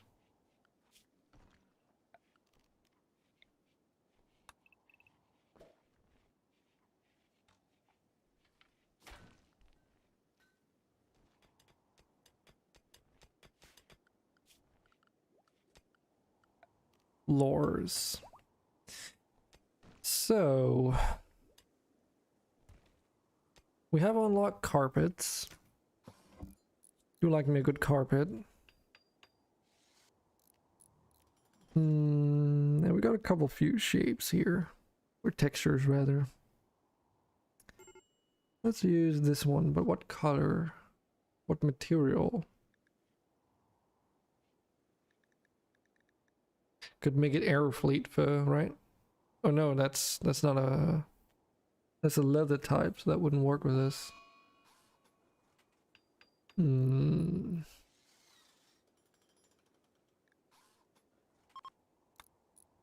let's just do some basic red. I don't make it at the moment, but it's not the most difficult thing to make.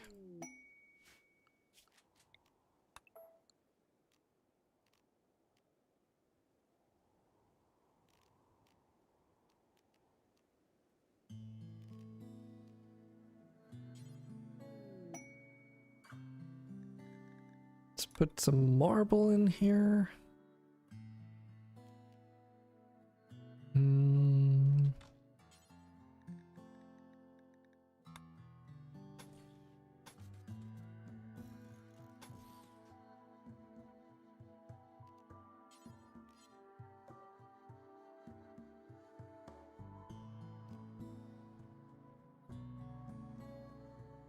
Guess we can just do this one, put marble in the middle.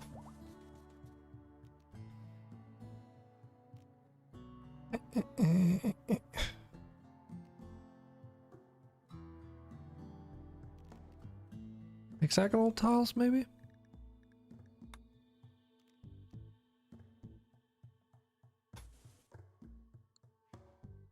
Either that, or I was thinking the herringbone tiles. I kind of like this one as well.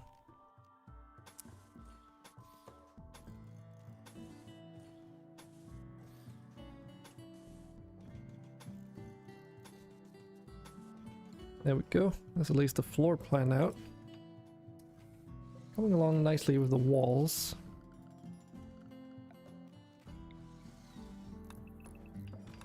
Guess we can remove the planning for all of that. That's all being carried out right now.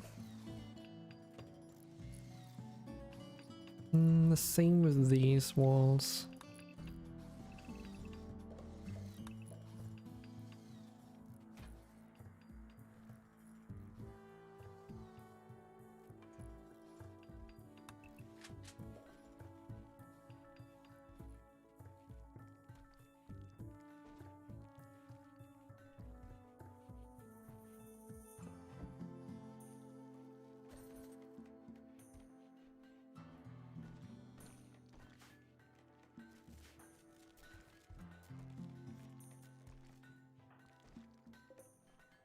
Should be able to give you another dose of conversion, Callie. But, yeah. It's literally like I only gain 3% progress or something every time. So based on that logic, I need to do this at least, what, 10 plus something times? There's like 40 something percent remaining. So unless I'm dead set on the money every single time that cooldown and I'm just watch Peak's skills like a hawk, it's gonna take a while. A very, very, very long while as well. Give a leader's speech. Oh yeah.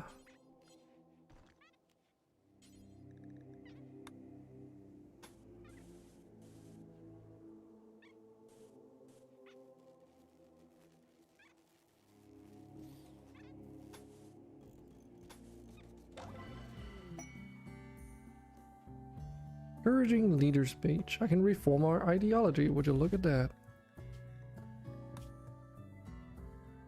I can actually get rid of some of the really annoying parts about it. Oh, we can also change the style, right? Yes, nice. I added like a mod that allows you to use the ritual styles for various, well, styles. So that if you want a specific your ritual to have a certain aesthetic, I suppose, this is a way to do it. So this adds like the animalist style, for instance, but only the ritual part. And then because of the way it's set up, right, the leftmost ones takes precedence over the rightmost ones. So what this means is if you wanted the animalist ritual effects and sounds, I think it's also the effects, even though it says sound only. But you want, like, for instance, I want the techist building and weapon styles over the animalist weapon and structure styles. So these are being overridden by this one. Add a meme. Oh, so I can actually, that's annoying. Okay, so I can do that, but I would rather do something else at the moment. Because there's another meme that I really want. Necrolatry. It's like my favorite modded meme. It is a little bit broken, but it's so good. Okay, so there's a couple things I need to change in want to change in here. This random, because that makes it a bit more interesting. Let's see. Death is revered.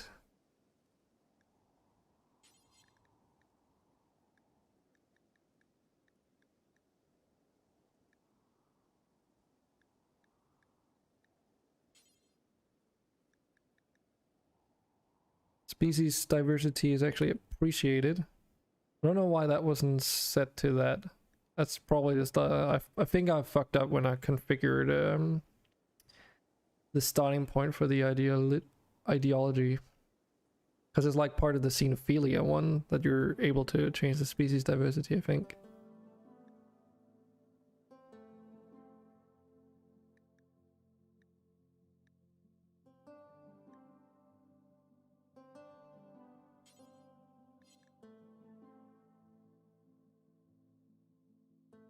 Physical of spouse only mild. Spouse only moderate. And strict. What's the differences? Oh, okay, so it's probably if you go out and about, then okay. Dating aliens is honorable. What does it mean, preferred? Okay, I have no idea what it means. Diversity of thought is neutral, that's okay. Oh yeah, and so because of necrolatry we can set corpses don't care as well. There's also why we can set the death is revered thing. So basically, if someone in the colony dies, everyone actually gets a mood buff. Which is why it's a little bit OP. And we can also say that organ use is acceptable, which I do want.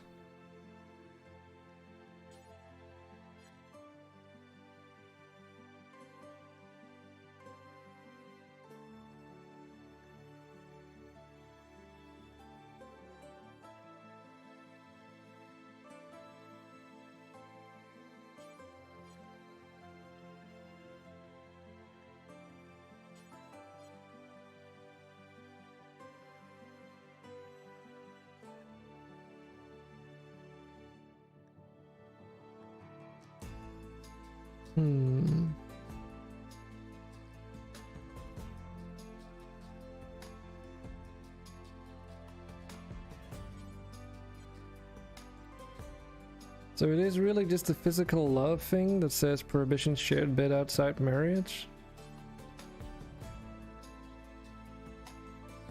So what if I say that to free? Fuck, where did it go? There. Physical intimacy is a natural part of life with any partner, married or not. What would I say? Free and approved. Initiated love in +5. Physical act of love is a noble thing, no matter who does it with whom. Okay. What is this? Prohibited. Physical act of lust is always vile, disgusting, and wrong. Okay. Spouse strict. I suppose that means that's what I think it does, but let's just check.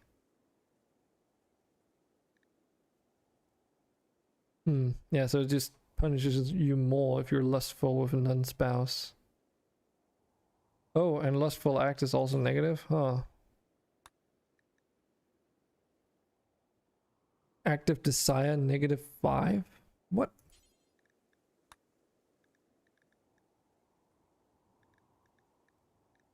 Fuck that.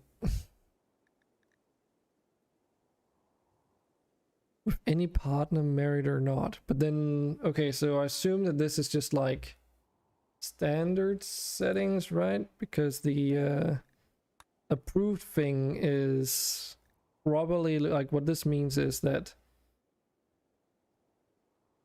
if a pawn does some loving with another pawn, then any other pawn in the colony as well will approve of that action, I think is what it means.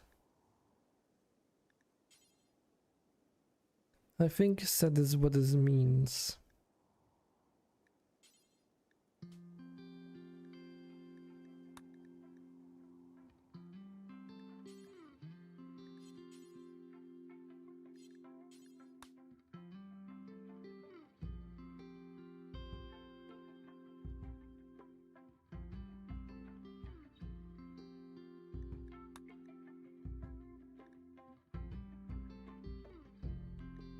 Yeah, I think we're good.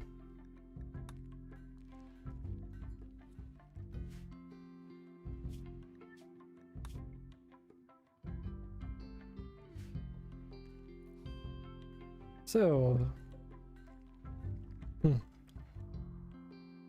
I wonder if that means this accepting image is no longer applicable,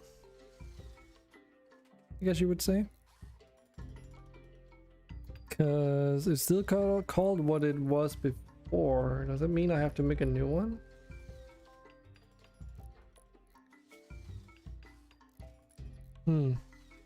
Missing accepting image. Curious.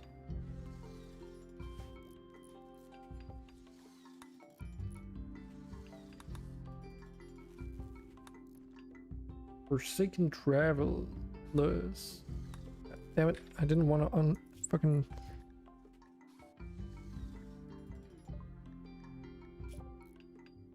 Visitors, how many? 11 fucking desperate refugees, holy shit. That's almost as many people as I have in the colony. I don't know why they scale according to your colony size. I'm not too great a fan of that, to be honest, because it feels kind of unnecessary. I know that it's probably because they can like they can infiltrate your colony and then they can backstab you, and then that's the danger of adding too many temporary pawns that way. But usually when you get these refugees, they're heavily under geared anyway. I don't know, I would probably rather have if it were worked in a way where there would be fewer, but they would be better geared somehow. I know it kind of doesn't make sense with the whole refugee aspect to that type of event, but from a gameplay perspective, I mean, adding 11 pawns on top of the 15 we already have is a little bit much, you know? Just a tiny bit too many. Oh, we got a shuttle crash. Anything interesting? No. No rewards that I cared about. Oh well.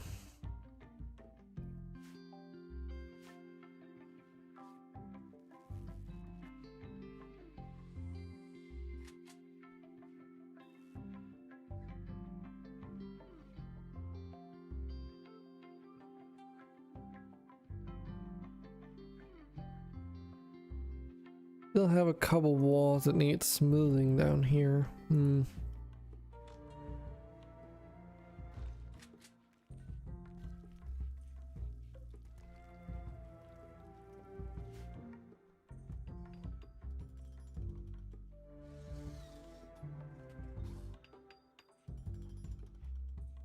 Well, I guess we can try and put down the statue at least.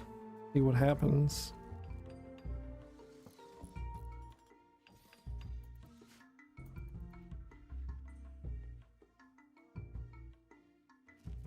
If it actually works out or not.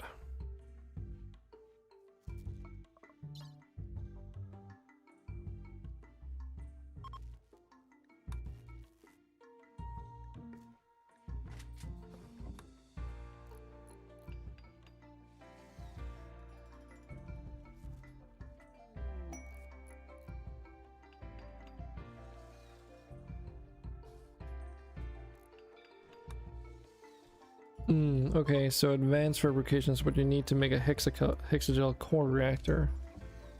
Expected it would be something like that. Wait, another shuttle crash? Are you serious?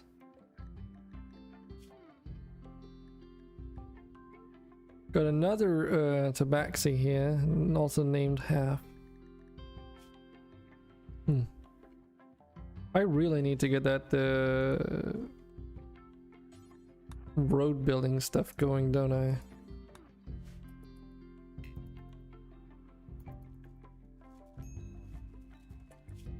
Try to think. What's it called?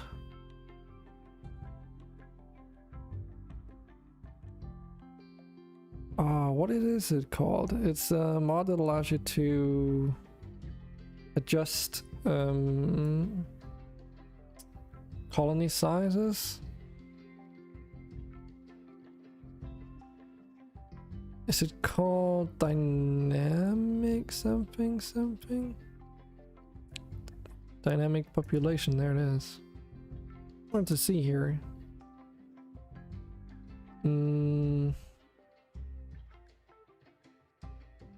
0, 1, 4, 7, 11, 16. As the default is actually 20. That's nuts. That's actually quite a lot of pawns.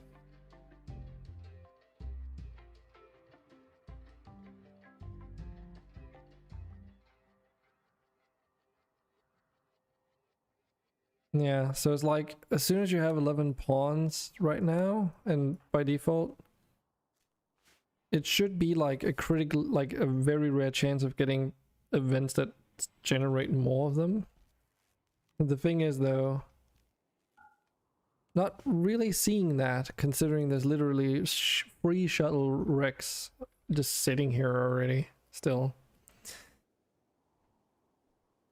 But I guess it doesn't necessarily count for all the types of events, nor how many pawns they introduce.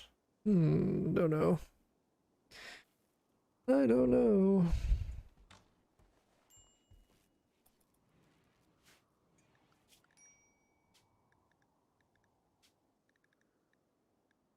Let's kick it up a notch. Let's switch over to Perry for a little while. Just to see. He basically doubles the events that can happen.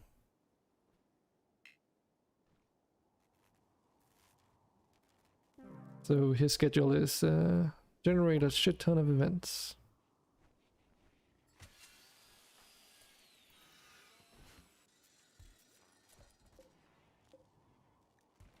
Well, Aoba didn't survive.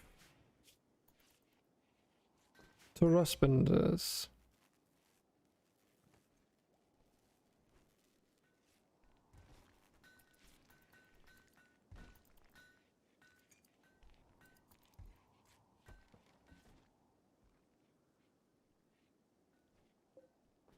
Yeah, I was thinking that these tours would be eating a lot of my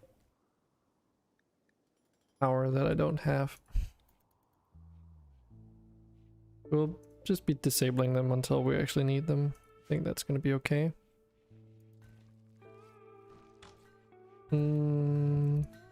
Okay, just about to ask, why is these walls not being smoothed? I do think it's probably because of this room up here.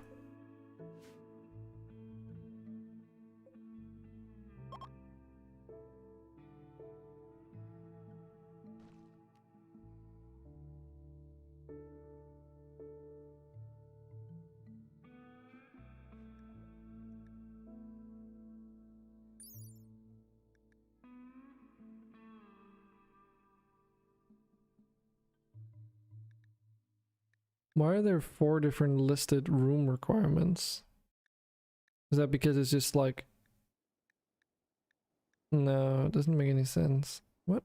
Why is there 4 different ones? Yeah?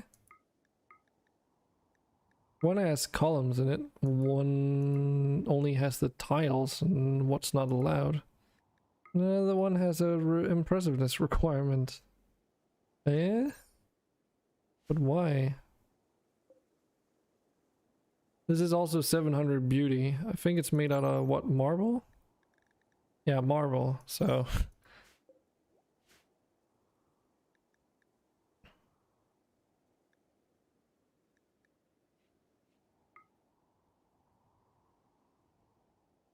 .13 beauty. 106 impressiveness. And it only needed what, 60?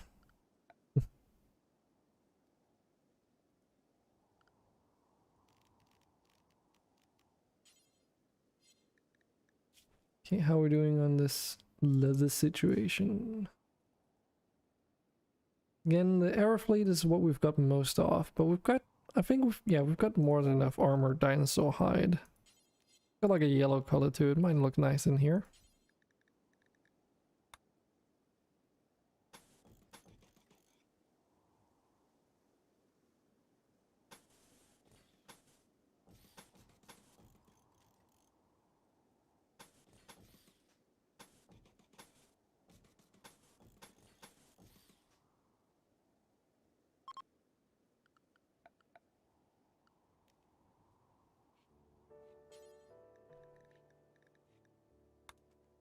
And then let's add some obsidian pillars, even though it doesn't say it requires them, just so that they're there, I suppose.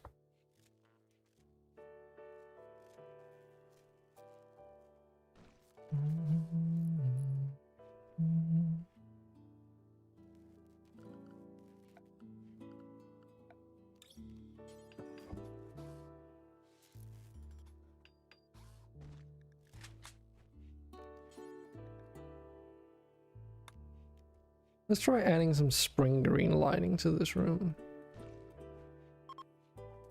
That might look interesting.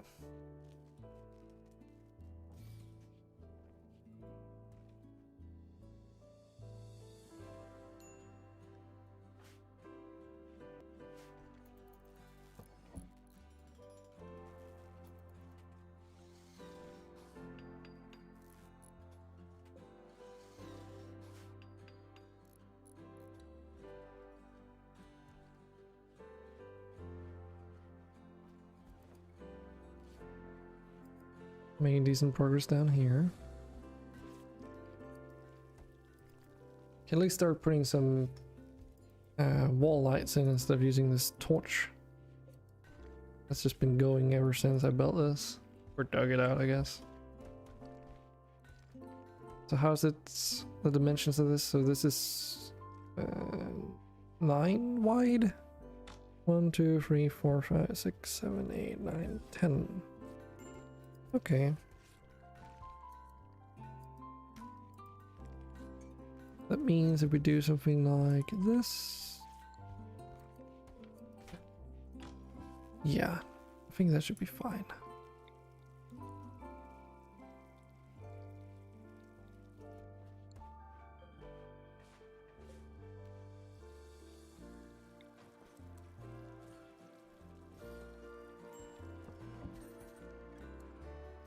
This might look a little bit weird since there's those shelves, but they seem to just barely look okay. The perspective on these weapon racks are a little bit funky, but I really like the way that they allow you to display items. Because for deep storage, it's nice to have these weapon cabinets also so that they don't render all the weapons that you're storing. But for things that you use frequently and you want to actually equip, and have like an in-world UI to see how many you have, this is really useful. They only can have 4 weapons at a time, but you can just set it up so that they are prioritized higher than like a deep storage, which actually this is what it should be.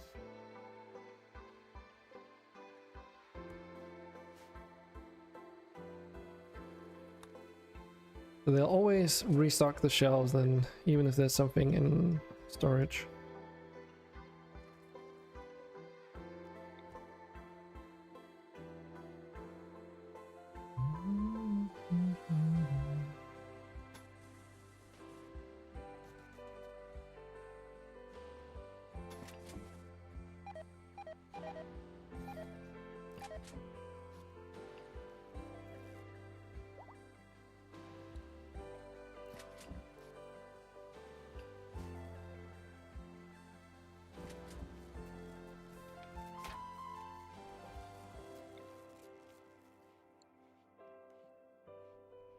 Definitely need more power.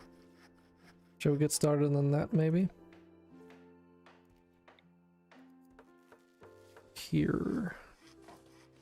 Get started on a 4x4.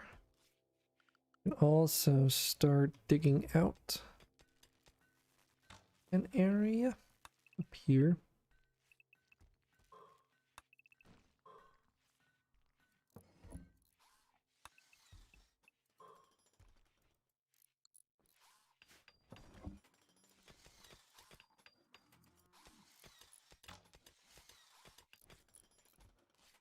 So yeah, we're removing the overhead mountain here now.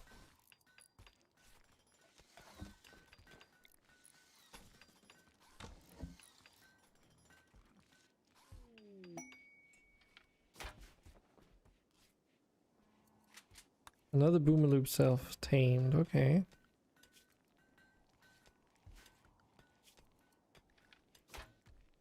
It's mighty convenient.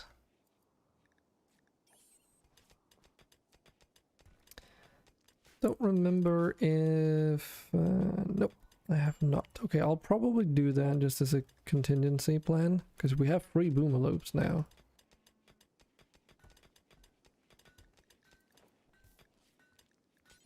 Set it to automatically manage that sort of... there we go.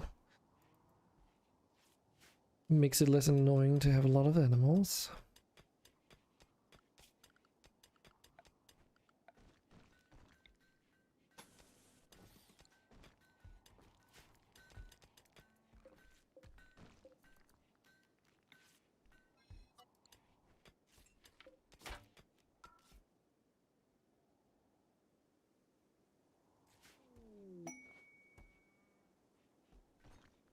There's one thing I wish I had a resolution to.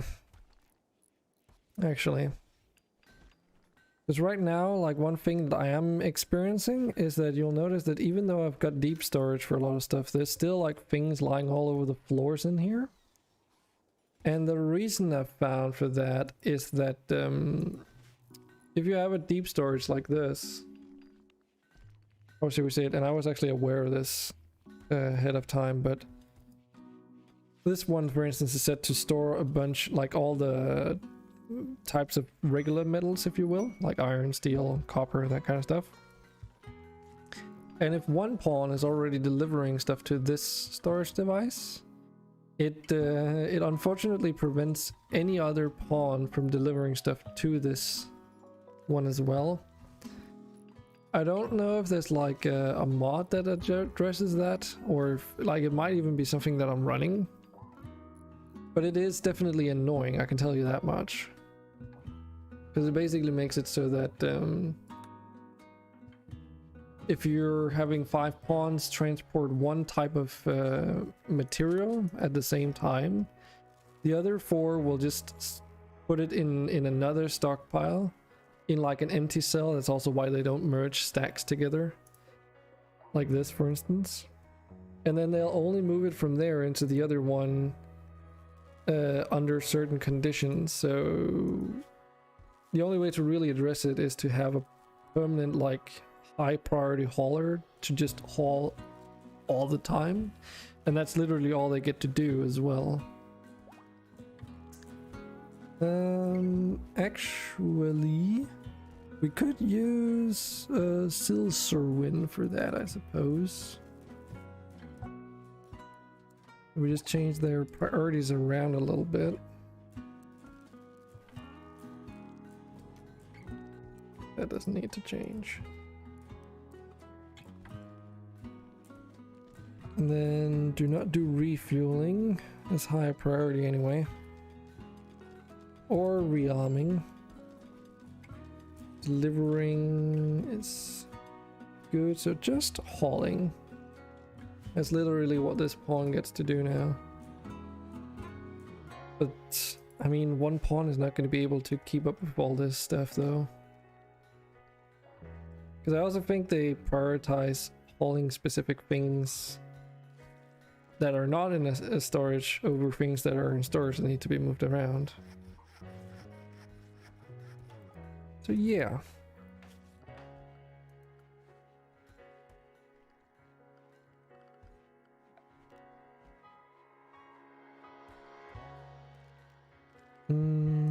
Steel plates, maybe.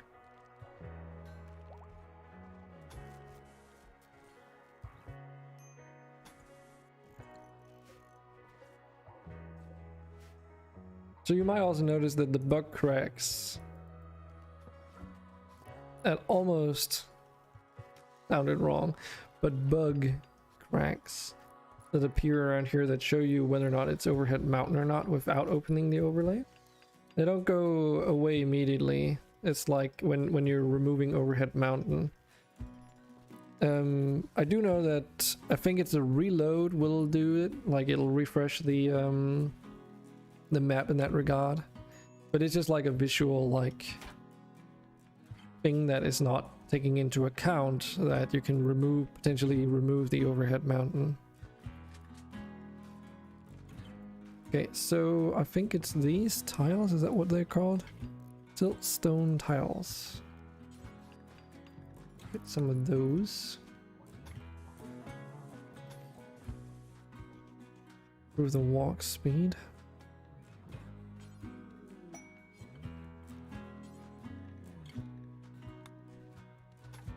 I'll do that up here as well. Oh yeah, we do need to add doors now, don't we?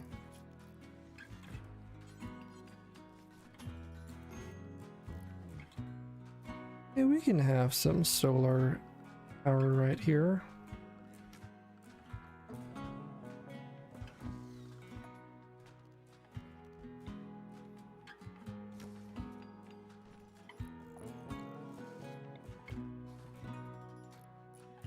And then I think we can just have a cable that goes all the way down.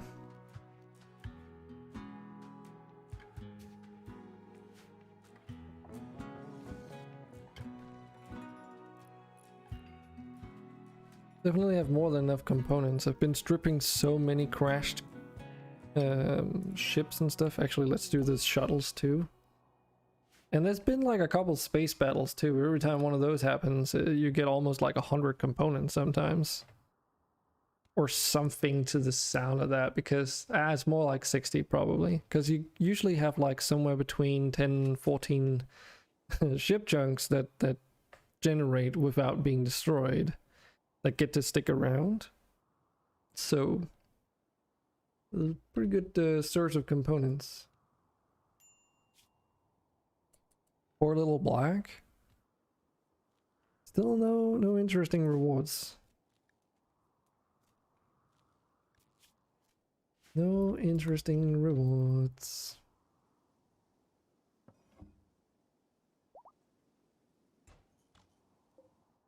Five components and 50 steel. Oh, I wish these infested ship chunks would also give you anything. But no. They're just there.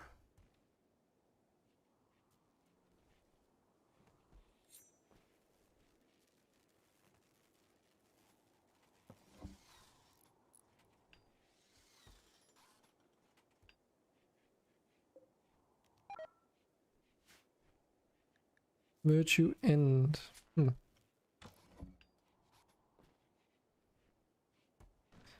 Might also be around that time where I need to consider upgrading the plumbing setup for the spat hygiene.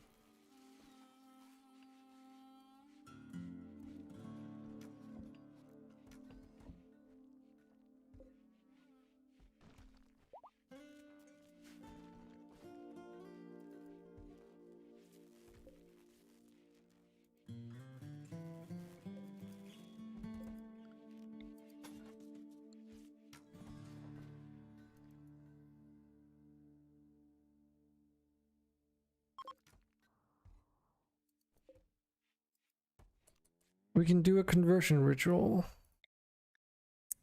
Callie, shall we give this a go? Only 60% chance, or quality. Peak social impact is a little bit lower.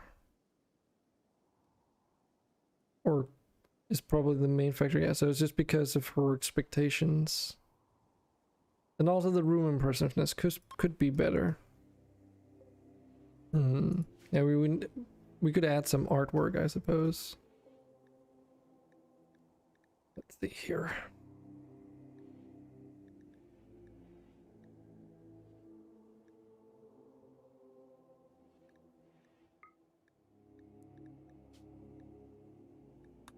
Just make 2 marble structures or something.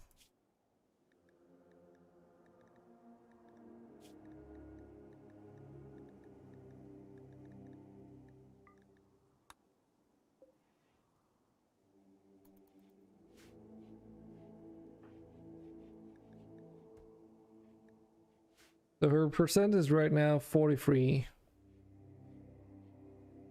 Please be a good quality one. Effective conversion ritual.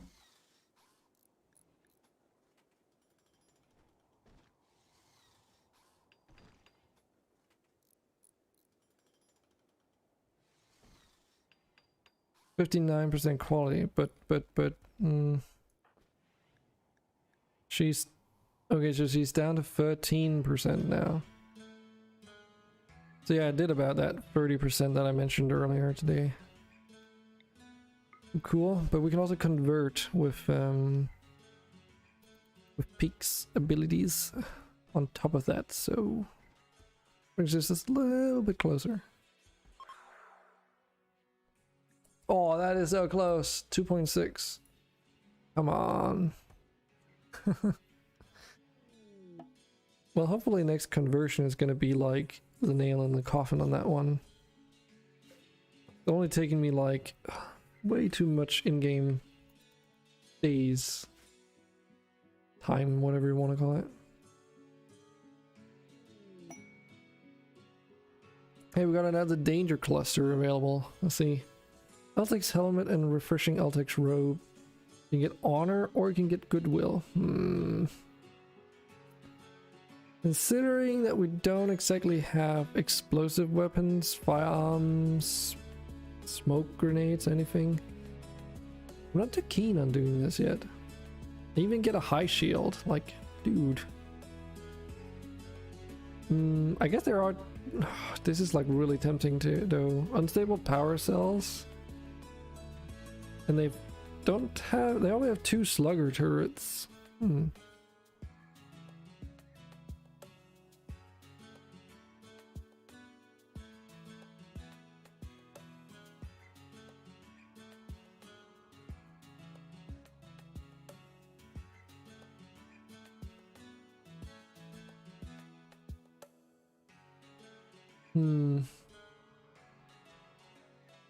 The siege breaker is a little bit scary though, but the rest doesn't sound so bad considering how many pawns we have. Wait, what's the time on that one? That is available, right? 6 days. Okay, no need to like rush it then.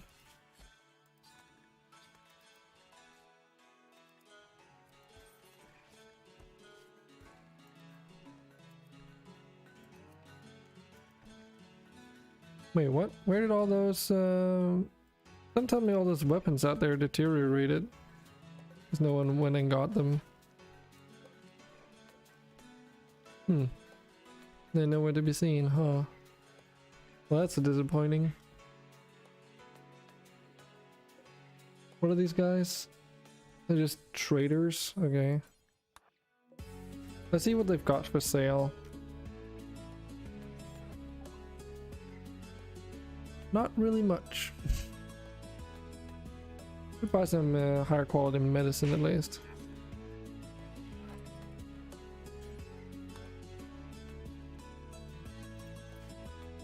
Yeah, we give it a go.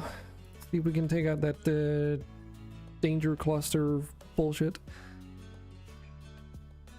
Because although these rewards are not super interesting. Oh shit, I'm actually a bad standing with with them.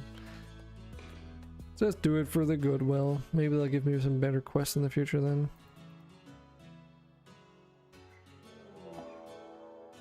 Oh my god. Smack dab in the middle of everything.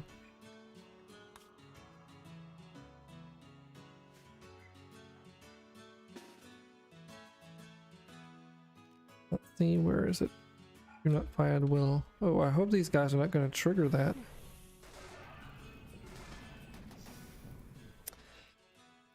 Wow, the timing. The timing, holy shit. Well, I guess they're all awake, so storm the front now because they've got a shield. Yay.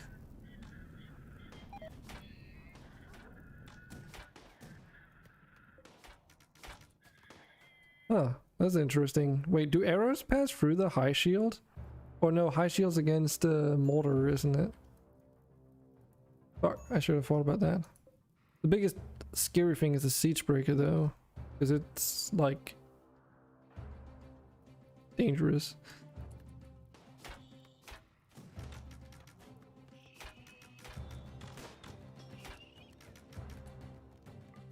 Yeah, release the attack animals. And get rid of those that cipher and those dagger snouts. That would be nice.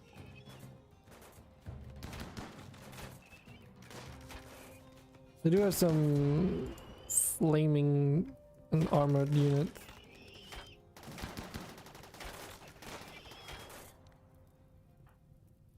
That lava looking thing is definitely not something I want to get close to. What's this? A phalanx. Cryo weapon. Okay. Hulking Mechanoid based on a rhinoceros beetle body plan. Phalanx plasteel carapace hides a very powerful cryogenetic engine capable of constantly producing compacted pellets of supercooled gas. These are fired from an aperture at the mechanoid's head. Has a low range, but can be very dangerous for being susceptible to frostbite. Okay. Interesting.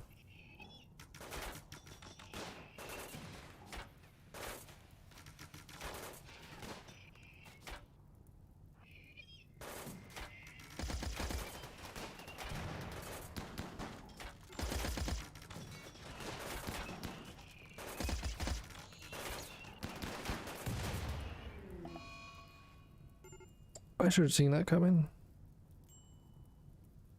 Fuck. Okay. Yes. That's why I save. I do like the challenge of combat, but I also don't like losing pawns to stupid decisions. The fact that they're awake, you know, that is what it is. I think that's part of the challenge in this case. But I do like more the strategic aspect. Trying to like figure out, okay, so what do we need to do different to make sure that that doesn't happen? Obviously, clustering everyone up in a huge ball is just something I should have thought about. But losing 3 of the strongest pawns in the colony would be pretty devastating.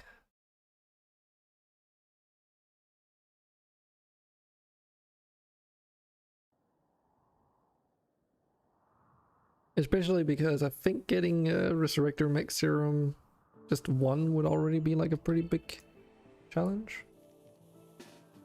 So let alone like, you know, getting multiple ones.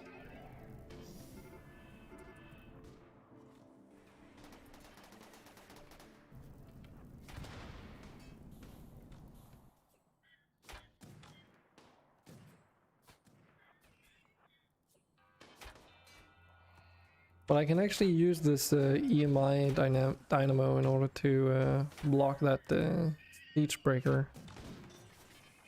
It's got like a long wind up too, so... Ow, Toto's down? Holy shit. Permanent gunshot injury due to an internal charge blaster. Ow. My hand also got shot off. That's not good.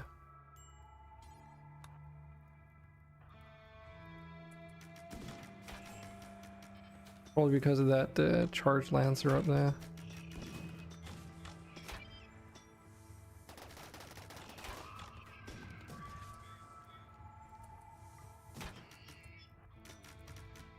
Okay, let's move off to this side here.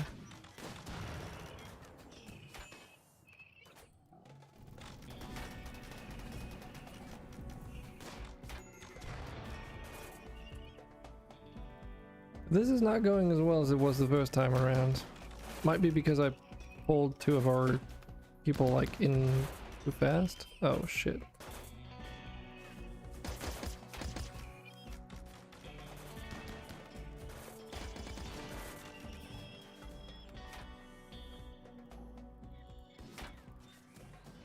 Oh, save Toto.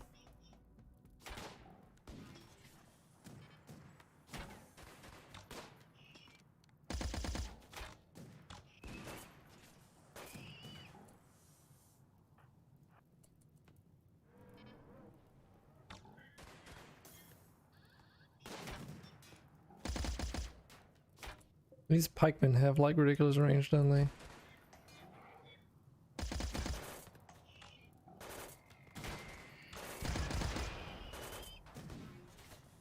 Ow. Someone needs to save half before he turns into a nun.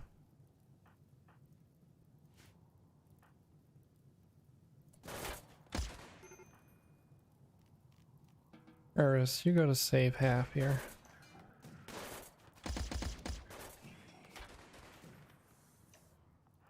Bacon, you drop your weapon again.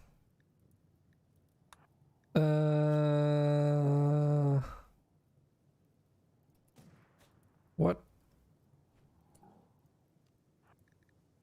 was not allowed, right? Yeah.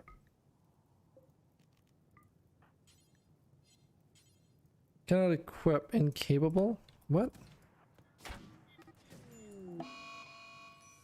Whoa, what? How did you instantly die? That doesn't make any sense.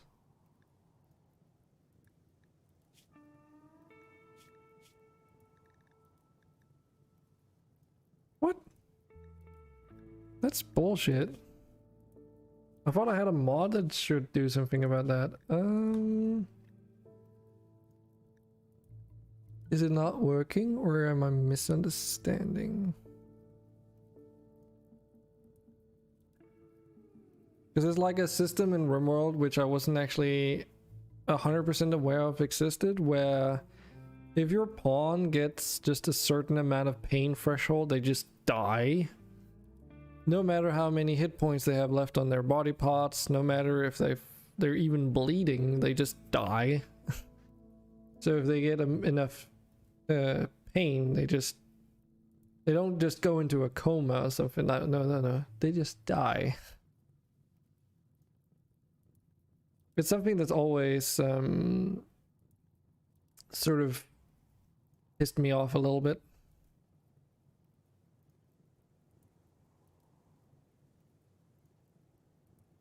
Can't even remember what the name of it was.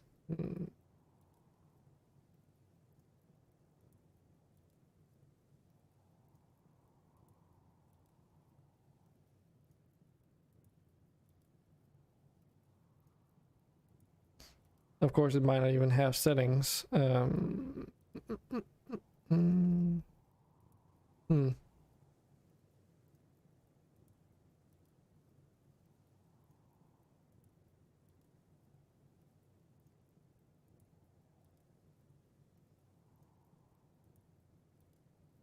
Yeah, not seeing anything. That's fucking bullshit. I know they're frail, but damn. Oh, that's why they died. Their torso went to 0 hit points. So their entire body just doesn't exist. Huh. Okay, so I think the mod is doing exactly what it should. Bacon just took too much body damage. I wonder if this is the autosave from before or after. We'll try. What can we do? I mean, I could just stay off a distance. The plan was kind of just to go in and do pot shots at them until we took them all out. But this is a problem though, because or this is why it was a problem. We don't have any smoke grenades, no EMP grenades, no explosives whatsoever. If we had smoke grenades, we could at least put a smoke screen down. And if we had EMP grenades, we could just straight up rush in and disable some of the mechanoids. I'm wondering if we have any low shields maybe I can consume.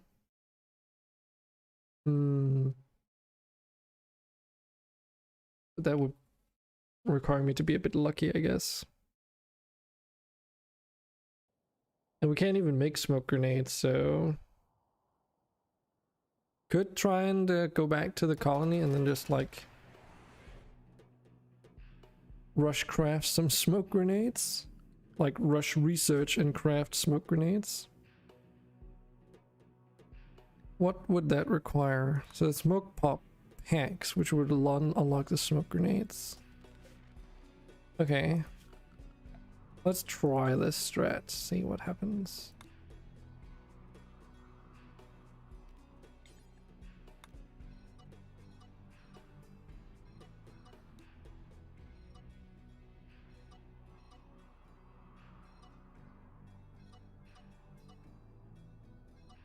Just set up this zone for pawns. Doesn't have to be accurate, just cover enough area.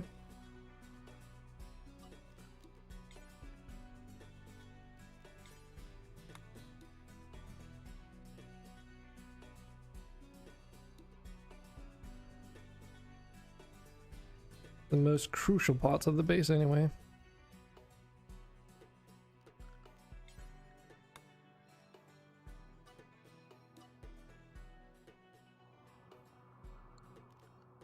And then everyone,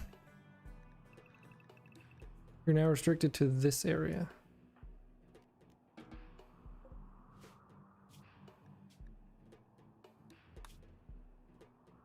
Let's see how this goes.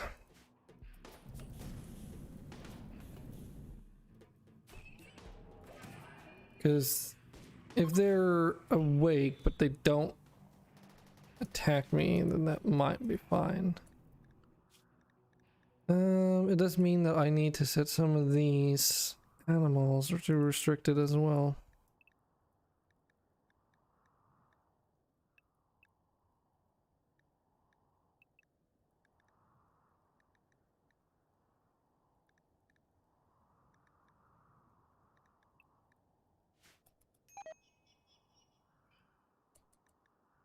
Fucking hate it when that happens. Oh, you get negative faction relations because one of our people died due to something you had no control over. Seems reasonable and fair. I get it.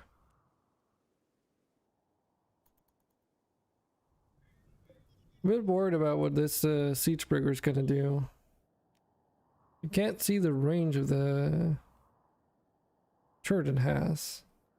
Does seem like they're just gonna be wandering around this Emite and ammo. Oh, wait a minute. Okay, it initiates in 9 days. Oof. I was just about to say why I still have power when this Emite dynamo exists, but I've got 9 days to take care of this. Interesting.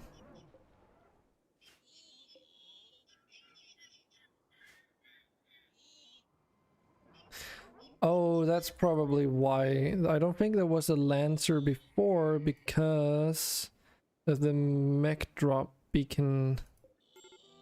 Those triggered, they would have triggered after they landed. So, because I didn't do a save after they landed, but before, there'd be a little bit of variation on that one. That explains why it was maybe a bit harder the second attempt. But this is what we're going with now. I really want to get these unstable power cells though. Especially given our power situation, it seems like something we could make use of.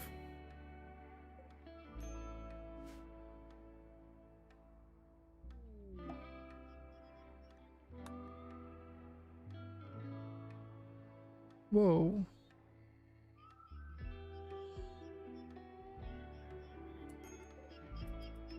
So 2 dagger snouts. 3 assaulters? Yeah, 3 assaulters. 2 scallywags. A lancer. Huh.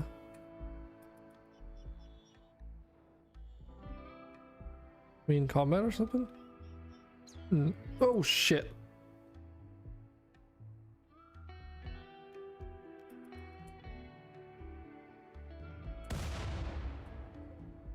Oh.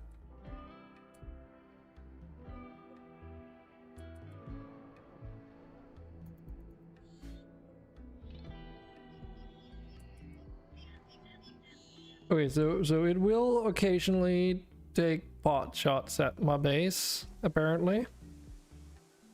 Curious.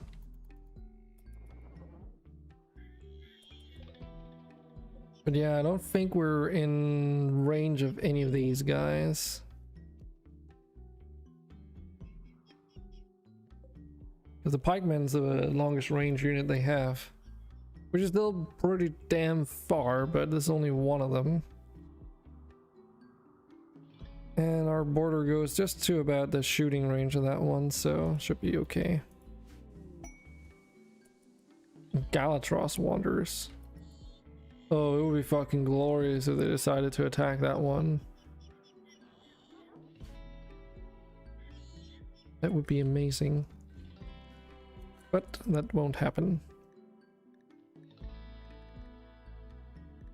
Let's see what we have. We've got medieval technology. That's what we can do. And everyone's wearing a quiver, it seems. Yep. And it doesn't matter if it's a quiver, it just gives you range cooldown factor 50%, so aka your weapons cool down twice as fast. Even if it's a firearm using pew pew bullets.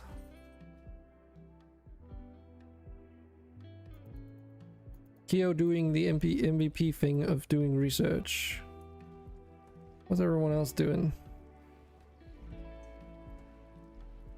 Eating. And crafting stone. I guess we could temporarily turn these two off.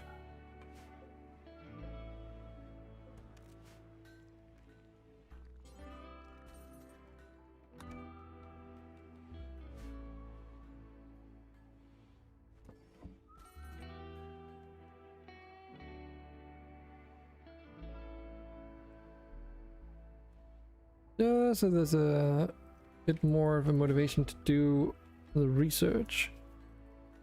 We'll also need a machining table, because that's where you make the grenades, if I remember correctly. So let's build one.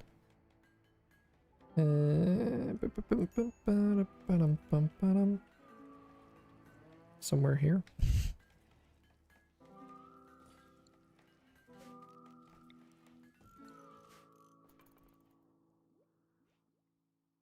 Yeah, we'll have the research done fairly quickly, but don't know if smoke grenades are gonna do the whole thing, but should be pretty decent. I wonder. Would be maybe a bit of a stretch, but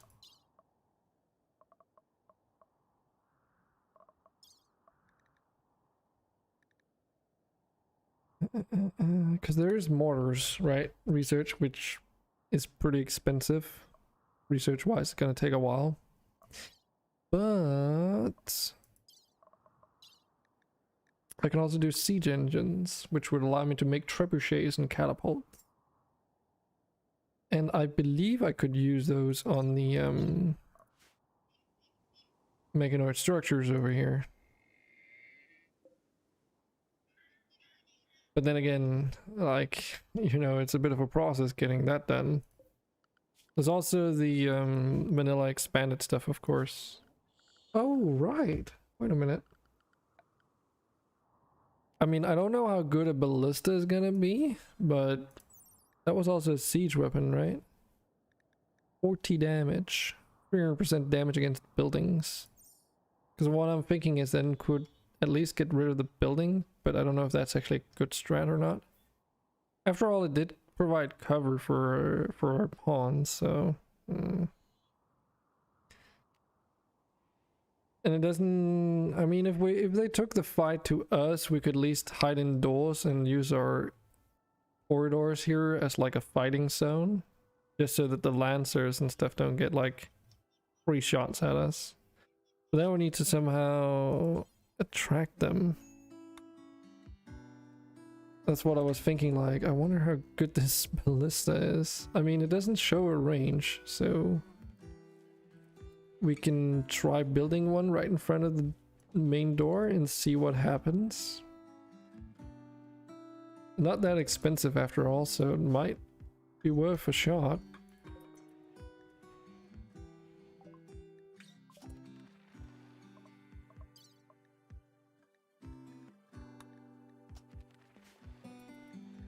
Okay, so we should also, yeah, we can actually also make EMP launchers. Huh. Now that is interesting, but it needs lithium. I don't have any lithium. Okay, so we can, but we can't. Can make ammo packs though. Can also make mini turret packs. And we actually have the ability to make repeating rifles, but oh, okay, frag grenades as well.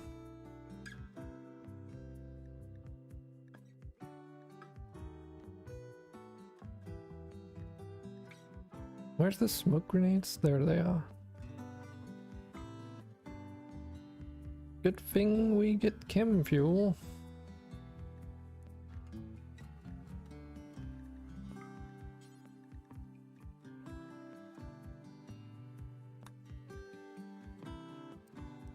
Also make some ammo packs.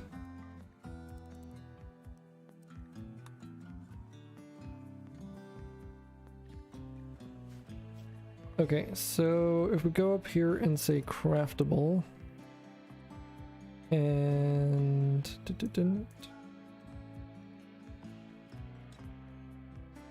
so the best DPA weapon we can make are frag grenades. But in actual firearms, it would be a machine pistol, which has absolutely atrocious range. Well, it could be worse, I guess. Then, ignoring the EMP launcher, it would be a Frumbo bow, pump shotgun, and then reinforced repeating crossbows. They don't have the best of range, though, so...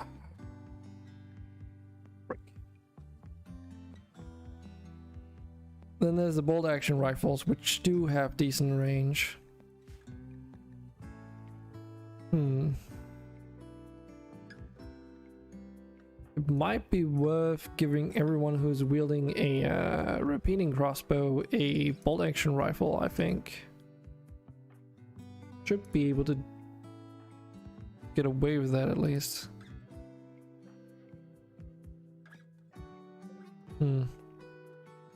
Not really afford the time to make a lot of those though.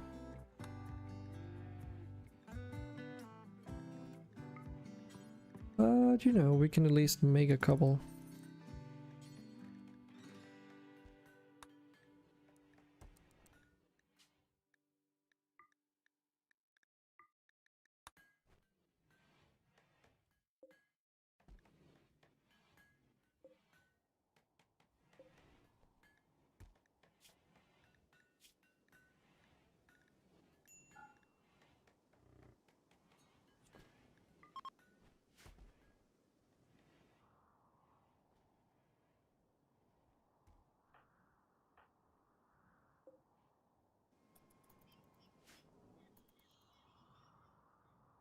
I guess I don't really have to worry too much about the siege breaker. If the game suddenly slows down, it's most likely because it's aiming towards me. So unless that happens, there's not really anything to be afraid of. Then it just like minds its own business, I guess. Doing its thing.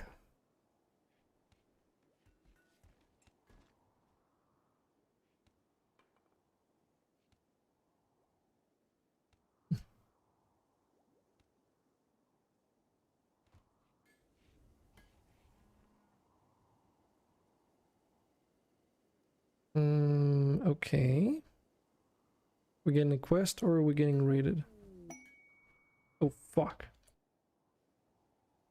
I'm already in bad standing with you guys. Don't make it worse.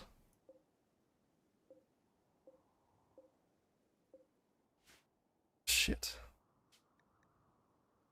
This would be the perfect opportunity to surround these guys. It might also be the best shot I get at taking them out without smoke grenades or anything. Okay, let's try and seize this opportunity because I haven't even made my first smoke grenades yet.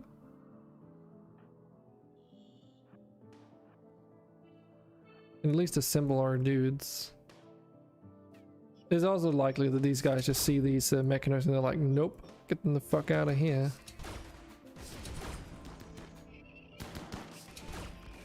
But they've actually got weapons, so they're already doing a pretty good number on the dagger snouts, but the melee dudes might get fucked. A Phanasia Comnina. Where are you going? You're just wandering right now. Okay. Yeah, okay. They're doing all the heavy lifting. Let's get in there.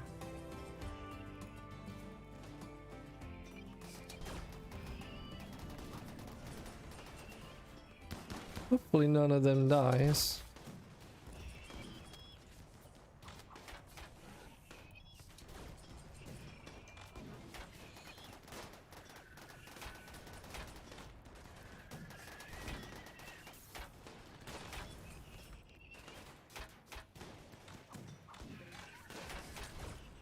Yeah, that siege breaker is aiming menacingly at them.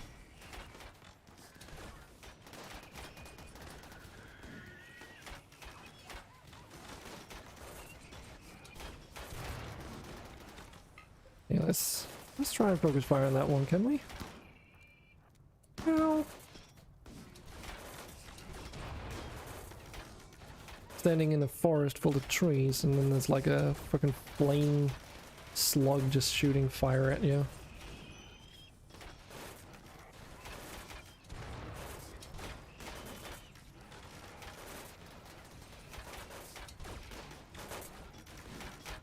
I'll send Heinz back. I keep forgetting that Heinz has 2 peg legs to move around on, and it's not exactly the best.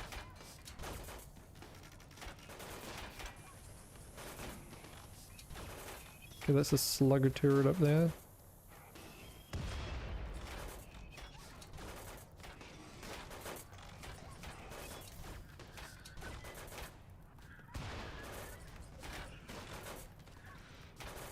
Attacking Hoff.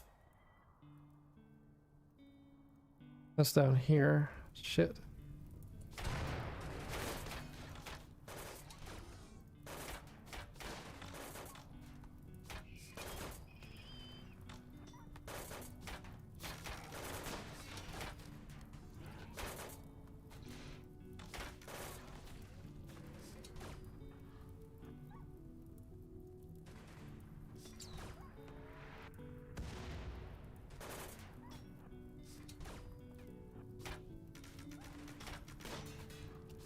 Don't want to hit that power cell because I want to keep that.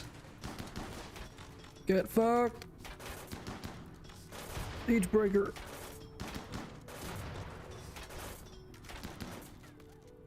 So far so good. I mean, they did lose a ton of people though.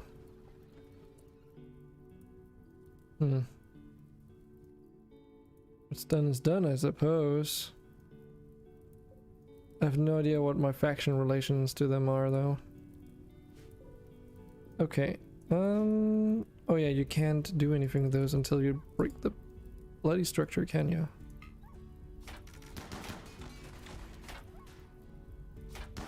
Oops, I broke something I wasn't supposed to.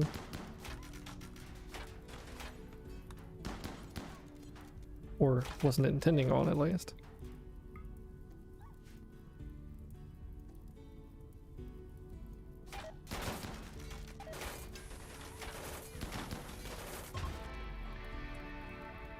Neato.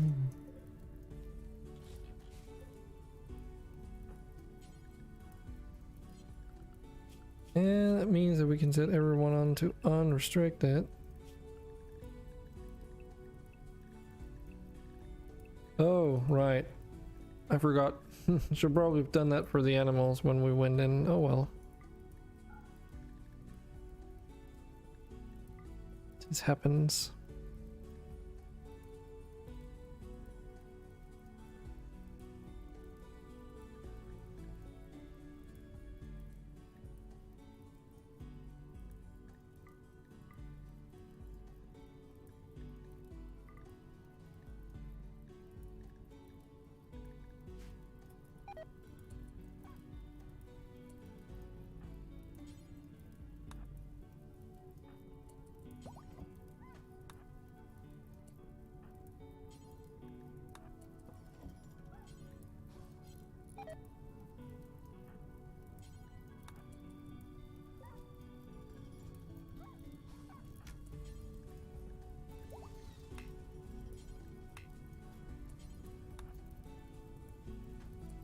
it needs to safety.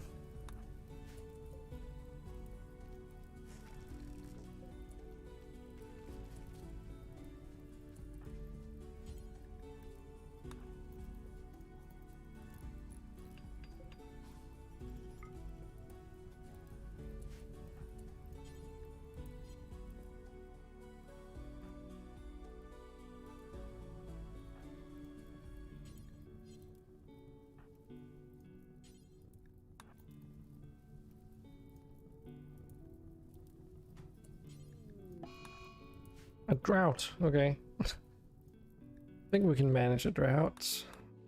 I haven't really kept an eye on my food supplies, but we do have some meals in storage, so shouldn't be no problem. Guess we can still continue making those smoke grenades.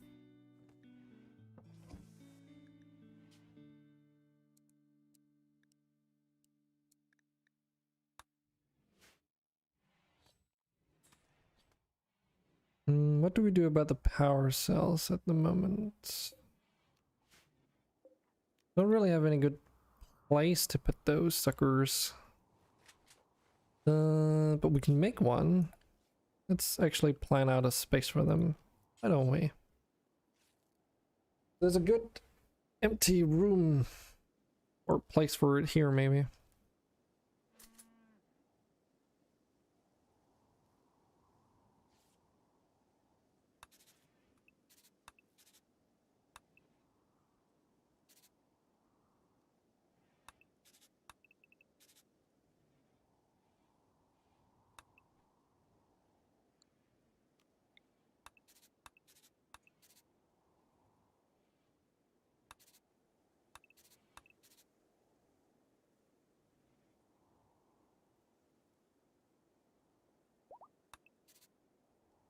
And we're just planning ahead.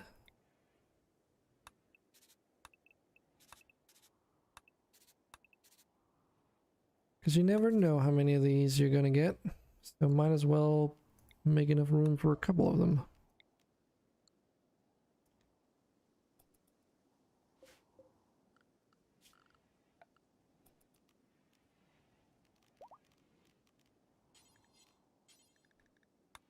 Make it an obsidian door to get in there.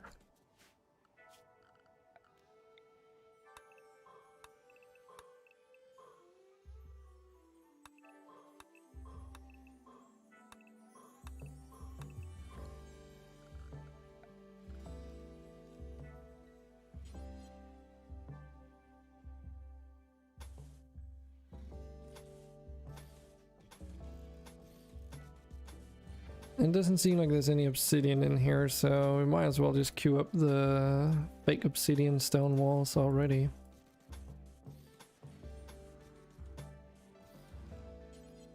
Including the doors. There we go, that's a half. A build a project and a half.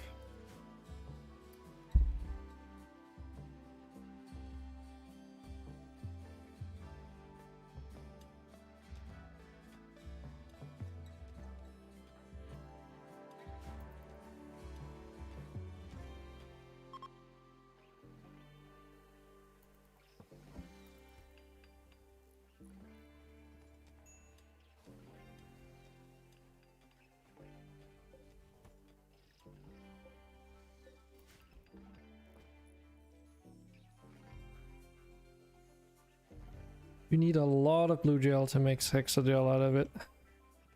So if you ever want to make a hexagel core reactor, you need a lot of air fleets. I can't remember how many it was. I did a map at some point when I was doing those reactors back in another colony. Of course the large ones give you more than the small ones, but they're just that larger ones, so I don't know if actually it's a equal conversion. Like it's just an upscaled version of a smaller air fleet, so think food to how much they produce, or if it's actually better with a colossal one. I hope it is. Because otherwise, you know, beyond a performance boost, there's no reason to do any specific one.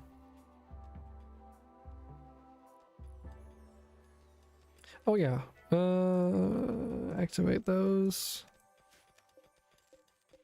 They're expensive power-wise, but hopefully we can make it work.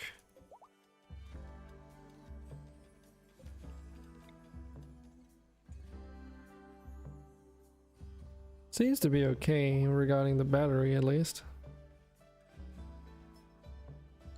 Needs to last long enough. I also just realized that I am probably not... I don't have a storage zone for mechanoid corpses. I guess we can put them down here. For the time being, it's out of the way, so why not?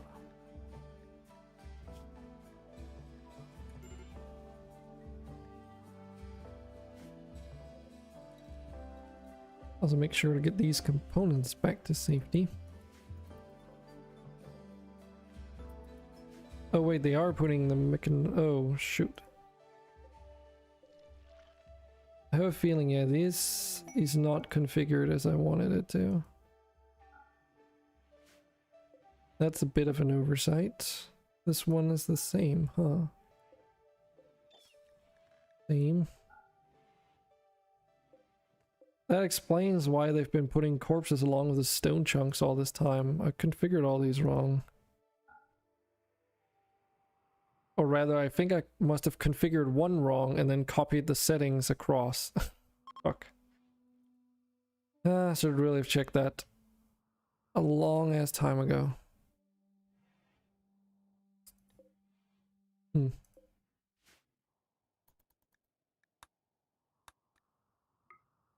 Because that's probably had something to do with the mental breaks that we've been experiencing.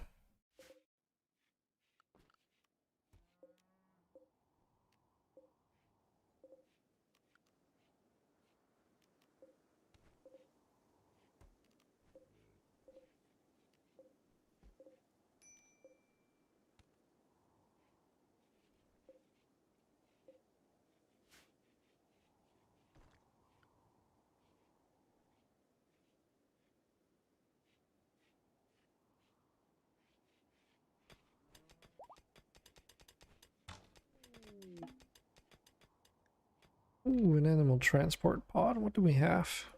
Got a shock goat. Why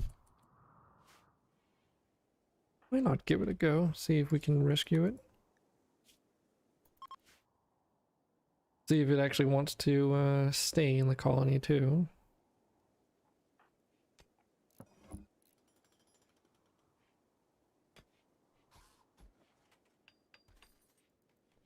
Tell her you're digging without a pickaxe when we've got perfectly fine ones here.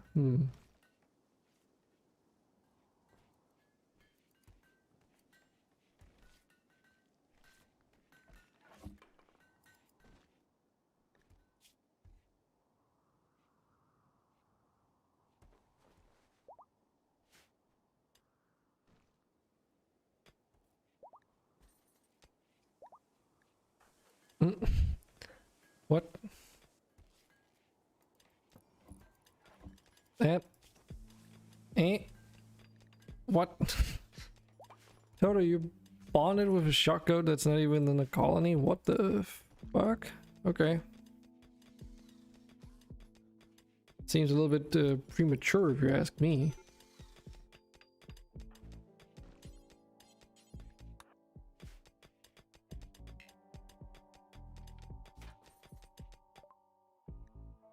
Siege engines. Research complete.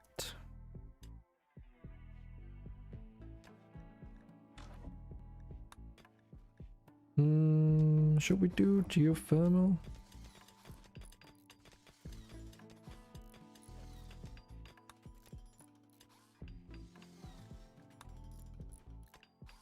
Or should we research more melee weapons?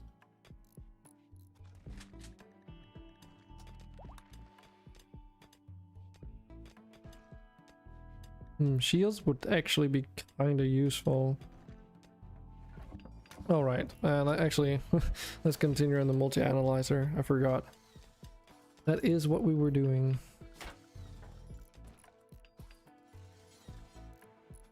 Also add a fitting floor to this place.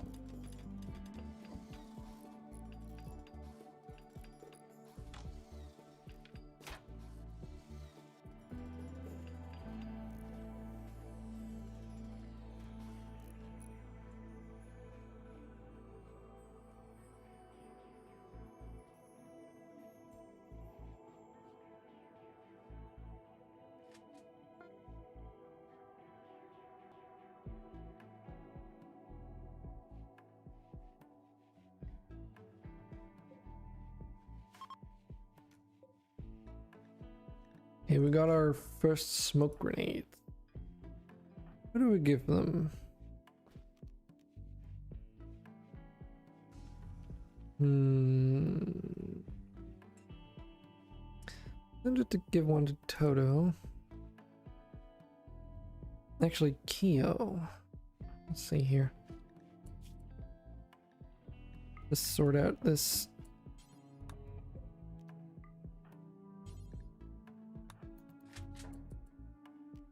Items inventory situation. Give you a smoke grenade. I think it might work out pretty well considering he has a combat shotgun. They don't have the best of range. I don't want to give it to Bacon because he's just gonna throw it on the ground whenever I don't look at him. Mike can get the other one.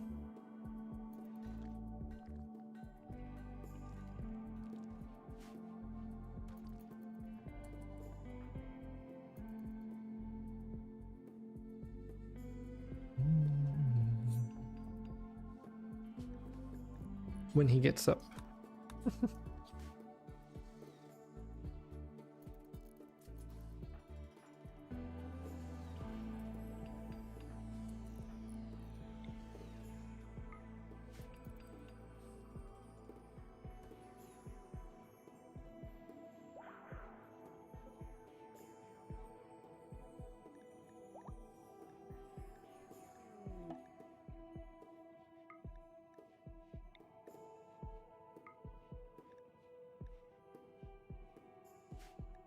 Fucking knew it would happen. The Toto is bonded to an animal that is... Wait. What? Hold on. Rescued animal don't join. Is it the same or is it a different one? Because there's no drop pod that came down with animals, is there? Is it because Toto bonded with it, it's just like forced into the colony regardless of what that event says? That's kind of funny.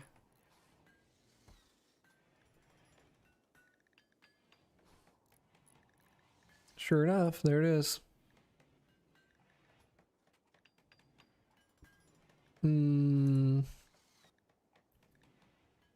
Well, that's cool.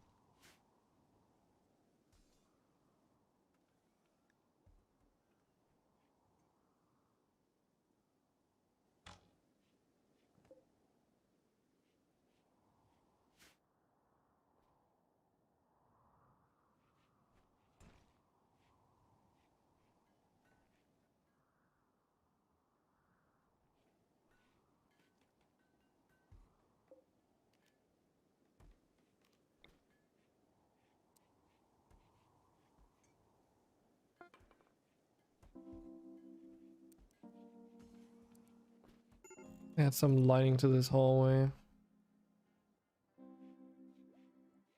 It's dark as hell.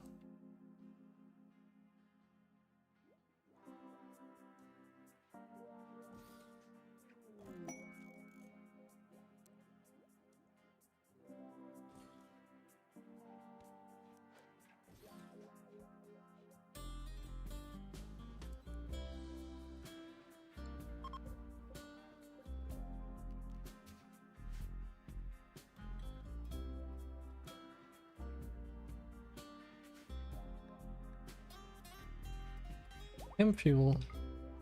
Cargo pods. You'd imagine that kind of shit would just like blow up on impact or something.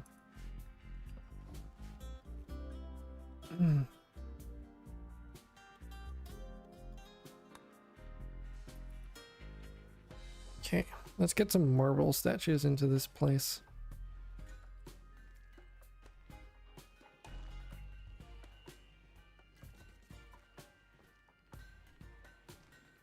I didn't notice that they were finished. So this must be the other one. Is that like a horse? It looks like one. Facing like downwards.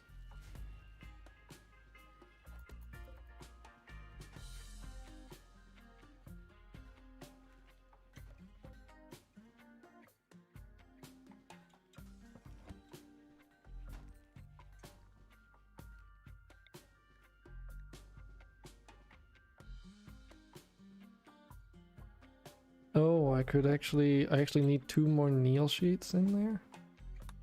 Really? Can I start the same ritual over here? I could. But obviously, okay, so if it's not started in an altar, then you get... Oh, that's annoying. These suckers are fucking massive.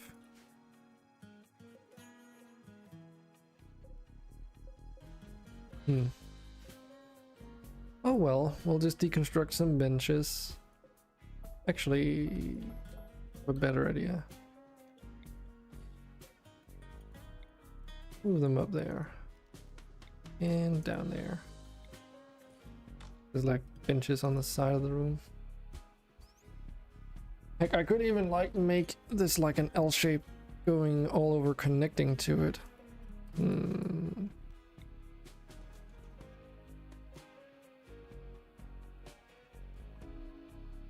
I don't know, that could be kind of interesting looking. We just need that 2x2 for Neil sheet. Neil sheet.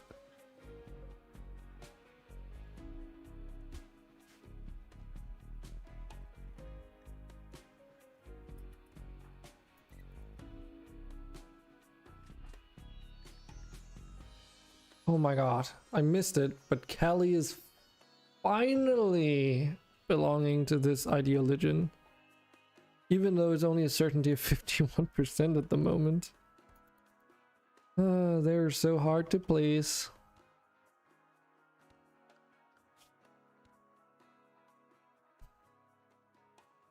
And in the meantime, just working on that one pawn, I've gotten like... half my colony is now still a different ideologian. Come on, what? Another cluster, and this time I didn't trigger it, it just happened. Okay. Sup, my dudes. 3 auto charge turrets. Now they are behind these steel walls, so there's that. Everything is dormant.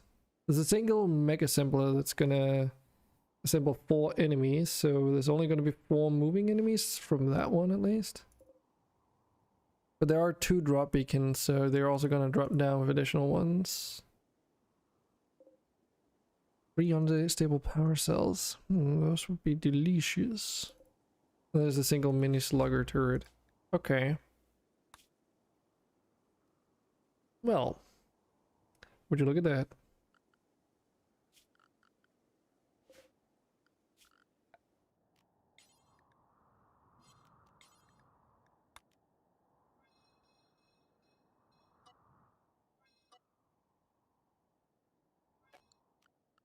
Guess it's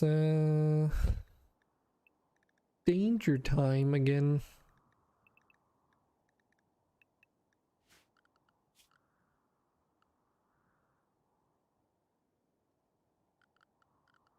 Also remember the colonists. Fucking dangerous.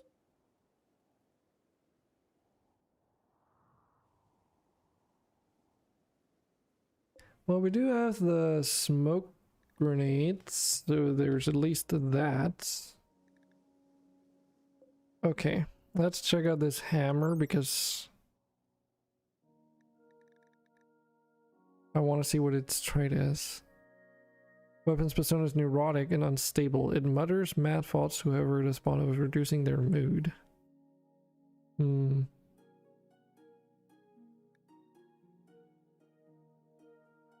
But it's got like an EMP capacitor, so it would be kind of nice, but can't use it without bonding it with someone.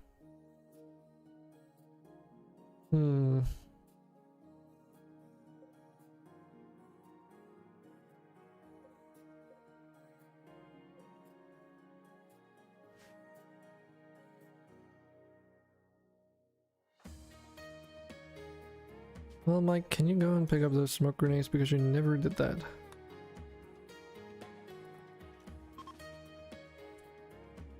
Oh, he's that's why. He's a fucking heavy sleeper. I guess that fucks up the queuing up of tasks somehow. Let me just quickly check something. Yeah, let's not do this.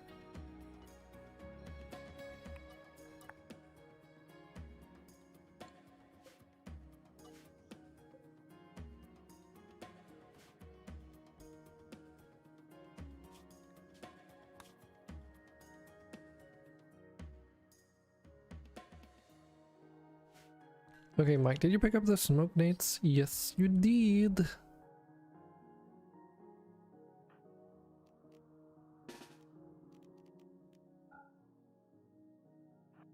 Does this fence actually give me any cover?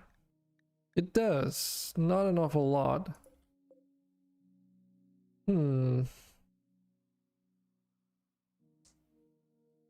Oh, it's 2 charge turrets. This is an inferno cannon. Oh, okay. I mean, we could go around the back and then throw like EMP grenades or something. Smoke grenades, sorry. And then just try and grab their attention, see if they come for us.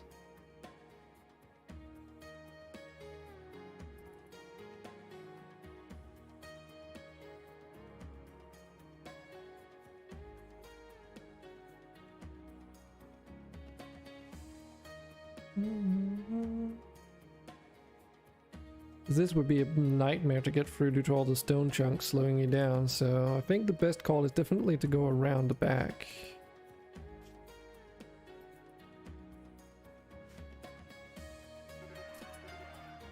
What? Why? How? What? Okay. Did not see Starl. God damn it.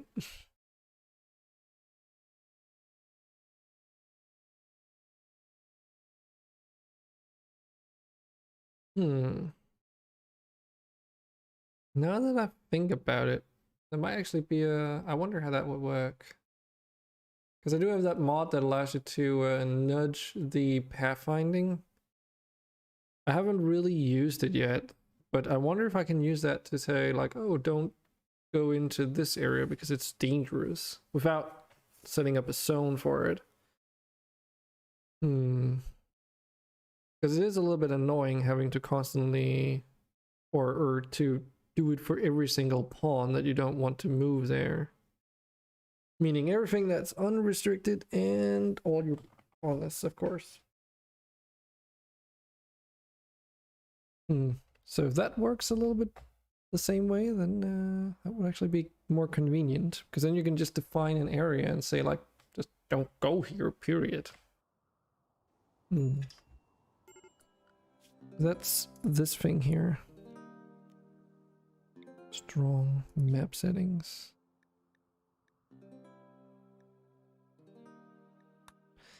But I don't know if strong is like and de facto like known to move here whatsoever. I don't think it is.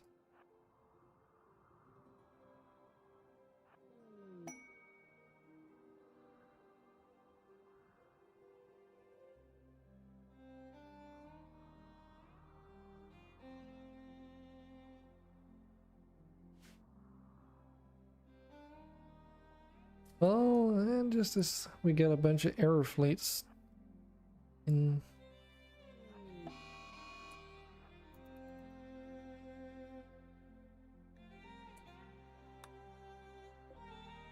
Okay, Star, you got your own life, I guess. Just don't get shot, please.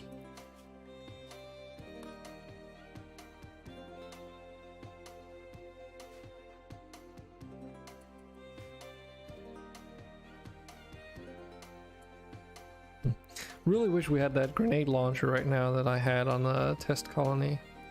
That thing was fucking super cool.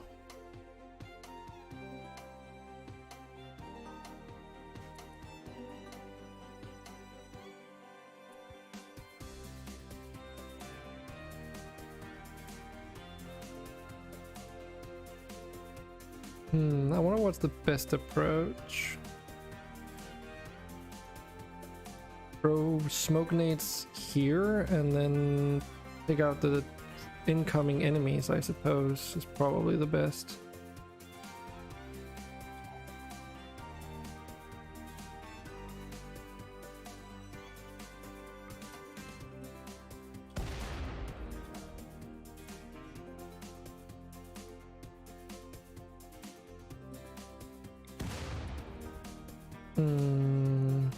Question is, how do I... Of course. What?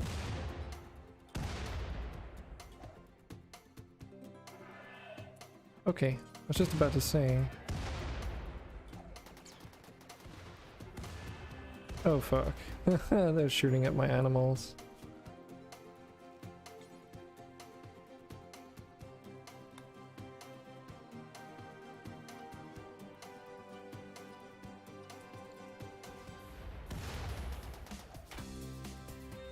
Oh, they're not even coming for me. Curious.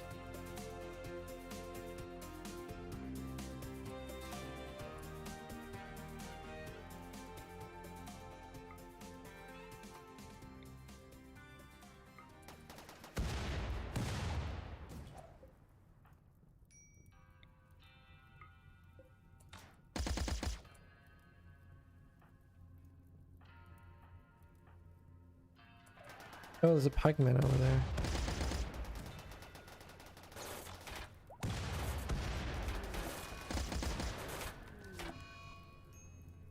Allie is dead? What? Whoa, how did you die so fast? Brain was destroyed. By what? Pikeman. Sent a wild... It wasn't even a direct hit, it was like actually a... What? I really need to get these guys some helmets after this. They are wearing soft hats. It's no wonder they get fucking murdered every time I try and do anything like this. Ah. Ah.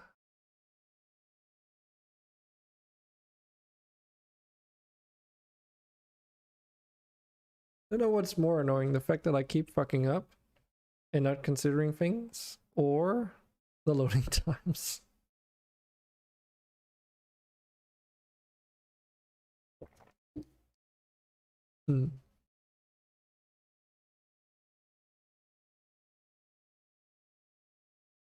No tips could be located in your game. This is probably a bug with another mod. Probably.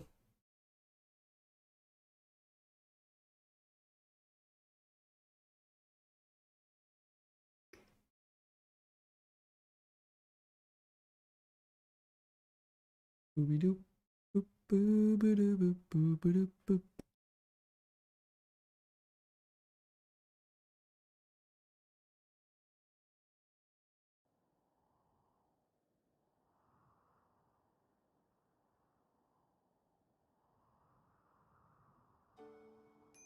Okay, let's give this another go. For now, it's gonna spawn in some different kinds of enemies, so... But I think standing behind the wall doesn't seem like a... Like, it seems a little bit like a pointless strategy. It does sort of seem a little bit better.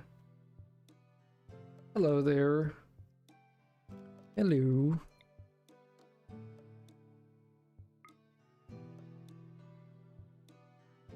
Think I can do this? Hope so.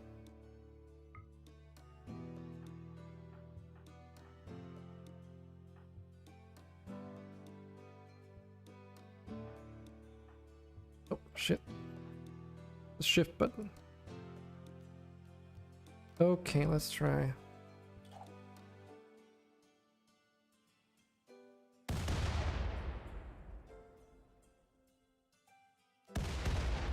Get the jump on these bastards.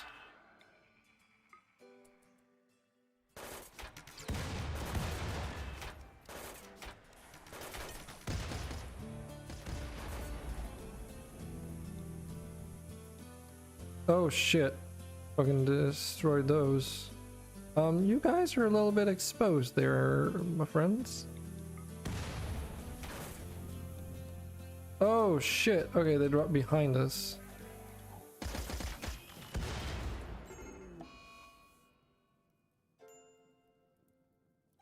Whoa, I did not expect that. What the fuck? Heart destroyed. That was actually not... What? That was the odd... I mean, his torso was also got just non-existent.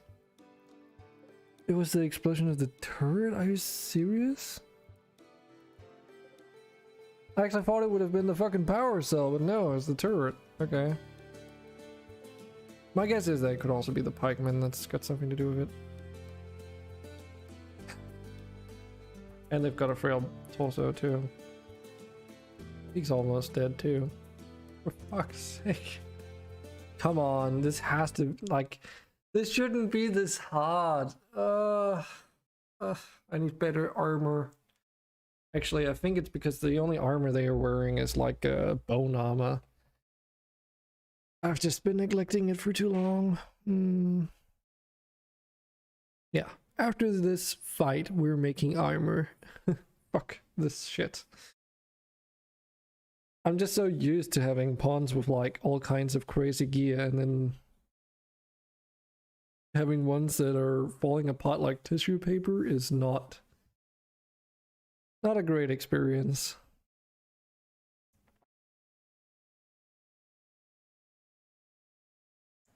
And I'm not trying to like get these pawns killed on purpose, I swear.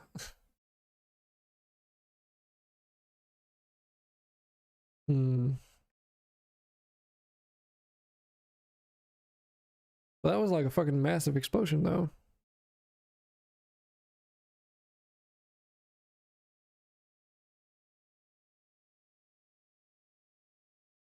And I moved my pawns just a few tiles north, like literally just a tile actually, I think. They wouldn't even have been in the explosion range.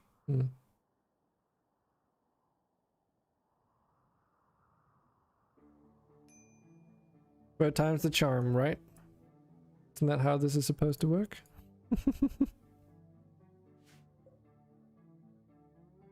Had I had a grenade launcher, could I shoot over that wall? That would be so much easier.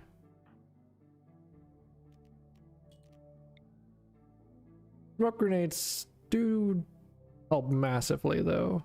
I mean, you can't deny that they are kind of powerful in their own right, so...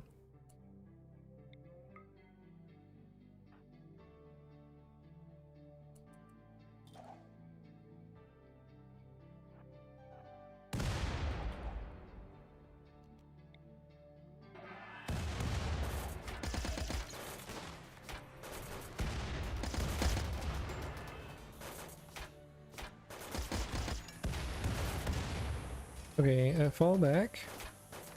Behind the non-existent wall, I mean. It's just an error fleet. Kraris, you okay? Fuck.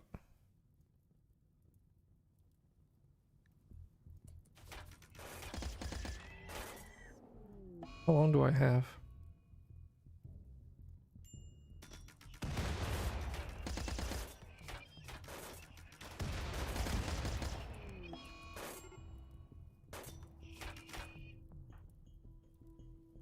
You two. Which weapons?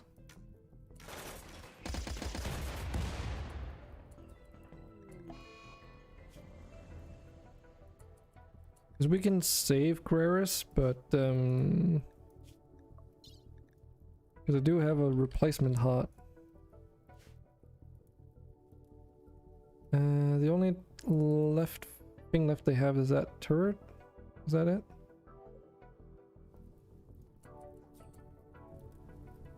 And they've got a cipher over here. Okay.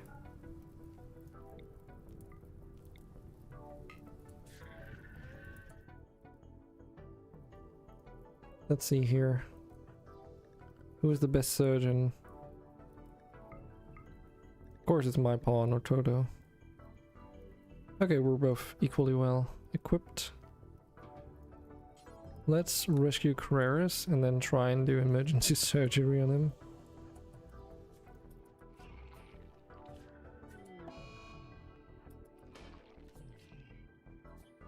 I hope that Tetraslug's gonna take care of that enemy in the pen for now.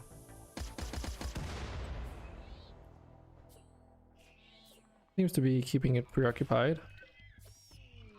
Oh, there's actually two in here. Oh shit.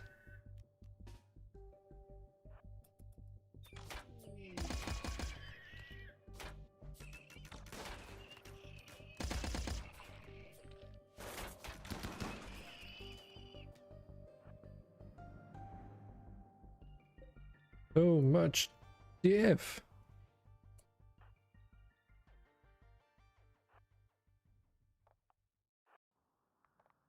If Kraris dies, it's not the end of the world, but since we do have a heart, I do think we owe Kraris that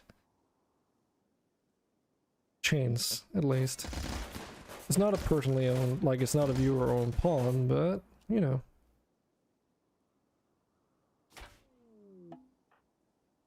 Like to move back just a little bit.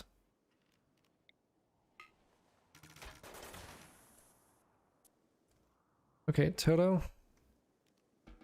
How are we doing on Kraris here?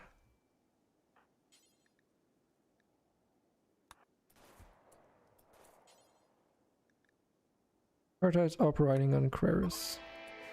Please. Yes. Okie dokie.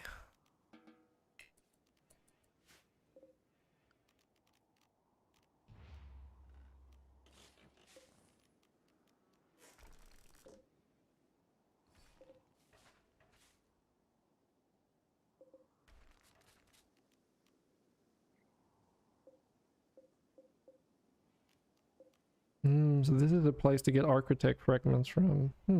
Interesting.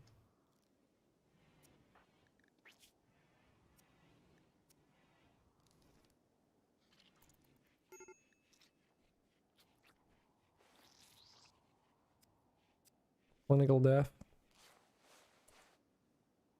Oh right, because it anesthetized, that's probably why. Then it progresses like rapidly after that. But Kraris is gonna be okay.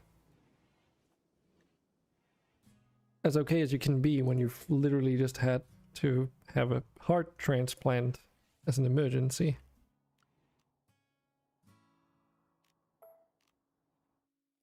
Wait, I'm deconstructing these. That's not what I... Or no, wait, we were uninstalling. That's what we were. Just making sure I don't accidentally deconstruct these bastards.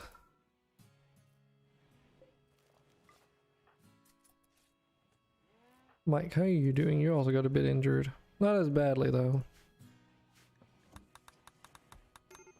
Okay.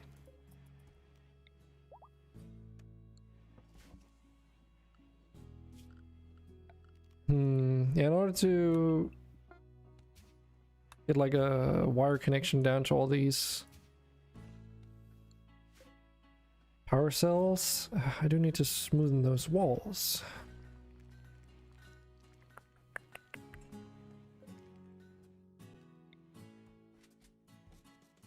Suppose we can already install some of these though.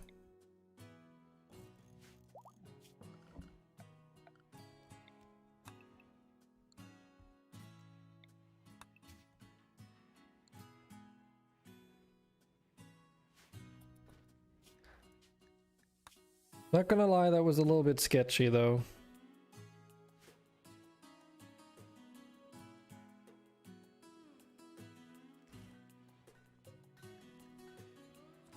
Can we even... we can't, can we? We can make like helmets, that's pretty much it. This is the research I should probably do.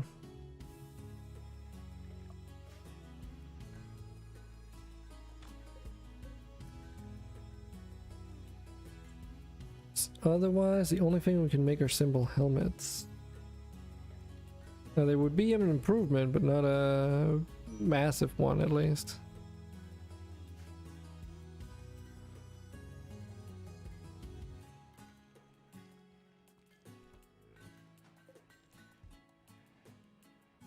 We're also getting ammo packs now, so everyone should be able to shoot a little bit faster. I say a little bit, it's actually quite a lot faster. Yeah, the only other armor we're wearing is bone armor, which is just like not that great. It gives some protection, but very limited. Very, very, very limited.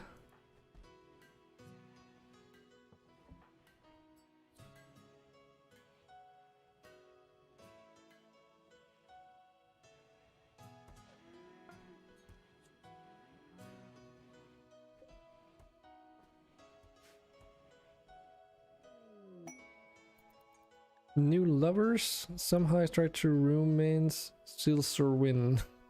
Those freaking names. I'm an expert at pronouncing weird names. No. Absolutely not.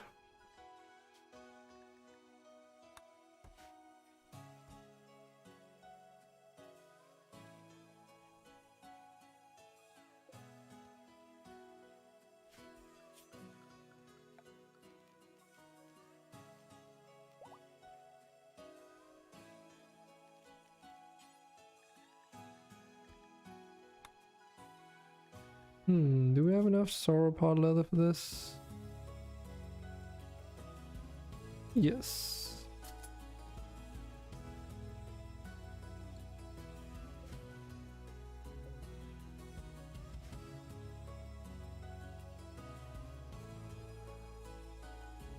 Wait, what? There's still an assaulter out here?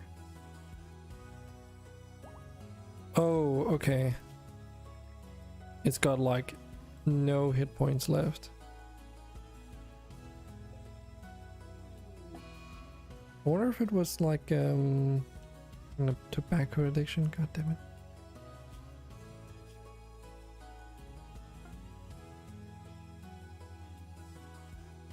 I wonder if it was incapacitated somehow and then got back up. Definitely taking a beating.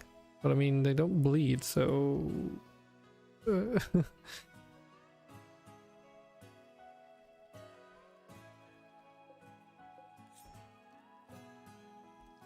this place is getting a little full.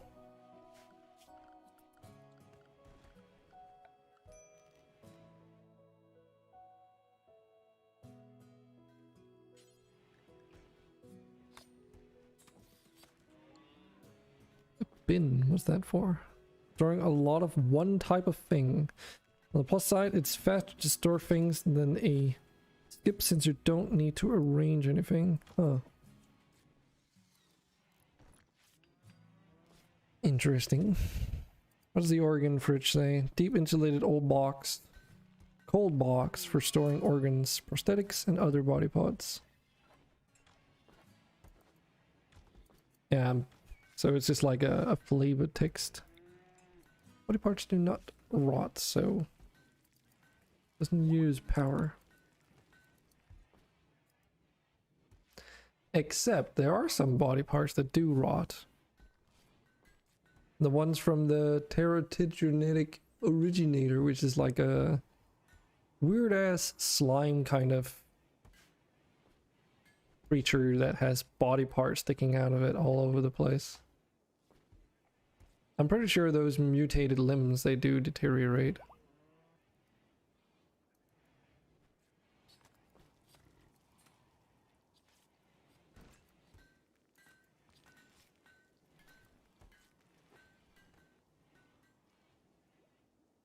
Almost got that multi-analyzer as well.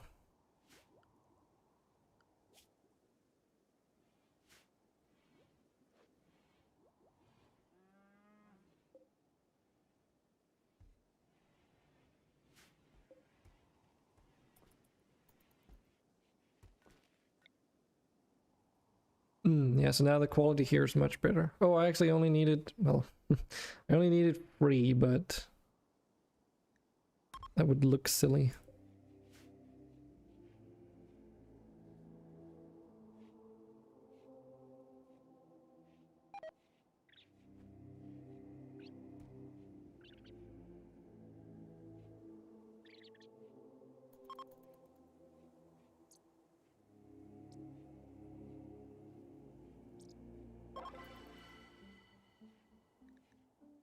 One more development point in the bank. +1 mood for 6 days. Not a lot, but hey, it's something.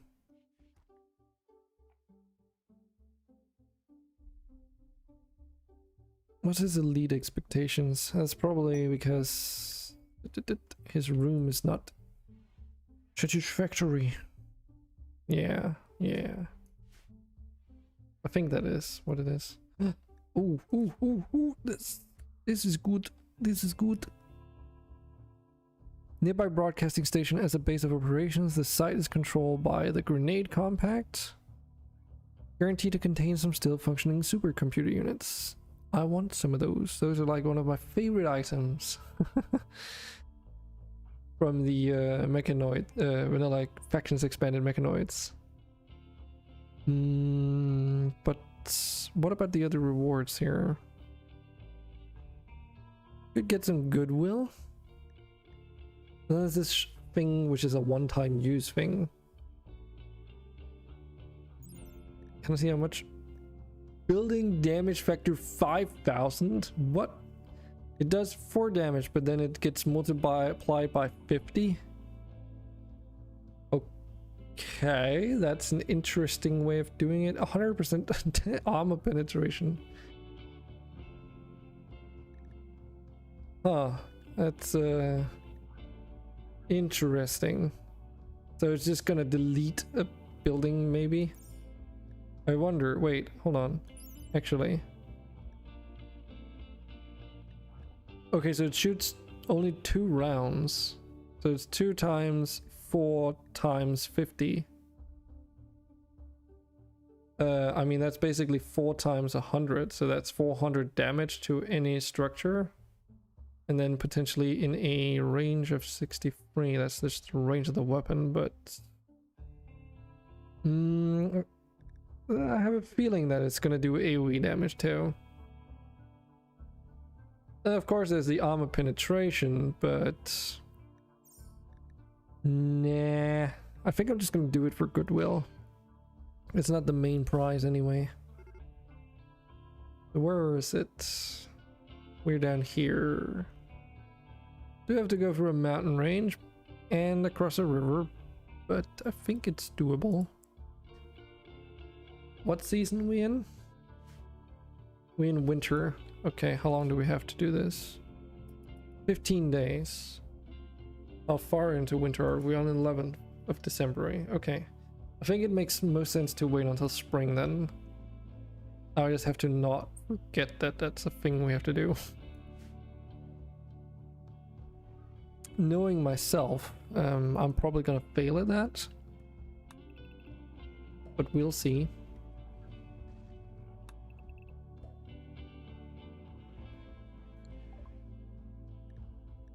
With the analyzer, get some fucking plate armor research. To be fair, we're probably not far away from being able to make like flak armor instead. Does not mean that it's necessarily better, but you know.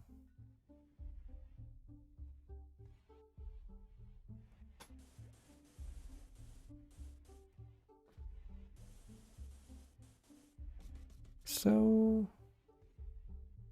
and these walls have all been smoothed, right? Almost.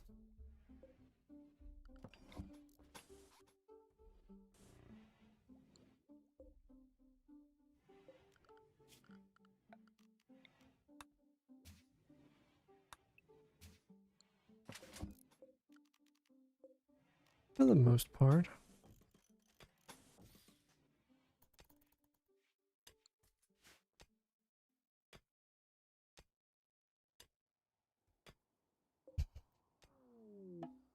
We are still sort of bathing in wooden water tubs and, you know, going to the toilet in wooden latrines and drawing up water from a well, even though it's in...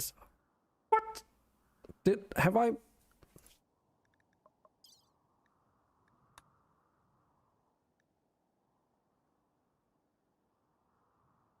Nope.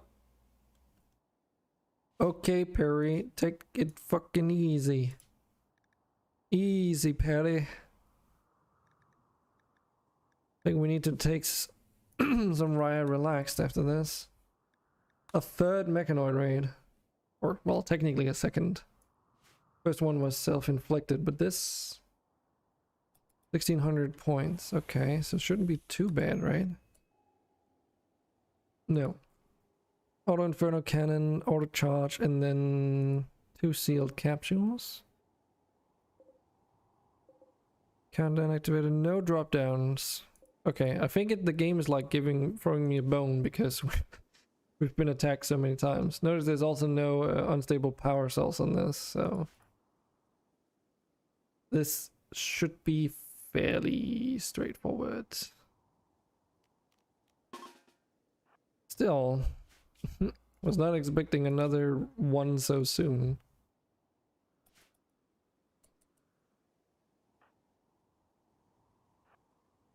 Don't you guys dare to go too close to that fucking proximity sensor. I will fucking flip my shit if you do that.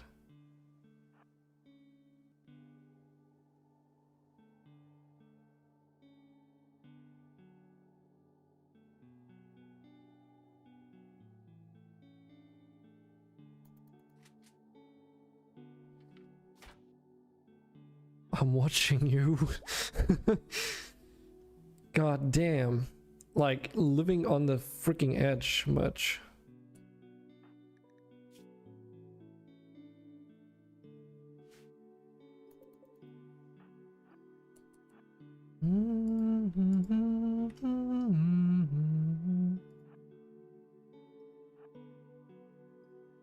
So, let's see here. KO. And Mike, give me some smokage. Smoking.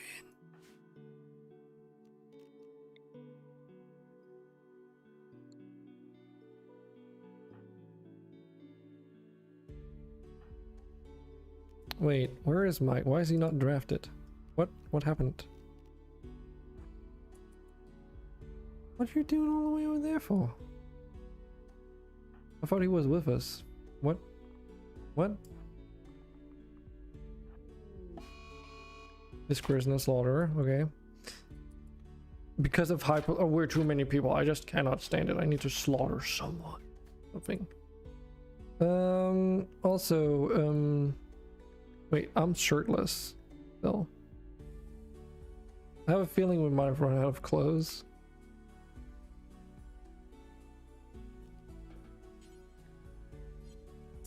Oh, this is also outside of our... Oh, for fuck's sake. I forgot to change this back.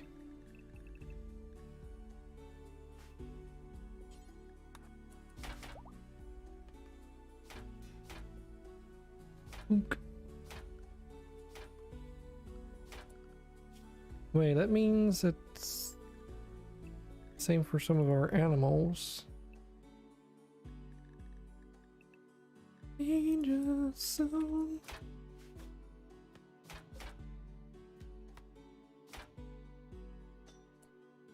I know you guys really want to take out that assaulter from like a mile away. You guys gotta get better at aiming, man. Okay, we can probably do this without everyone present. Okay, I did convince Isra to not go and murderize potentially our Tetraslog or something important. That would have been kind of fortunate. Also, this time we have ammo belts, so that's cool, right? Smoking. Actually, should I maybe...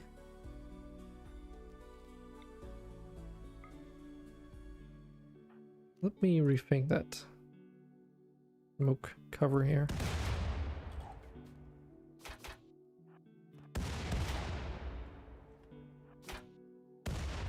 Wait, what am I doing? I can just...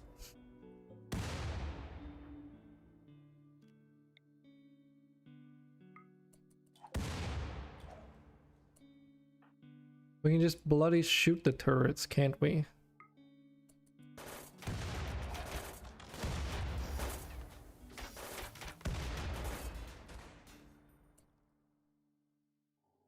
Okay. So, an aura is not a nice thing to get into close combat with, and being shot by a pikeman isn't exactly either.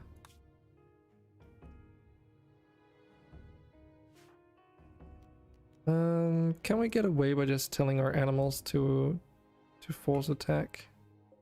I mean, we're in cover, so hopefully it's gonna be okay. Uh-oh, that's not good. Wait, I thought there was none. Where the fuck? We need to get the fuck out of here.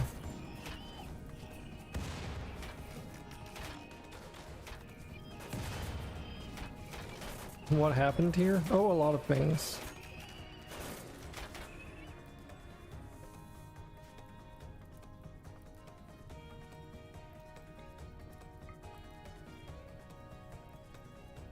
Here, go and use your combat shotgun maybe? Nah.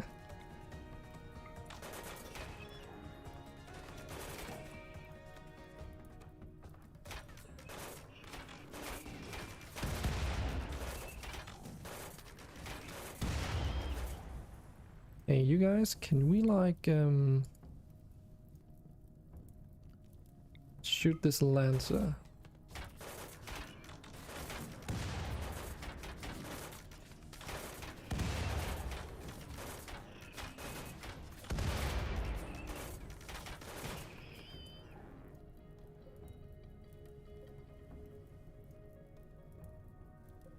That leaves a slugger turret and a pikeman.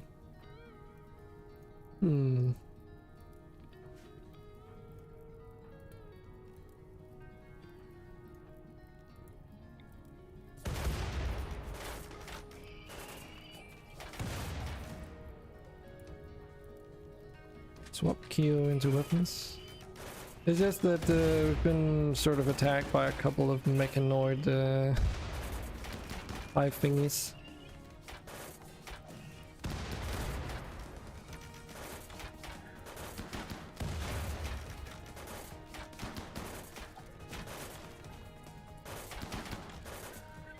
And we don't exactly have armor, so just a single bullet can literally take out most of our people in one shot, so...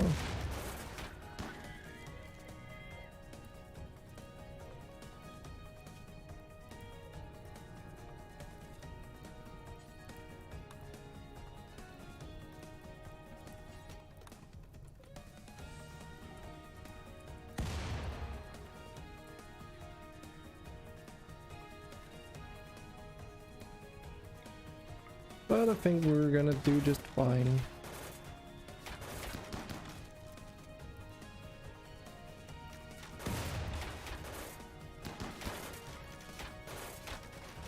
Guys, goddammit, stop shooting the things that we want to keep.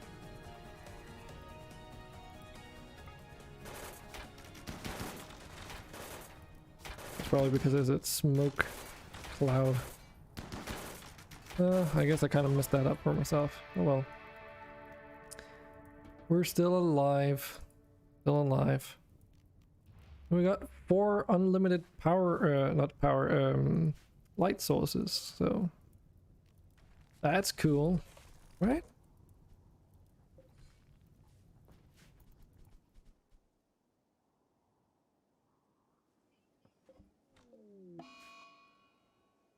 Saul's got a panic attack. Wait, weren't you taking care of someone, Starl? How's the sand line doing?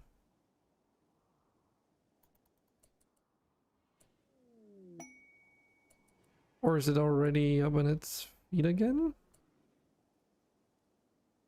It didn't die.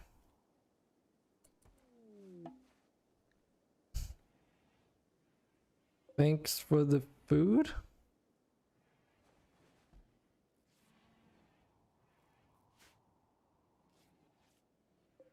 I suppose?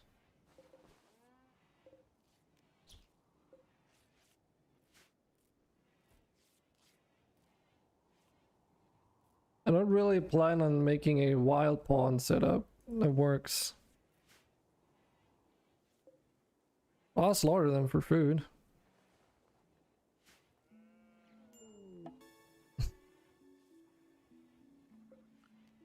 Why are you such a wild pawn fan?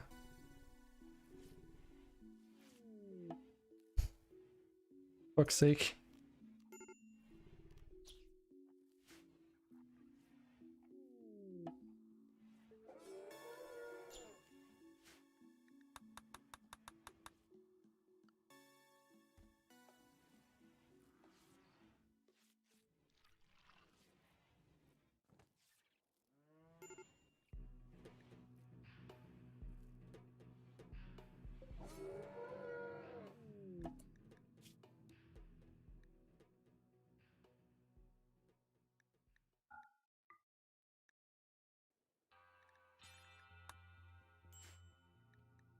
Wild pots? Are you serious?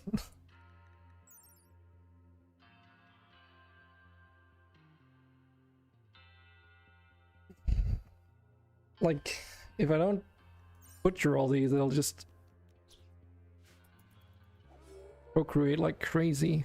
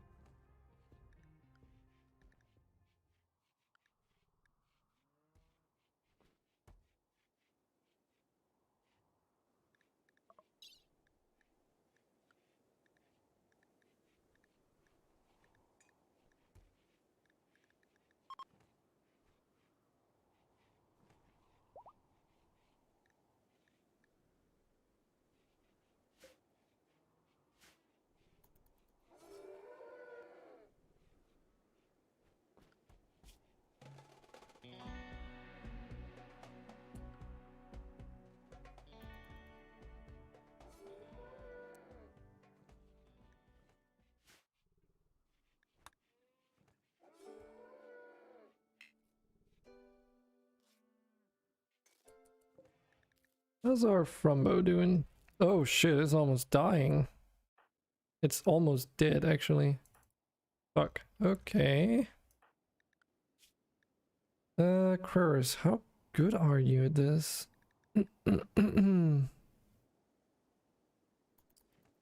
Okay. Damn. I don't think it's gonna survive. Nope. There goes our Frumbo. Holy shit, I mean, that is a lot of injuries.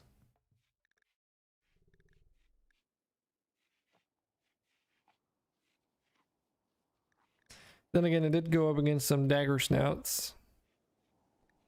and an aura. So an aura is basically just a fucking stick of whirling blades. So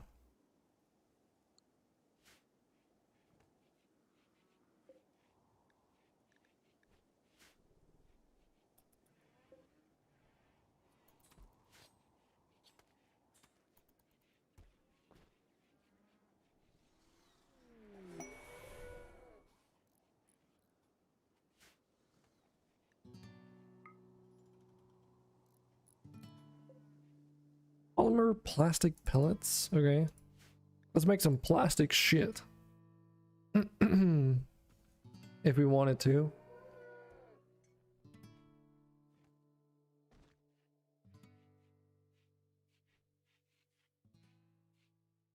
Yum.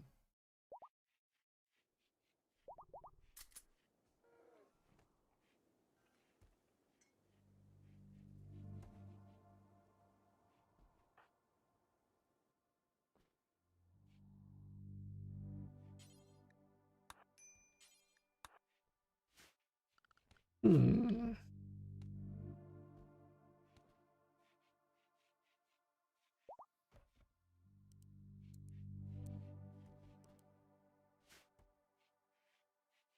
Oh, wait a minute. Who was the dedicated hauler? Here.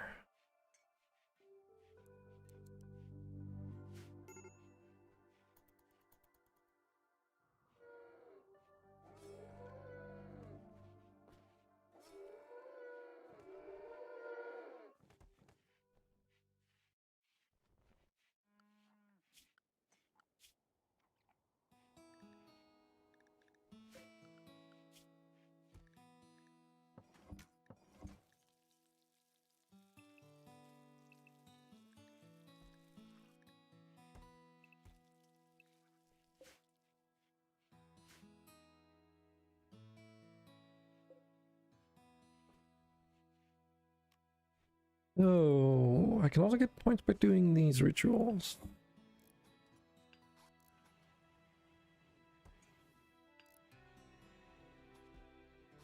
Everyone socialize for a while. Okay.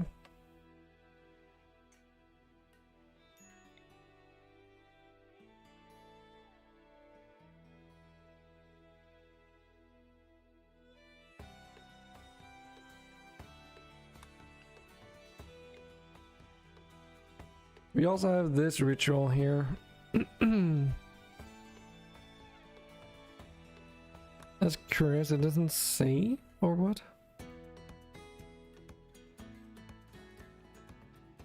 It doesn't say what the actual... Oh, it says in the top, that's where it was.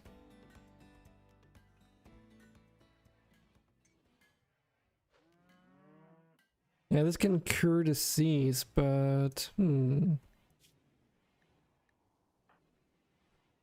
I don't think we can cure hearing loss or cataracts necessarily. We can try. I'm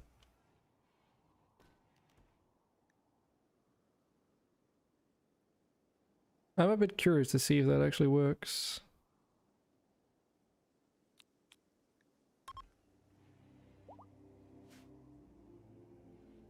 It is a little bit misleading that there's just a bunch of black skulls here.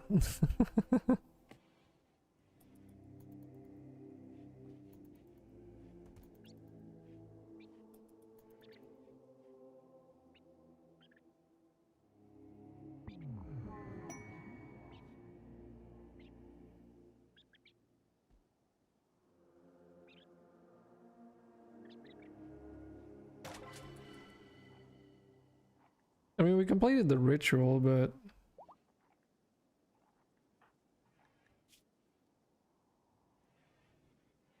no disease was cured. I guess there was none to be cured.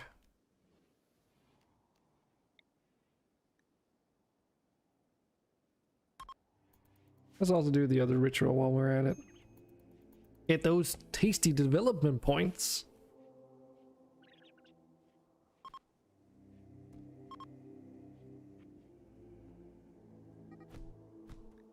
Wait, I thought Kelly...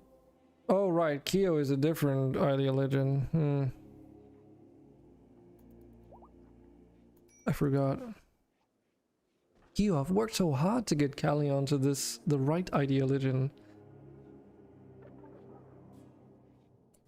Boring Skyfire ritual, but it was 100% quality. Due to the poor quality of the ritual, no development points were gained. What? It was 100%. The fuck does that mean? How can you have 100% quality and then it still fails? What? Then why can it even go to 100% if it can still fail? I know it's not the first case that this game throws that at you, like armor penetration, for instance, is the same. Having 100% armor penetration does not mean that you penetrate 100% of all armor. It means that you subtract 100% resistance of a particular damage resistance when you're shooting at them. Because you can have 150% armor against something, so if you get hit by something that has 100% armor penetration with the correct damage type, then that means they still have 50% resistance left. So there it at least makes sense, but I mean, it's the same with like surgery success chance, 100%, but then they die whenever the surgery is completed because random. That's so stupid.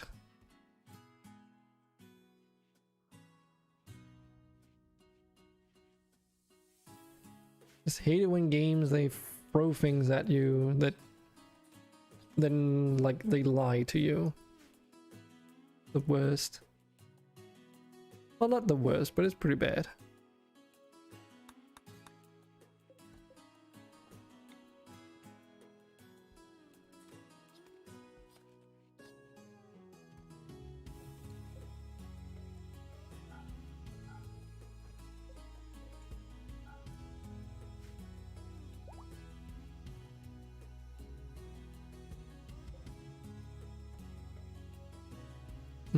Right, we can also make a machining bench. Oh, I'm out of steel? Really? Sure enough. Okay. Right, and we can't make charcoal because that requires wood. Wood, which is a little bit hard to come by in a Badlands biome. Oh wait, I have an idea. We can deconstruct these walls. It's not a lot, but it's something. Oh yeah, I should also really get started on deep drilling. That would most likely also help.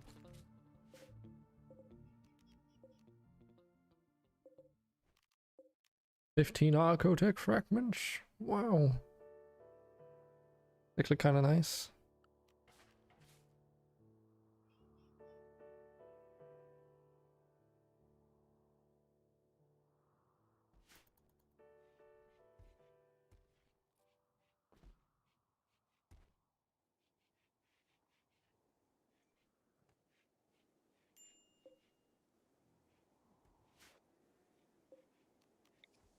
This is not okay, not all connected.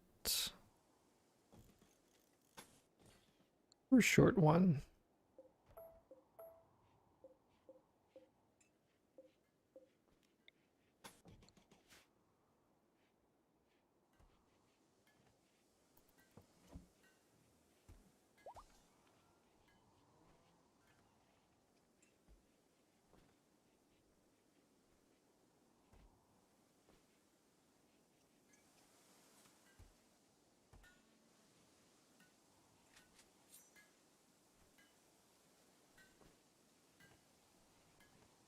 The temperature here, even though we are in winter, is actually quite decent, so there's that.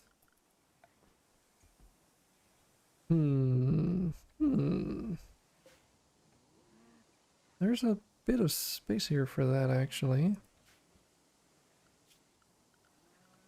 I'm thinking about putting some water towers here. We're out of obsidian. Damn it. Okay, then that probably means I should do the deep drills first. Should probably have done that regardless. Oh, we need concrete for that bastard. Oh, shoot. How do I make concrete? I can't even make concrete. Hmm.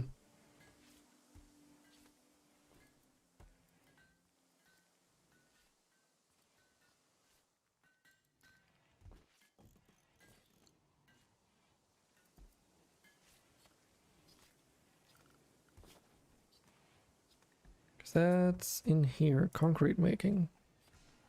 Concrete mix. Wait, that's almost researched, isn't it? Yes. Okay.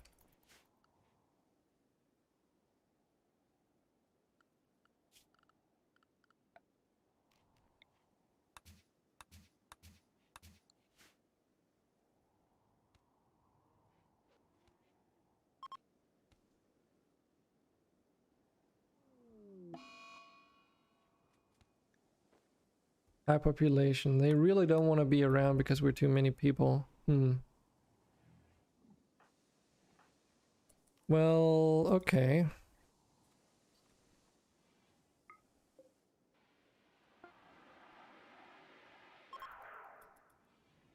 Yeah, 75 to 57%. That's way better.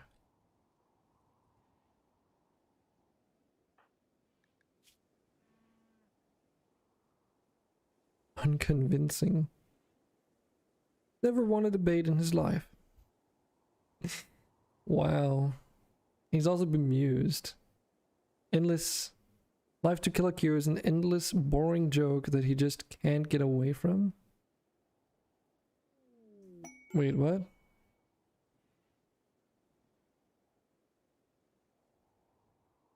What does that have to do with being bemused?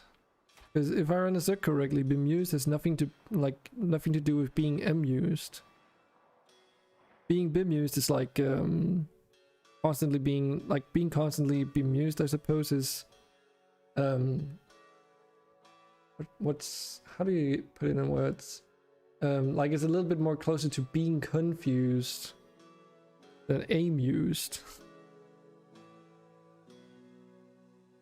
What was the definition of it again?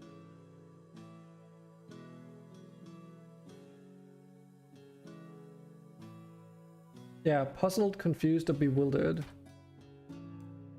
So what?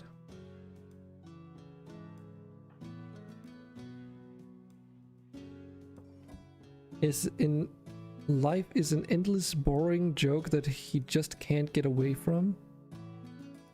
-3 artistic and permanent mood effect is -3. I guess I guess it might make some sense.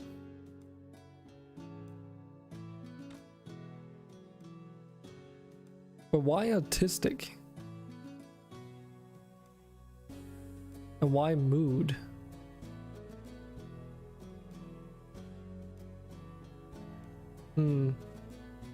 Not too sure I understand that logic there.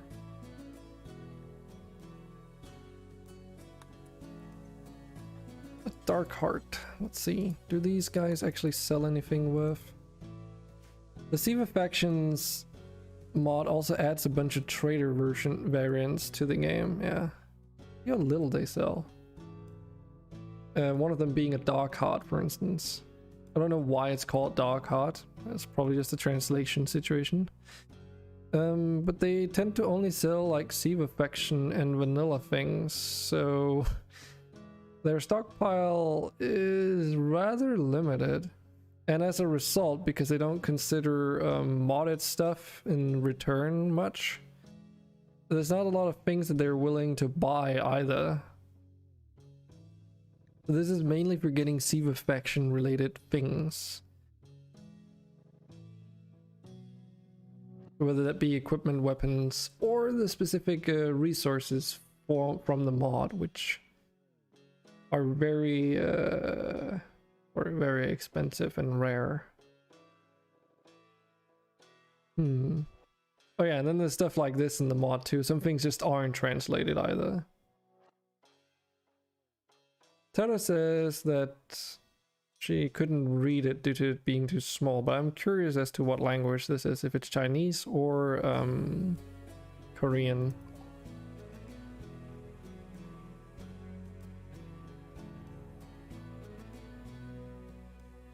Because it does not look Japanese, at least.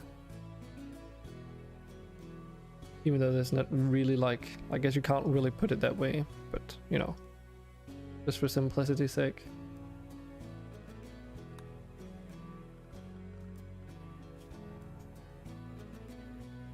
There's just no animals walking in on this area. Just none. They don't like it here, I guess. Well, it's also winter and it's the Badlands, so can't really blame them.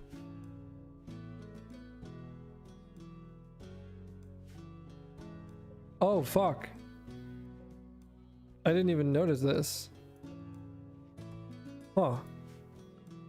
Oh, that's actually interesting and also a little bit sketchy. I didn't even consider this. But because you can't just straight up build a smooth fox wall, a fox rock wall, then when they get destroyed, you actually have to manually rebuild it.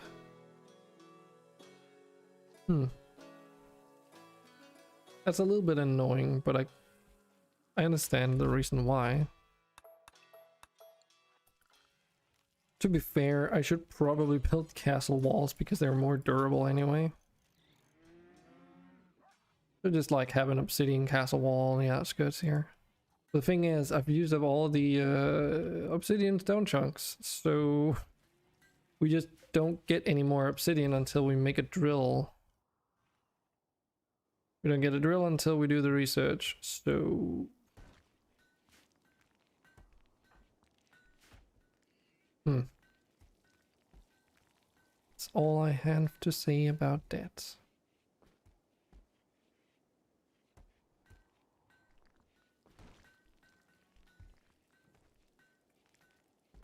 But it's getting that time. Unfortunately, that is where we have to stop for today. So, let's see. Get into the talking overlay. Chat's been very quiet today. Well, at least in the latter half. I did also start streaming much earlier today, so I'm not surprised that people were a little bit worn out. It is also Friday. Let's see. Yeah, I think we're just gonna close down the stream quietly today.